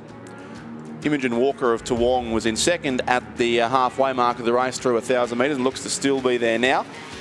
And also in the top 3, Charlotte Ball of Melbourne University across on the other side of the course may well be in a qualifying spot, and she will also shortly come through the 1,500 metre mark. She was in the Junior Women's 8 last year. Charlotte Ball of Melbourne Uni, an experienced rower with national representation. And it is indeed her there, crossing now in third place, only about 2 lengths clear of the sculler next to her. That is Emily Lang from Loretto Marriotteville in South Australia. And they're quickly followed by Sarah Berretree of UTS Haberfield and also Ruby Gray of Yarra Yarra, under that strong sculling squad at the Yarra Yarra Club. But Phoebe Teal, a pretty comfortable lead, just over 10 seconds ahead of Imogen Walker. And she, in turn, had almost 15 seconds back to Charlotte Ball in third place. They look to be the 3 scullers who will qualify here from the second semi-final in the under-21 lightweight women's single. A great under-21 squad there at Sydney University Boat Club under the guidance of Alfie Young, one of our leading women's development coaches here in Australia. And as we said, she's into the Victoria Cup for Tasmania, which is awesome. She'll be rowing with Eve Muir, Annika Reardon and Sophie Robinson. How good is that? What a combination, yes. There'll be a big chance, certainly, in that race, the Tasmanians. And I guess while we're on the subject of those amazing lightweights from Tasmania's women's squad, our thoughts go out to Georgia Nesbitt, who suffered a bike accident on the track recently, and we hope that she's recovering steadily. I haven't heard whether she's out of her induced coma yet or not. But no, it hasn't been an update for a few days now, but certainly not good news for Georgia Nesbitt, who just before that had just been appointed to the Board of Rowing Tasmania, so was doing great things in the sport. Yeah, in her first year out of the National Training Centre and out of the national team, and making the transition to becoming a lawyer and entering practice and going onto the board, as you say. So everything ahead of her, and really awful. So our fingers crossed for her, and we hope she goes well. Knowing Nez, she'll come back strongly. Absolutely. So Phoebe Teal from Sydney University about to take the win here in the second semi-final of the under-21 lightweight women's single scull. She is clear by a substantial margin here on the course, ahead of Toowong's Imogen Walker, who will finish second, but be well more than 10 seconds the difference between our top 2. So Phoebe Teal first, Imogen Walker second, and third then does still look like it will go the way of the sculler from Melbourne University across on the other side of the course. So yes, almost 16 seconds separate first and second, and a similar margin will separate second and third, but Charlotte Ball will go through to the A final along with Imogen Walker and Phoebe Teal, our top 3 in this second semi-final, and then pretty close between the remaining 3 who will all race again in the B final coming up tomorrow. It'll be Emily Lang in 4th place, 5th and 6th. Pretty tight, but likely to be the sculler on the far side, just holding on to 5th place with still a stroke or so to go. It is Sarah Berretree in 5th, and 6th will go the way of Ruby Gray. Confirming the results of the second semi-final of the under-21 lightweight women's single scull, a win for Phoebe Teal of Sydney University Boat Club. Second, Imogen Walker, Toowong. Third, Charlotte Ball, Melbourne University Boat Club. Those 3 scullers progressed through to the A final. Fourth, Emily Lang, Loretto Marriotteville. 5th, Sarah Berretree, UTS Haberfield, and 6th, Yarra Yarra's Ruby Gray. They progressed to the B final.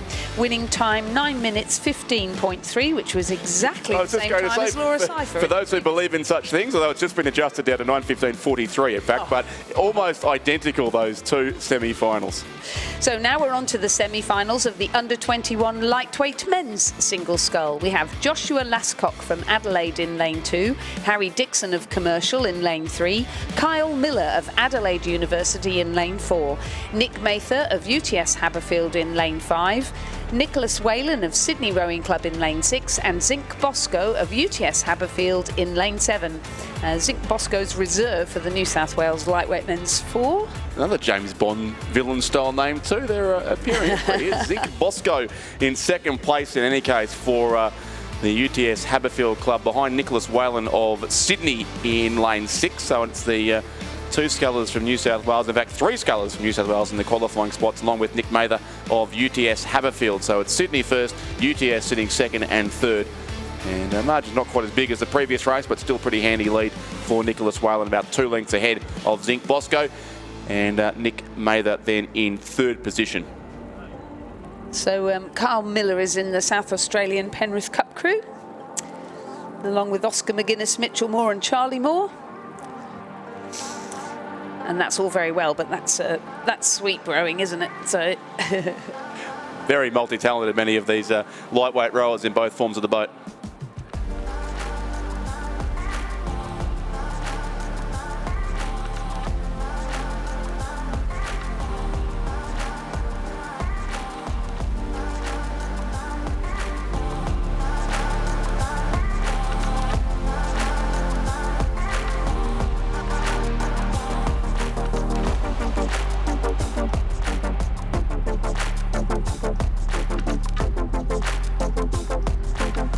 So it's still Nicholas Whalen from Sydney Rowing Club over at UTS Haberfield Zinc Bosco at the halfway mark.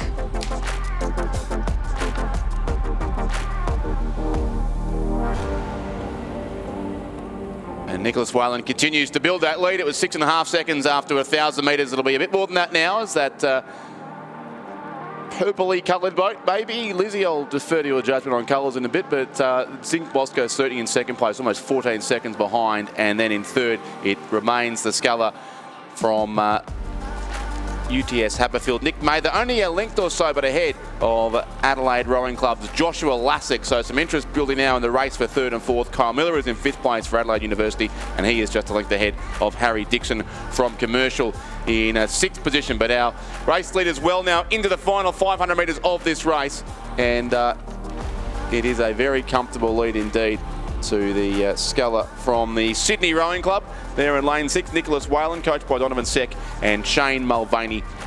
And he has many boat lengths margin back on Zinc Bosco in 2nd place for UTS Haberfield, coached by Elliot Shackloth Bertinetti, as is our 3rd place sculler.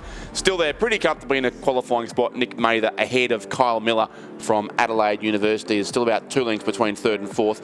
So unless we see a strong finish here from Kyle Miller, our qualifying spots are just about being filled.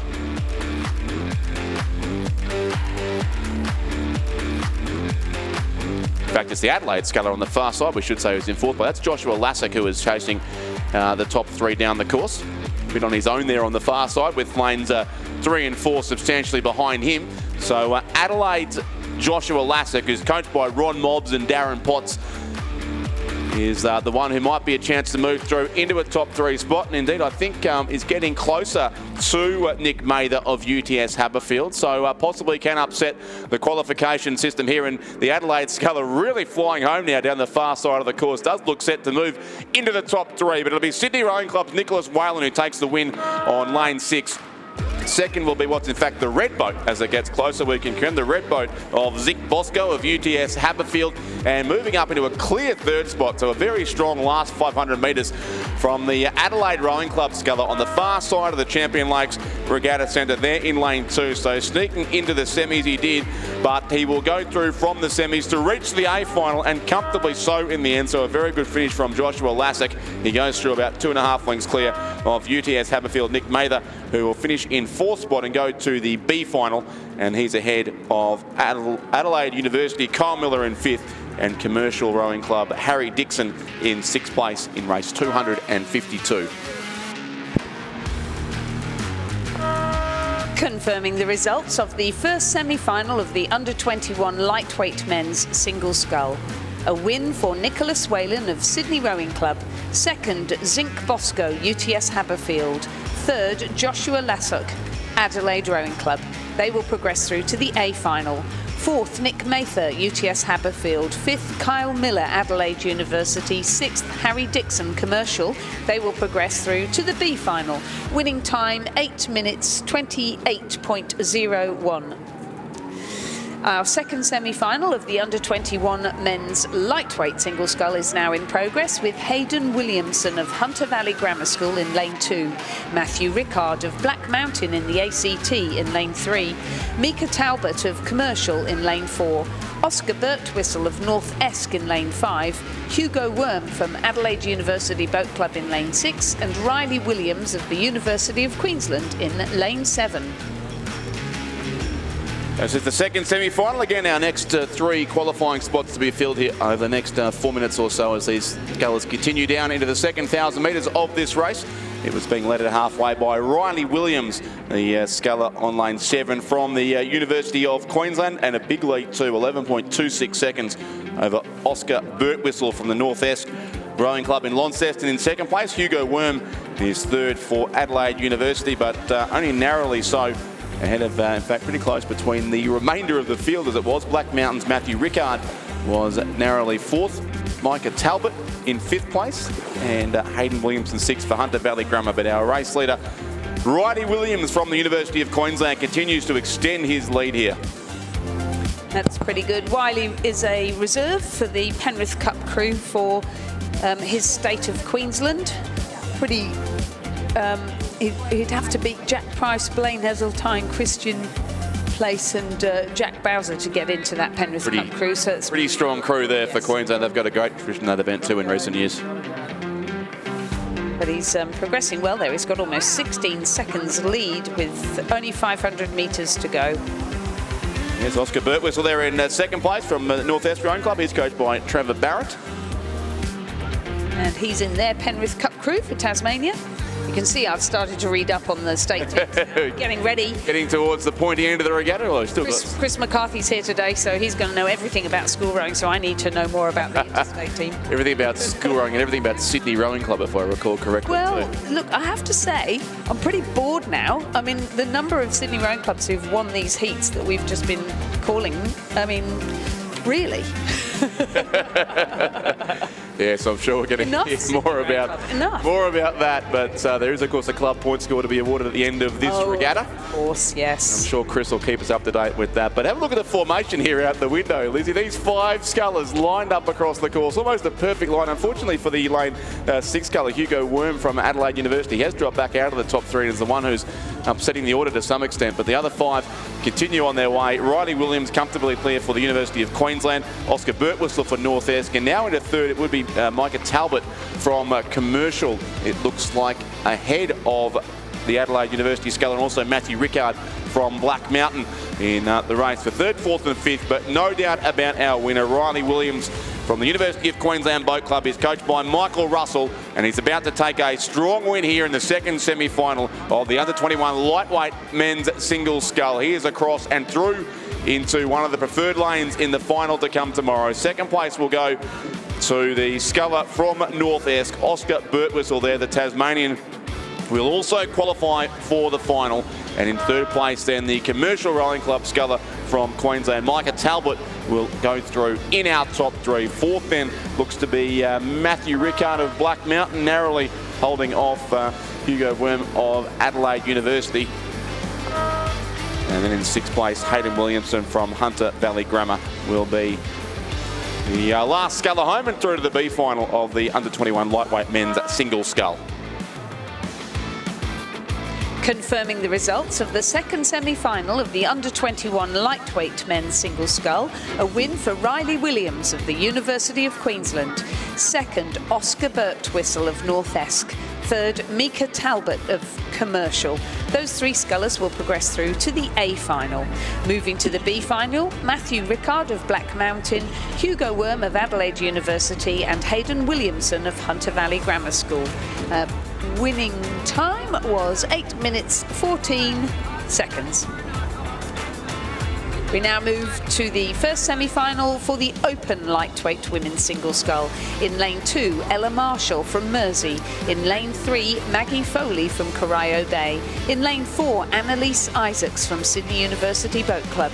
In lane 5, Alexandra Moylan of ANU. In lane 6, Grace Cypher from Sydney Rowing Club and the New South Wales Institute of Sport. And in lane 7, Georgia Mansaro from Sydney University Boat Club and the New South Wales Institute of Sport. Now not sure which cipher it was. I saw a race earlier today, but they both rode in the space of about 20 minutes here, Laura and Grace. So the cipher parents have come across from Queensland for this regatta. They stopped by the side of the road to watch one of the races on Monday on their way to Brisbane Airport, but I believe they're now here in Perth, so welcome to them and to all our interstate visitors here at the Champion Lakes Regatta Centre for the 2023 Australian Rowing Championships. But it's Georgia Mansaro who leads this race through halfway, and in fact they'll soon be at the 1500 metre mark, but she was in front by several seconds, Georgia Mansaro, after halfway of the race. Yeah, Georgia's performed extremely strongly in all of the trialling for the national team. She's a former national team athlete, having medalled with Georgia Nesbitt, who we were talking about earlier, in the under-23s, and in, I'm pretty sure it was a gold medal in the quad in 2014 in Amsterdam. So she's been in and around high-performance rowing for a long time.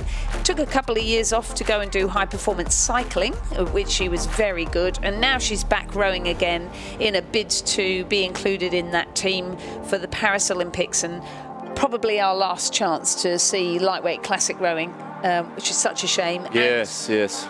Grace Cypher, who is this year's under-23 representative in the lightweight single scull, and was last year too, coached by Lachlan Carter. The two of them combining in a pretty fast double too. Still struggles slightly with the term classic rowing. It reminds me of classic Coke and the disaster that all was. But in any case, we'll stick with that for now. I quite like, in kayak they call it flat water. So I quite like the idea of flat water rowing. It's just that today it's not so flat. It's not. No, that's true. It's not always appropriate. But yes, it's possibly that's slightly in front of my list as well. But how about real rowing?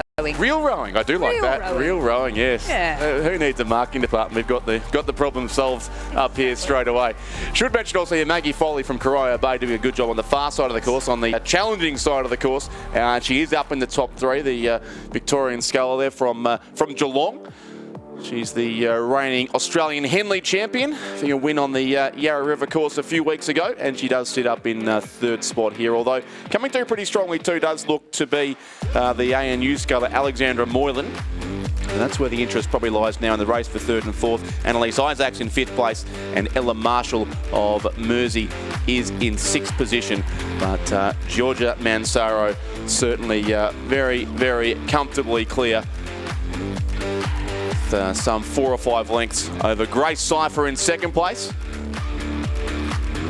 And Maggie Foley there from Corio Bay still does look to be in third. Just a few lanes across from Alexandra Moylan, who's coached by Nigel Harding at the Australian National University, looking to try and make a late charge for a top 3 spot, and she's not too far away from the Corio Bay sculler, but Maggie Foley still at this stage looks safe in third. The race win will go the way of the Sydney University Boat Club sculler on lane 7. Georgia Mansaro, coached by Tom Lorich, takes a comfortable win here.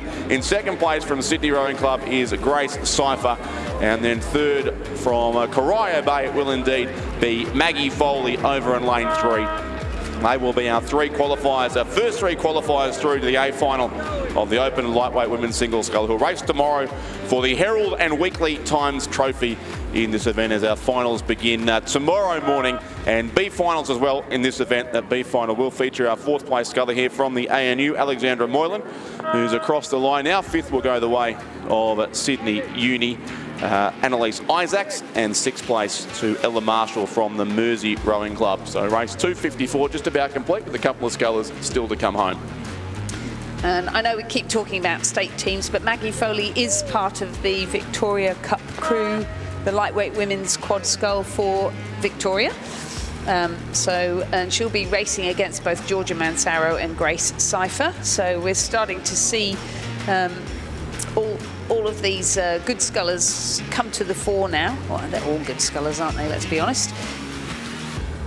We're certainly getting to the point end of the field here with 6 to go through to the A final, and I think they're just about all across the line here. Yeah, so confirming the results of the first semi-final of the Open Lightweight Women's Single Scull, a win for Georgia Mansaro of Sydney University Boat Club and the New South Wales Institute of Sport. Second, Grace Cypher from Sydney Rowing Club and the New South Wales Institute of Sport. Third, Maggie Foley from Corio Bay. Those 3 scullers progress through to the A final.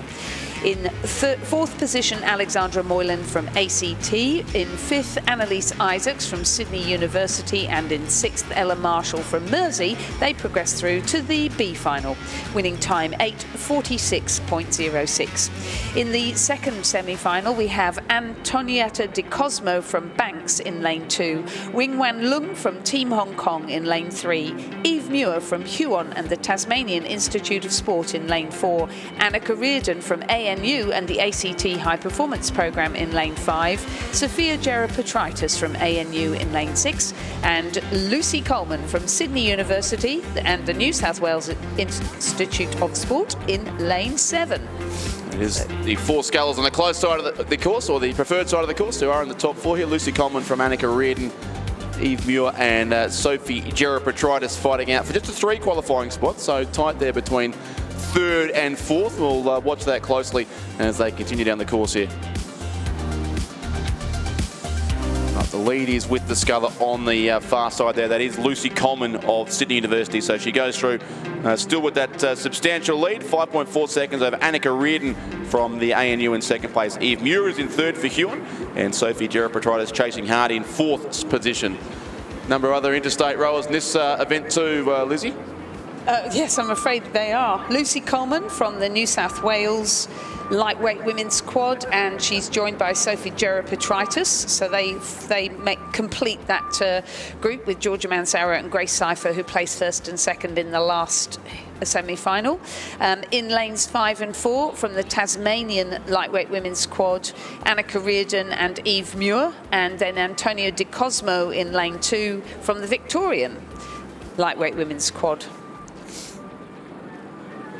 So Lucy and Annika Reardon, of course, based at the Women's National Training Centre and have formed the lightweight women's double for most of the season.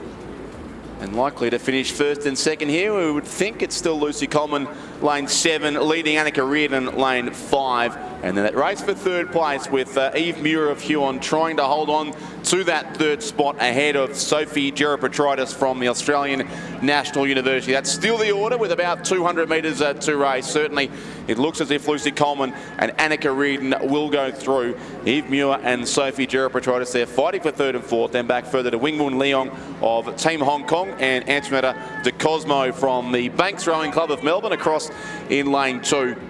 She is in 6th position, but our leaders heading towards the finish line here. It's still being led by Lucy Coleman on the finish tower side of the course as the ratings certainly start to come up from these boats fighting for 2nd, 3rd and 4th behind them. Annika Reardon from the ANU, Eve Muir and Sophie Gerapetritis either side of her, and there are 4 racing for 3 spots here in the final of the Open Lightweight Women's Single Scull. Lucy Coleman looks safe in front, but the other 3 are coming at her quickly.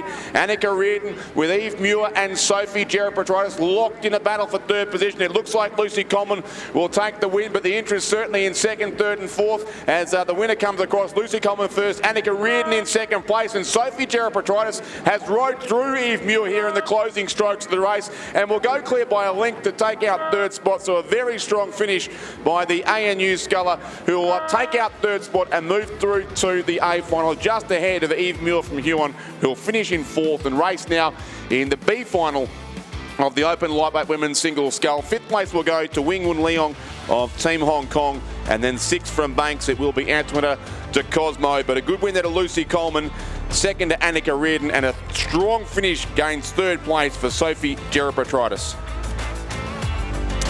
Excellent race. Interestingly though, Georgia Mansaro won in a time of 8:46 and Lucy was 9:08, so quite different the speed in that race, unless of course there was wind adjusted. But the official results of the 2nd semi-final of the Open Lightweight Women's Single Scull was a win for Lucy Coleman of Sydney University Boat Club and the New South Wales Institute of Sport. 2nd, Annika Reardon from ANU and the ACT High Performance Programme, and 3rd, Sophie Gerapetritis from ANU. Those 3 scullers progress through to the A final. 4th, Eve Muir from Huon and the Tasmanian Institute of Sport. 5th, Wing Wang Lung from Team Hong Kong, and 6th, Antonietta Di Cosmo from Banks. They will progress through to the B final. Yeah, substantially slower time and also a much faster finish given how close it was. So it is interesting, the difference between those 2 semis for what it's worth. Yeah, I think we forgot to mention that Lucy Coleman and Annika Reardon are the selected double scull for the Australian team heading into the international competition. The last race before lunch, Lizzie, is just about with us. Ben Homer's already found the sandwiches in the commentary box, so hopefully there's something left for us in a few minutes' time. Hopefully. So I wouldn't bet on it, but. No, I wouldn't either. So we have a repechage now of the PR3 women's single scull. Very exciting to see so many entrants in the PR3 single scull category in both the men's and the women's division, as well as those PR3 mixed double sculls that we saw yesterday battling it out. In this repechage of the PR3 women's single scull, we have Bronte Marshall from Community Rowing Club in lane 3, Kaylee Mitchell of Centenary in lane 4, Rebecca Markwell of Bundaberg Rowing Club in lane 5, Lauren Webber of Community Rowing Club in lane 6, and Rebecca Jones of the ANU in lane 7. So interestingly, Rebecca Markwell has a vision impairment. So I'm curious to see whether she's going to be followed down the course by a guide, which is what you are permitted to do if you have a visual impairment. She's in the centre lane of the course as well, Rebecca Markwell. She is. So our fastest qualifier was Rebecca Jones in lane 7. Rebecca, who rowed at school as an able-bodied athlete in the Pymble Ladies College First 8 in her final year. I think she was the bow woman. She's a wonderful athlete, and as a result of a medical condition, now has an impairment that qualifies her for para-rowing. And she rows both able-bodied and para-rowing, and I think she really enjoys it, and of course does a wonderful double scull with our co-commentator Stuart John. I know they have a lot of fun out there, and it's bloody good rowing too. Yeah, Stuart's back on the water just after lunch. In fact, we end the morning session with the PR3 women's single scull and begin the afternoon session of racing with the repechage in the PR3 men's single scull, which does feature our own Stuart John. So we'll see that race soon after the lunch break. But they're underway, Lizzie, in this repechage of the PR3 women's single scull. They are, and Rebecca Jones gets off to a good start, as does Kaylee Mitchell from Centenary. Kaylee just newly classified as a para-rower, so classification in the main takes place at the New South Wales State Championships. And you do need to be classified as a para-rower to row here at the National Rowing Championships. You do not need to be fully classified to row at a state championships or at a domestic regatta. So that means that you've got a chance to have a go at it, see how you feel, fill in the paperwork, which is quite extensive, have a talk with the physio, doctor, whatever, get together all of the information that's needed, and then at a classification event, come and have a talk with the classifiers. One of them is a technical classifier and the other is a medical classifier, so usually a physiotherapist. And you have a discussion, they run you through a series of tests, have a look at you on the ergo, and then they decide whether that you qualify for para-rowing or not, whether you meet the criteria. But if you're interested in that as a possible para-rower, all the information is on the Rowing Australia website. And Rowing Australia, as it is a new Olympiad and we are still building, is definitely looking for people who are interested in rowing in para-rowing. Rowing Australia runs a development program under the head coach Chad King and the lead para coach James Loveday, both of whom are here at the regatta today. They are trying to identify existing rowers who are at schools, universities and clubs with conditions relating to ankles, feet or wrists. So that's something like an ankle fusion. You might have had clubfoot. You might have had to have a toe amputated, your wrist fused. You may have had an elbow fracture that's partially fixed. You might have Erb's palsy, cerebral palsy.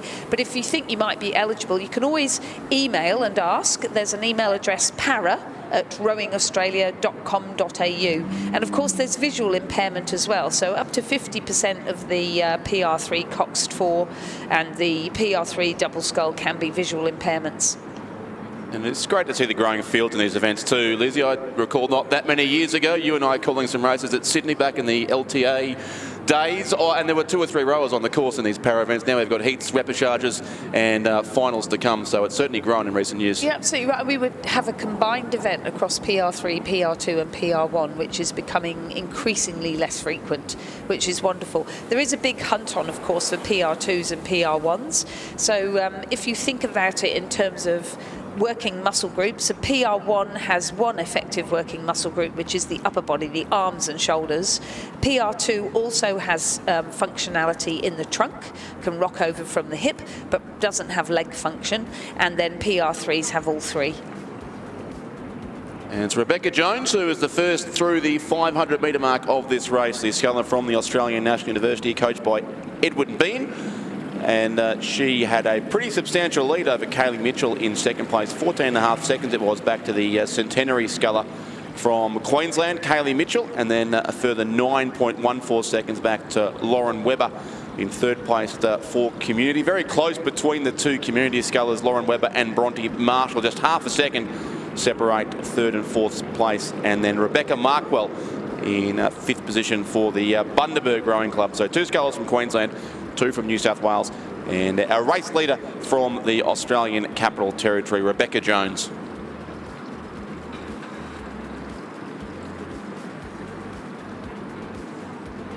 Certainly improving conditions here too at Champion Lakes. Those shots from the start before we saw as these scullers went on their way.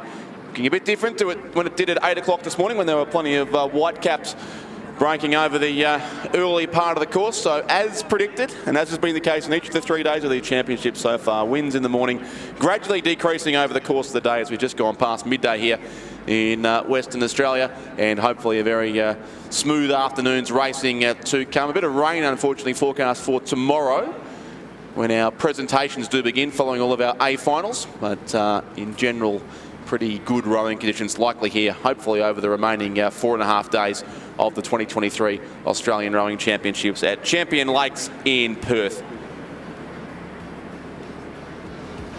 Continuing our theme of people who represent their states, we've got Bronte Marshall, who has in the past represented New South Wales, Rebecca Markwell, who has represented Queensland in the para single scull in the interstate competition for a number of years now, and Rebecca Jones, who on moving to ACT was claimed by them as an interstate sculler.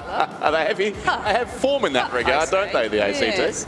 She took the bronze in this event last year at the National Championships, and she also won bronze in the interstate representing ACT. She's well in front here after 1,000 metres too, 5:12.69, so it's going to be well over 10 minutes by the time she gets to the finish line, but a substantial lead over. Kaylee Mitchell still there in second place, the Queenslander from the Centenary Rowing Club. So they train Centenary on the upper reaches of the Brisbane River through the western suburbs. And Bronte Marshall from Community, that new club in Sydney, a relatively new club in Sydney that you spoke about, I think, yesterday, Lizzie, is in third place ahead of Rebecca Markwell, now up into fourth, it looks like. And sure what's happened to Lauren Webber over the second 500 of the race. She was sitting in third place. And she does, to me, still look to be well clear of Rebecca Markwell. So I'm not sure those splits exactly reflect the situation, but there is no doubt about our leader in any case, Rebecca Jones, comfortably clear. Yeah, Bronte Marshall and Lauren Webber started rowing at school where PLC ran a program. They have intellectual impairments, and both of them have represented Australia at the Virtus Global Games, which is a world championship level for intellectual impairment, because intellectual impairment is not included at the FISA World Championships, or not yet anyway. Australia's working on that. Gordon Marks, who was our para lead coach for the last couple of Paralympiads, still on the FISA Commission and still lobbying to at least include PR3ID at World Cups. So that's the plan, and then hopefully increase that into World Championship level, because it's a hotly contested area of para rowing. In fact, if you go to Hong Kong, my husband and I were there one year, and we just went over to Sha Tin, as you do. As you do. Tragic, so you go to the local course. There was a massive regatta going on, everybody racing in coxed fours. It was fantastic. I've never seen anything like it. All intellectual impairments. But the Virtus Global Games, which was held late last year here in Queensland and a couple of years ago on the Gold Coast, this year is in France, and so Bronte Marshall's heading over there to represent Australia, along with Mac Russell and Julia Story, who are already through to the A final. Bronte trying to make her way into that A final now via the repechage, but It's just the top two who'll go through here. So, yeah, some work to do for the scullers behind. Rebecca Jones, our runaway leader here, the ANU sculler from the ACT, with a very, very comfortable lead. She's through 1,500 now, 8:00.67 her time over the opening three-quarters of the race. And then behind her, the interest certainly in second place, Lauren Webber, the sculler from Community, and Kaylee Mitchell from Centenary still looks to be, in fact, in second position. And then I think, the two Community scullers probably fighting out third and fourth at this stage, but only two will go through. And there is Kaylee Mitchell, the sculler from Centenary, looks pretty comfortable in second spot. She's about 34 seconds behind our race leader. And here come the two scullers from Community, so still having a good battle for third and fourth. It is at this stage of proceedings Bronte Marshall ahead now of Lauren Webber, and then Rebecca Markwell in fifth spot for Bundaberg.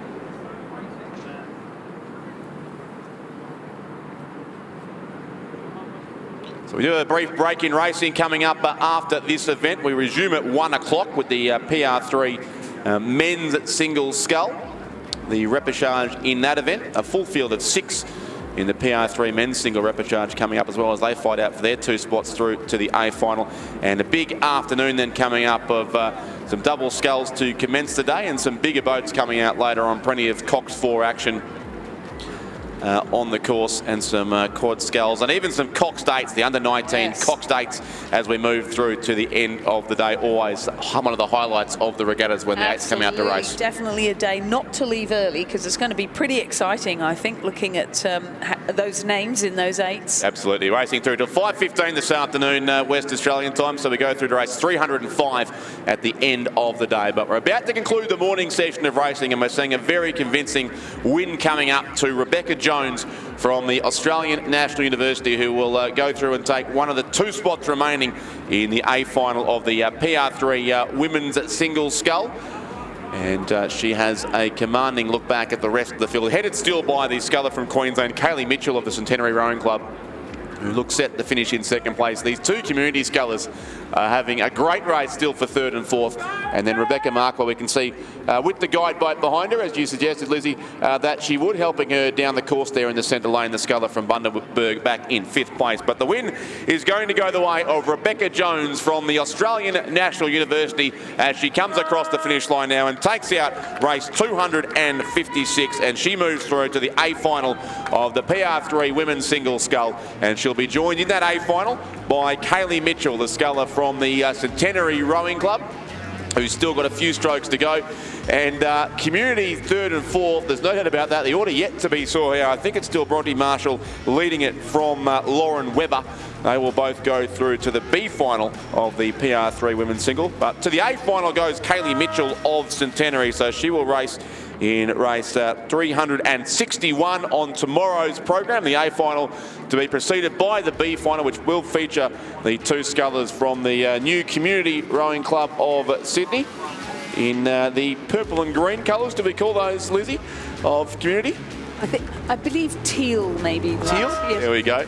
The teal colours, as worn by the Brisbane Heat in the Big Bash League as well. But it will go. We've got cricket in. We've got some cricket in now, just to get the numbers up. But well done to Bronte Marshall in third, and Lauren Webber will finish in 4th spot. And Ray Abbott's walked back in, so I'm guessing the Dolphins are about to get another mention as well. Oh, yes, because in any case, it is a Queensland sculler who'll come across in 5th place too here. Rebecca Markwell from Bundaberg being guided down the course. Certainly visually impaired single sculling would not be an easy task, Lizzie. No, not in this water. Mind you, I think if you saw that flotilla of safety boats and umpires behind you, you'd be put off. So it's probably a good idea to think that she can't see them very clearly. Yes, our officials. How many of them they are. And really, keen for a lunch break, I think. I was going to say, and big thanks to all of them for keeping our athletes safe, because it's been a tricky morning and there have been a few capsizes and people not very confident. So we complete our morning series of racing, everybody safely over the line in this final race. And confirming the results, Rebecca Jones of ANU was the winner. Second was Kaylee Mitchell of Centenary, and those 2 scullers progressed through to the A final. In 3rd position, Bronte Marshall of Community. 4th, Lauren Webber of Community. 5th, Rebecca Markwell of Bundaberg, and they go through to the B final. Winning time 10 minutes 39 seconds. Congratulations to our rowers. That completes this morning's session of Does at this stage. It looks like Ray Abbott's back at 12:45 with another interview, so about half an hour or so we'll resume transmission from here, but that does conclude the morning session of racing. And Chris McCarthy to join us this afternoon as well for a big afternoon of racing. I hope the world is ready for that. Oh, we'll have to be. We have no choice. We'll see you in about half an hour.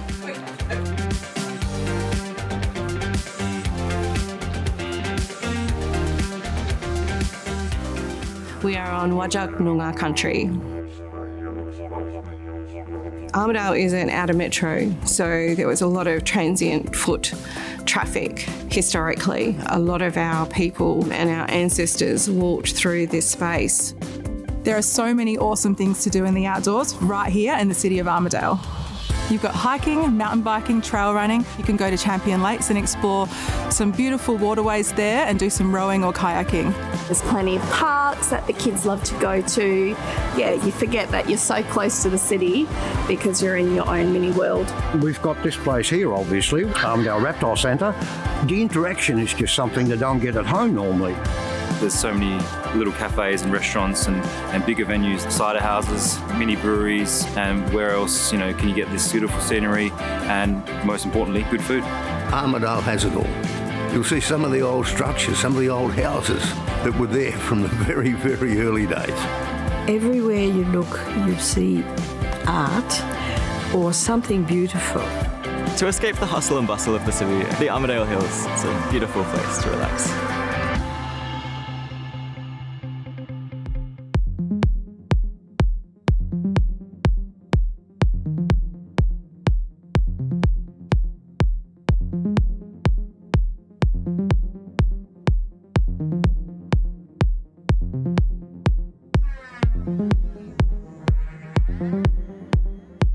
Thank you.